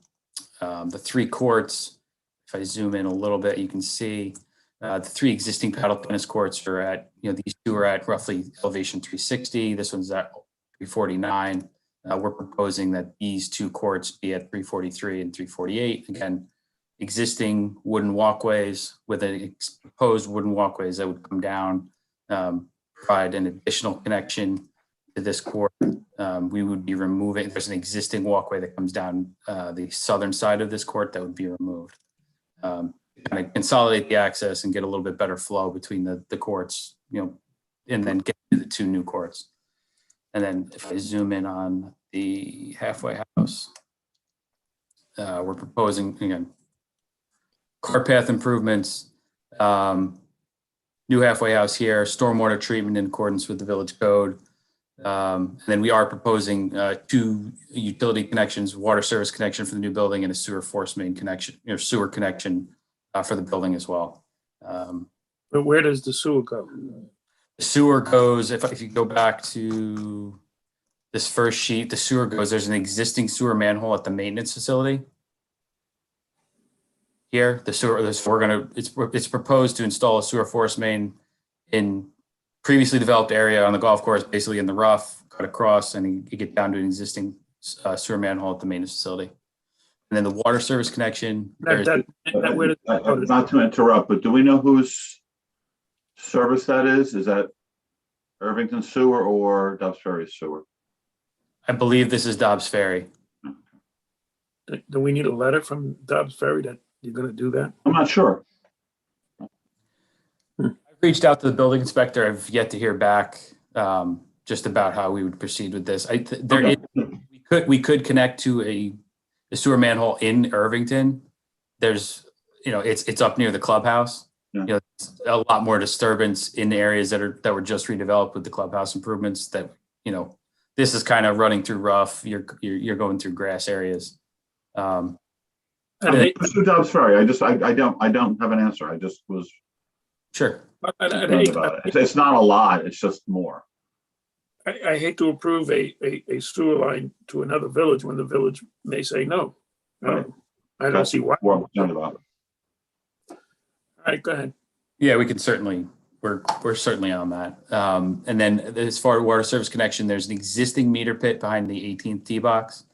Our proposal would be to come off of that existing water service line to the club with a water service line after the meter for the club to get down to this halfway house location. Again, running through developed areas, either rough, adjacent to cart paths, things like that.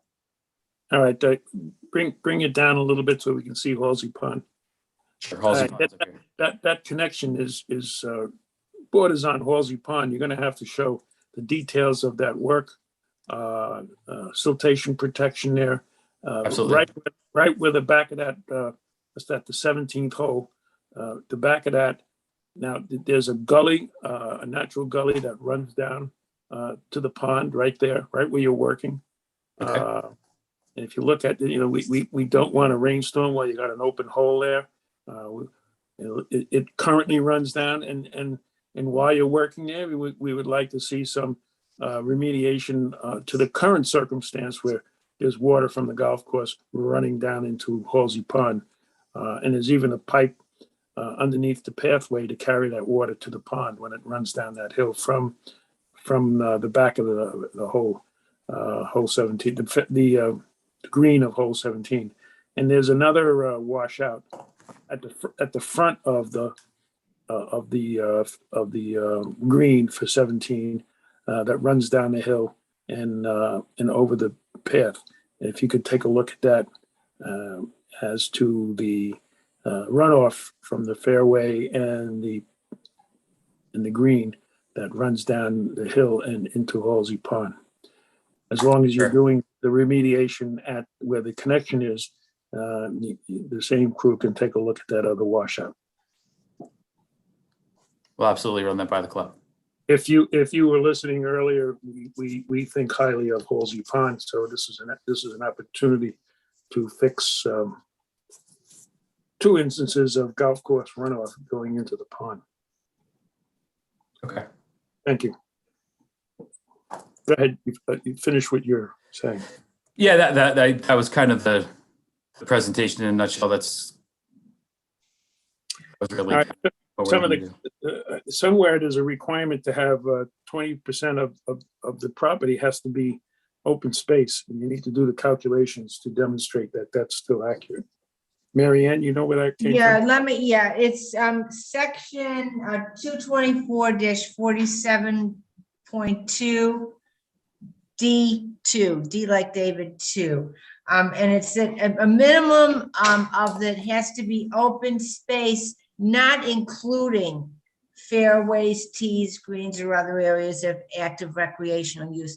And the code says that anytime the planning board is considering a site plan application, they have to look at that. So just demonstrate that, you've got the minimum of 20%. Okay, Okay. absolutely. And you got right by the halfway house, there's a one of your ponds. Yep. And that may require some permitting, water course permitting. Doug, did you have a comment on that? Yeah, we'll have to see setbacks on the, yeah, we'll have to see setbacks on the water bodies. If you have any questions, let me know. Yeah, Doug, I saw your comments. I was going to reach out to you tomorrow about a couple of them. This building is, I think it took a look at it before the meeting. It was like 140 feet. But yeah, as far as the water service line goes, that may be plus or minus inside of that 100 feet. So we'll certainly take a look at that. Okay. All right, I think our landscape person is for planting trees, any trees coming out and trees going in, if that's the case. I'm sure being on a golf course that you treasure your trees and you site trees to be appropriate to the fairways and so forth. So, but we'd like to see what that is. Sure. Yeah, I can tell you right now, there is one or two trees right here in this lower paddle tennis area, and there's a few trees in here. We'll certainly get those shown on the plan, show you what it is. It's not only the trees, the root protection for those trees. If you're doing the excavation for the paddle courts, the roots may be in danger. Sure, absolutely. And they may need root protection, to be protected. Okay. Up canvas to coverage. Did you talk about coverage, Ed? The coverage calculations are all over the place from what Yes, these are we included it in our memo, and if they have any questions, we can go over that also. Okay. And then, Doug, did you bring up the water main size? No. Okay. If you can just do a quick building code analysis to see if you need sprinklers in that garage, in that halfway house, that might dictate a different water main size, or put the note on the plan so it's not just set in stone. Hate to put it in, then have a problem later. Sure thing.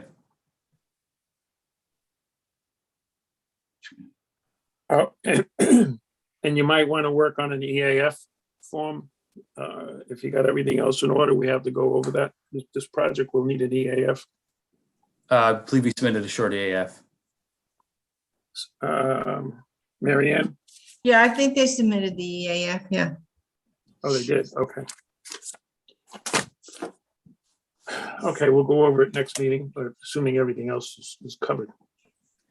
All right, board. I think I just had one quick question on that. Just in one of the comments had to do about the variance for maybe required for the height of the I can answer that. So from grade to grade, you have 360 to 320 in the grades from the bottom, plus the height of the tennis courts.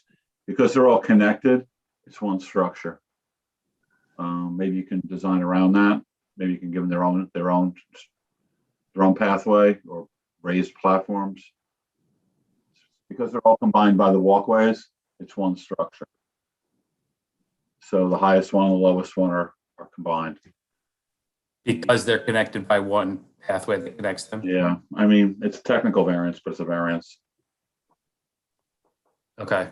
Yeah, I mean, part of this was there were pathways. Oh yeah, I get it. Sorry. Okay. It is what it is. I mean.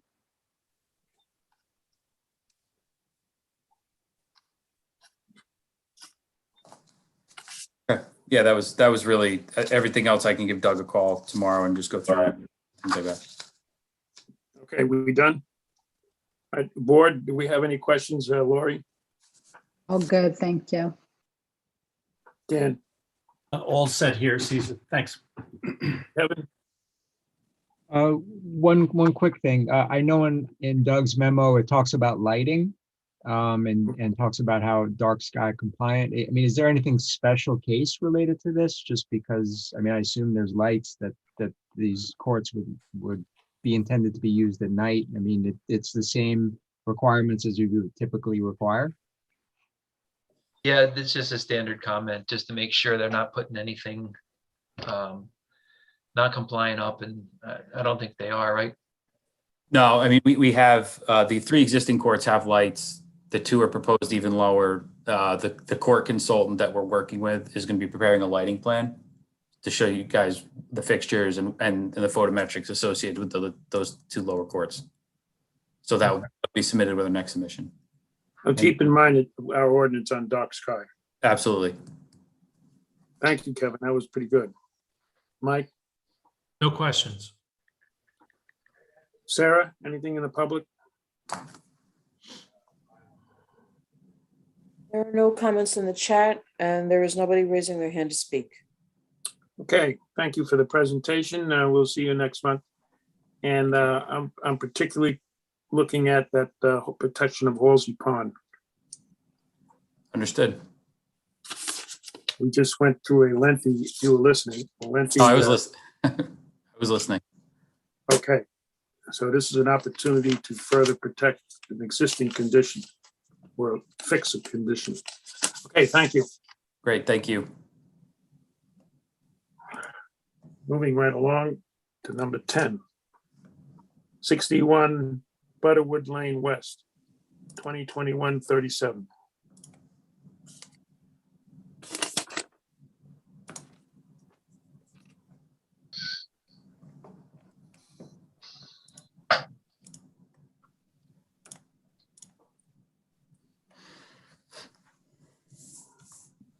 Hello, good evening. Yes, Can we you hear can. me? All right. Yeah. Can I share my screen and walk you through 61 Butterwood?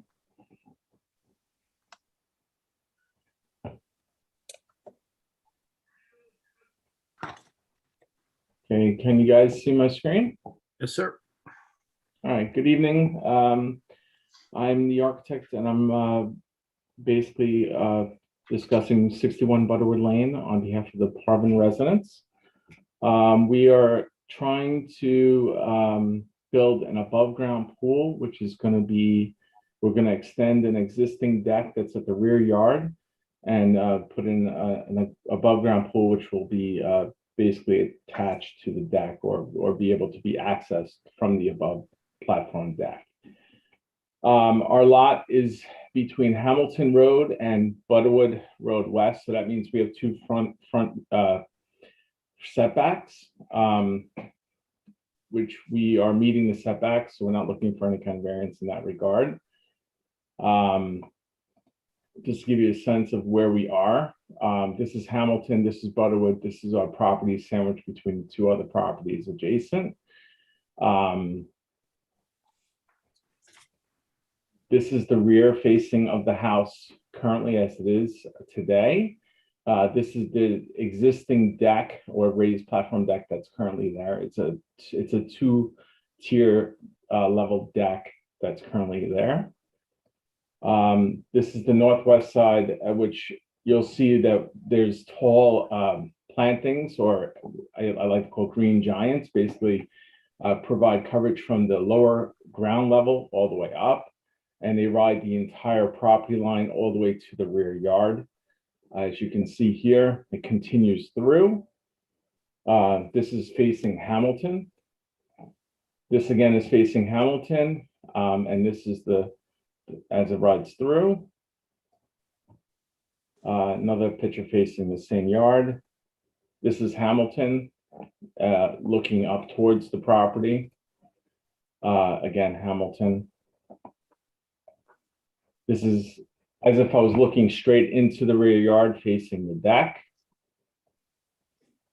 This is the deck as it is today. If I was standing on the deck, this is me facing the deck from the deck outward. What we're trying to do is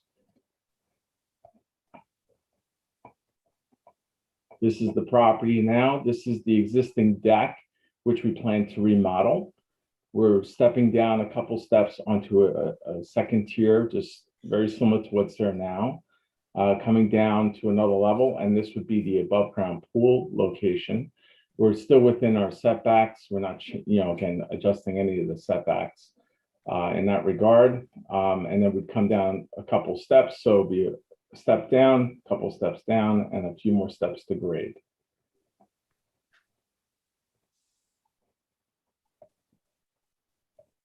The existing house. We're not doing any heavy excavation. We're just showing piers at the locations just to support the new deck versus the existing deck. It's an above ground pool, so we're not doing any heavy excavation in regards to that.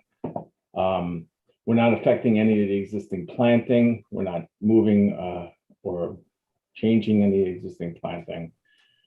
This is a side view of that same deck. These are the steps coming down. This is the rear yard. Again, this is where the pool is facing the rear of the house. This is the northwest side of that same deck.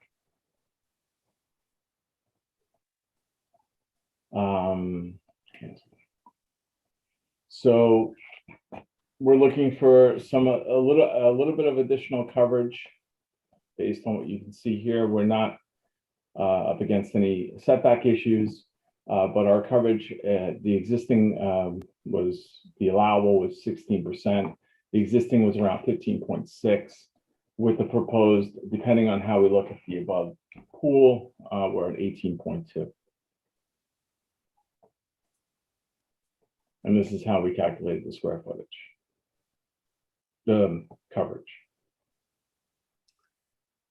Okay, you're complete?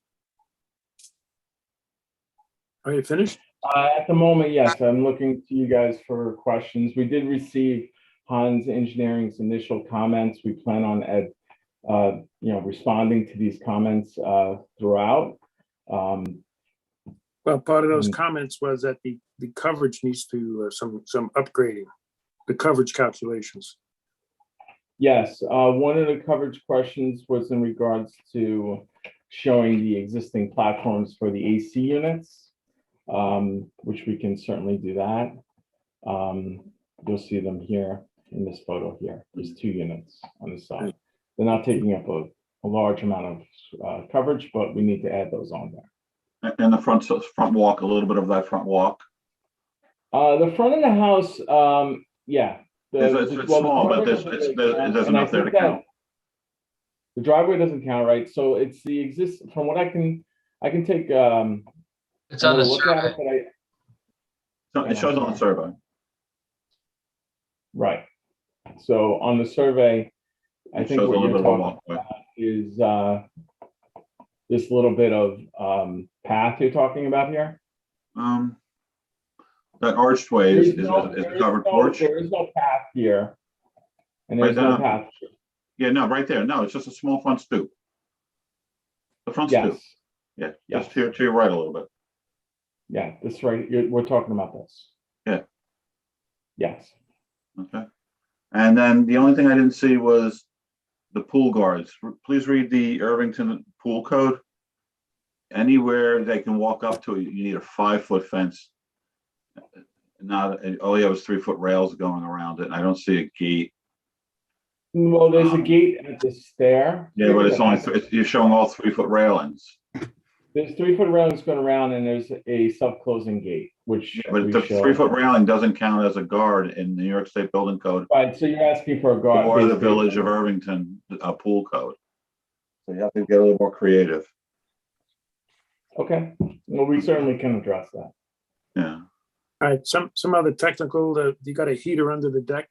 That's not something that's going to work. And So where's heater? Where's the heater? Where's the pool equipment?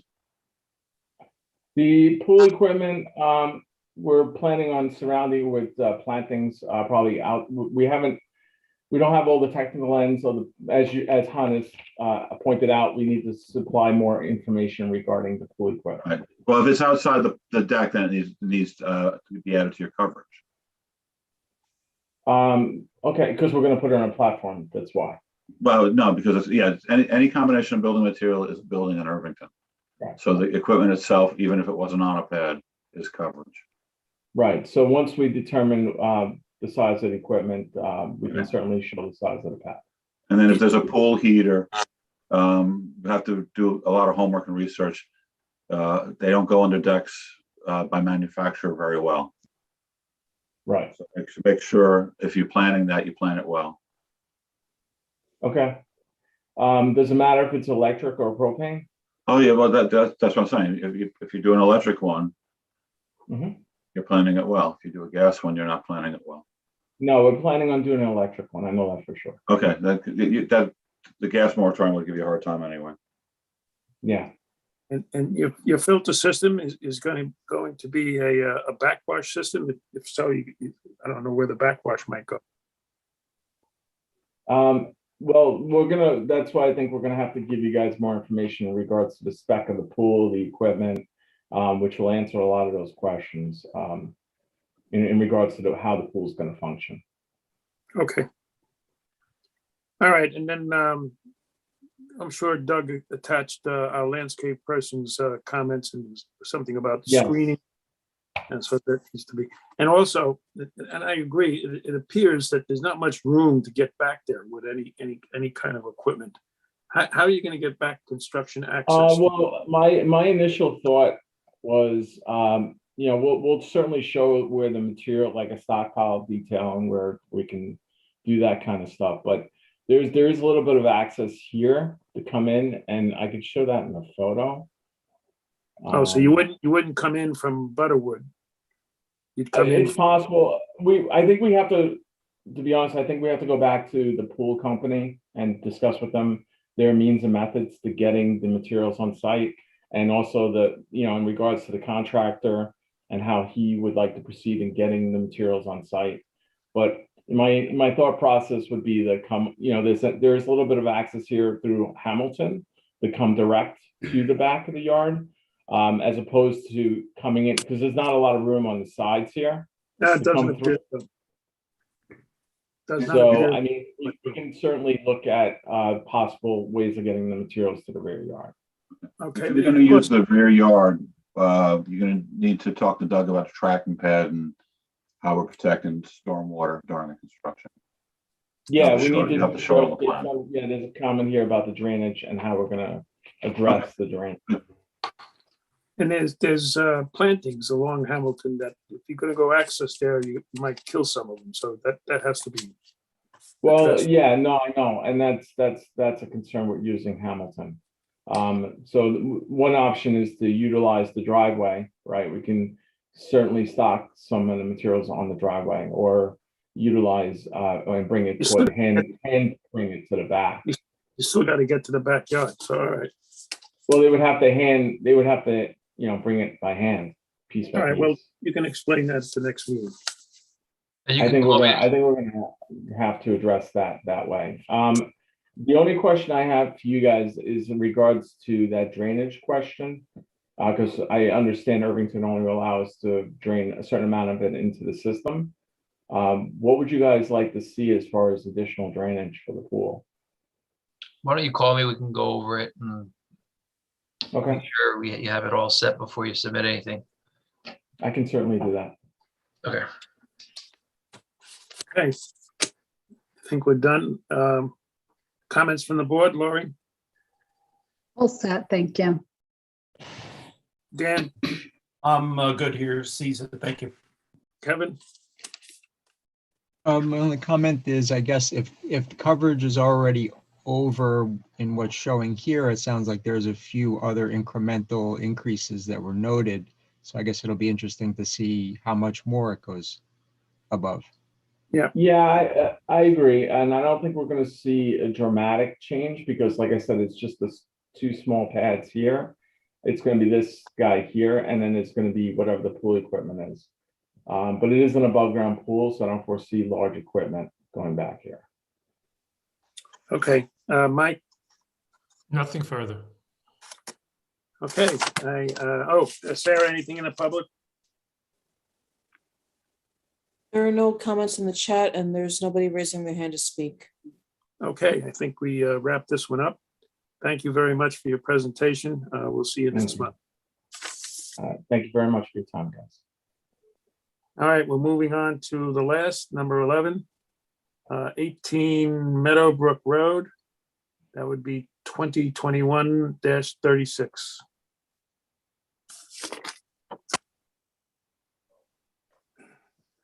Will we make midnight?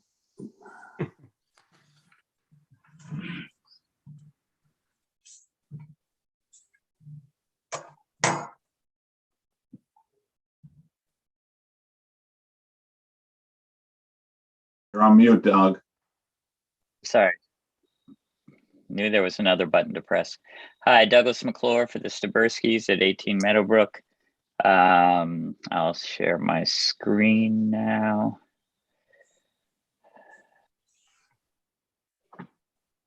Okay. So this project has been in front of you a bunch of times. Initially with a different architect, and then I came back to you back. That's the first time I'm seeing it. What do you mean by a bunch of times? This project was originally in front of you in 2018 and 2019 for the additions that were built, that were proposed. They got approvals. And then they decided it was more than they wanted to do, and they weren't happy with what they were getting for what they were spending. So I came in and we relooked at it, and I came in front of you in July of 2020, July and August of 2020, with a revised plan, which we got approvals for, got some variances for. Was built, and then in the process of getting the final inspection, the CO, a couple of issues came about. One of them is the grade at the rear mudroom right here was a little high, and we needed to put in a stoop. That was not shown on the original site plan or coverage plan. And then the other issue is there was a shed that is currently right here that was not shown on the original survey, which I'll go and show you in a second. That shed has actually been on the property since at least 2004. I was able to go through some services to get old aerial photos. So that shed is right here in 2004. And also in 2018, you can see that this sort of gray area right here is that shed. When the Staberskys, that shed was very much in violation. It sat way in the setbacks and it was never permitted. When the Staberskys bought the house, not realizing that there was an issue with the shed, they rotated it and brought it up against the side of the garage. So let me actually go to the original surveys. So this is the survey. You Yep. said that this was before the board several times. Did you ever get approval in those previous for the shed? No. So the original survey that went in front of the board in 2018 did not show, this is that survey, did not show the shed. When I came on board, I barely noticed the shed. I didn't even think about it. So I didn't realize it wasn't on the original survey. Was there ever a notice to remove the shed to any of the owners? No, not that I'm aware of, unless Ed knows of something. No, I found it when I did the final inspection. Okay. Wasn't there a pathway that was built without approval? Yeah, so there's the little path from the front porch to the driveway, Doug. Unless Yeah, you so remember that. if I It go just wasn't back, highlighted. is I it understand. coverage? If I go back to the original filing, that was actually, I showed that on a coverage plan, and then somehow it got taken off the coverage. That wasn't built, that was there. And I need to add that into the coverage. And then one AC unit in the back. So that AC, I had a question about that. If you look at this original survey, we had I'm going the by your AC. drawing. I'm going by your drawing and your, if you look at your original drawing, Doug, it's not on there. So the AC pad is right here. Yeah. That was relocated. It sat originally in this place, and we're going to relocate it here. Yeah. When we did the construction,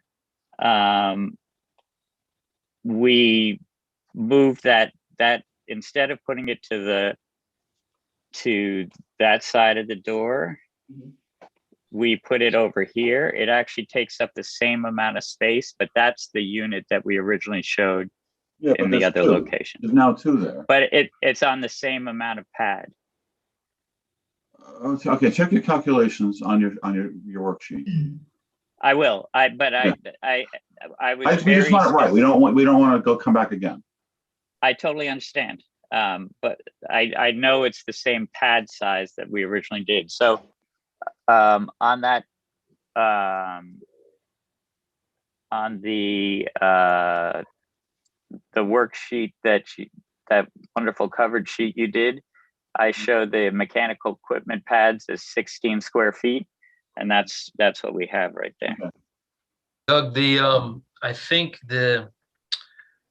on the previous one, it was deducted because you were removing it. And then when you took that same number and used it as the existing, however, it didn't include the pads. I think something like that. We gotta look at it, but. Well, I wanted to talk to you today about that, Doug, because I wasn't clear. I went back and looked at the original submittal, and it had the 16 square feet on it.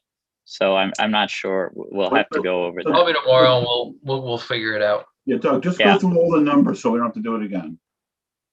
Yes, Ed, I will. Minutes, get it, make sure we're all comfortable with it so that we don't. I will. Come back. And that's our biggest concern is it's small, but it's over. Yes, no, I understand. Yeah. Doug, is the shed staying, and does it need a side yard setback variance? Yes, the shed, we are trying to get a permission to go in front of the zoning board to get the variance for the shed to stay and the increased coverage that the shed and the back stoop caused. We're going to need to know what the coverage is accurately before you can go to. It is. So I've gone through the numbers a bunch of times. I will go through them again. The one part that I know was left off, and I don't know why, and was left off in the original, is that little pathway from the front porch to the other. So the 2,262 square foot number, I need to add that bit, but I know that I went through that a million times. I will go through it again. Are you really going to keep the shed, or are you going to remove it? They want to keep the shed. It's tell me your concern about it. It's been there for a long time, so. That's a concern. It never was approved. Understandable. You know, it gets frustrating when things get built and they're not approved, and then they come back to us and expect us to approve stuff that was there that shouldn't have been there. You know, it just. I totally agree, but it's also hard for it's hard for an owner. We're here until midnight trying to work through approvals, and then somebody goes out and says, "Oh, we need a shed. I think I'll put it up," and we're here until midnight trying to make it right. No, Caesar, I totally agree. I mean, I'm here till midnight as well, but this is a shed that you're getting paid. I hope. But this is a shed that was on the site when they bought it, so they wouldn't have known it wasn't approved. It didn't come up in a title search, so certainly they moved. And the frustration. Okay. I certainly do. All right, are you finished making your presentation? We're trying to end on the 6th instead Yes. of 7th. Yes, I'm done. Any comment, Lori? I actually have a quick process question. Since this house went under renovation and there obviously had to be inspections at some point, why wouldn't the shed have been looked at by Ed or someone in the building department when this house was first permitted for the renovation to begin with? So, I mean, we found it doing inspections. But not doing, I mean, like in the very original beginning of the renovation. So It might have been pre-ed. this town doesn't have what's called a continuing CO. When you change owners, the building department goes out and inspects it for every attribute to make sure that they're documented. So there's no tool for us to go on the property. These are, and I don't want to blame Doug specifically because there was another architect before it where the mistake probably happened. But the responsibility of documenting and showing us what's on the property and survey affidavits that are signed and part of the applications that you review were misleading because there was a shed on there that wasn't documented. So if Doug was the first guy in here, we'd be yelling at Doug, but it's not Doug. It's Doug's fault, but it's not Doug's fault. He inherited it. Thank you, Ed. I'll find something else later. Don't worry about it. So, yeah, if the village wants to have continuing COs, we can do them. It's just, it's another layer of government that the village didn't think they wanted to do. Okay, just was curious about process. Thank you. Dan, No comment, Cecil. Thank you. Kevin, Nothing, thank you. Mike. No, my only comment was when Doug had said that the shed has been there forever. I'll just echo, my concern is, yeah, but it wasn't reflected on the survey. So, Right. That troubles me more than anything else. Especially on an app when it comes, that's the application that comes in 2018 or 2019. Because that's not something we want to encourage. But I'm not sure what to do about it. Well, Ed, when people come in and build something without approval, when they come in for approval for a sale or a CO, there's a code that requires a fee adjustment. Yeah, so we have a fine policy of doubling the fees, minimum $500 for all permitted work. I can honestly say we should take it out of Doug's pocket. I can't even justify charging it because there were so many hands in the soup that the last guy shouldn't be responsible for it. Okay. But the CO affidavit is a legal document that they're certifying, and it's shame on Doug a little bit. I'll give you that, Doug. But it's also shame on the first architect that Doug relied on the work being done correctly the first time. So, in all egregious problems, there's a lot of latitude on this one. And did that answer your question, Mike, that there is a code that allows? What'll happen is if we know who that architect is and the next time the architect comes before us. I'll point him out for you. Well, So- I will also say though, that the surveyor, the original surveyor, I'm surprised it wasn't on that survey. And the shed, when you walk by the house, like I've walked by that shed a million times and I never thought twice about it. It's up against the garage wall. Now it is. No, it was, they moved it when they bought the house. Well, It wasn't before. No. As a building inspector, if we see a shed, we automatically think it's illegal. That's the problem. So I walked on the property and the first thing is where the shed comes from. Right. It's just what it is. All right. But it really should have been on the original survey. And I looked, it wasn't. Yeah, no, you were absolutely right. I remember you asking me about it, and I was sure it wouldn't been there because that shed had always been there as long as I seen the house, but Okay, if we keep talking for another 5 minutes, we could say we Yeah, went in. well, let's go. I don't All want right, to make, Doug, just, any further comment from the board? Mike, you okay? You finished? nope, yeah, I'm fine. Sarah, anybody, public? No, nobody's raising their hand to speak, and there are no comments in the chat. Okay. Doug, we'll see you next month. Get the all right, calculations right. thank you very much. And thank you to the board and the village consultants. This is probably a record. We're ending before tomorrow, which is pretty good. And I had predicted midnight at 6 o'clock when we first started. So we've been sitting here for 6 hours. I was way off. Yep. Great Well, job you're- tonight, you're a Caesar. good Thank person. you.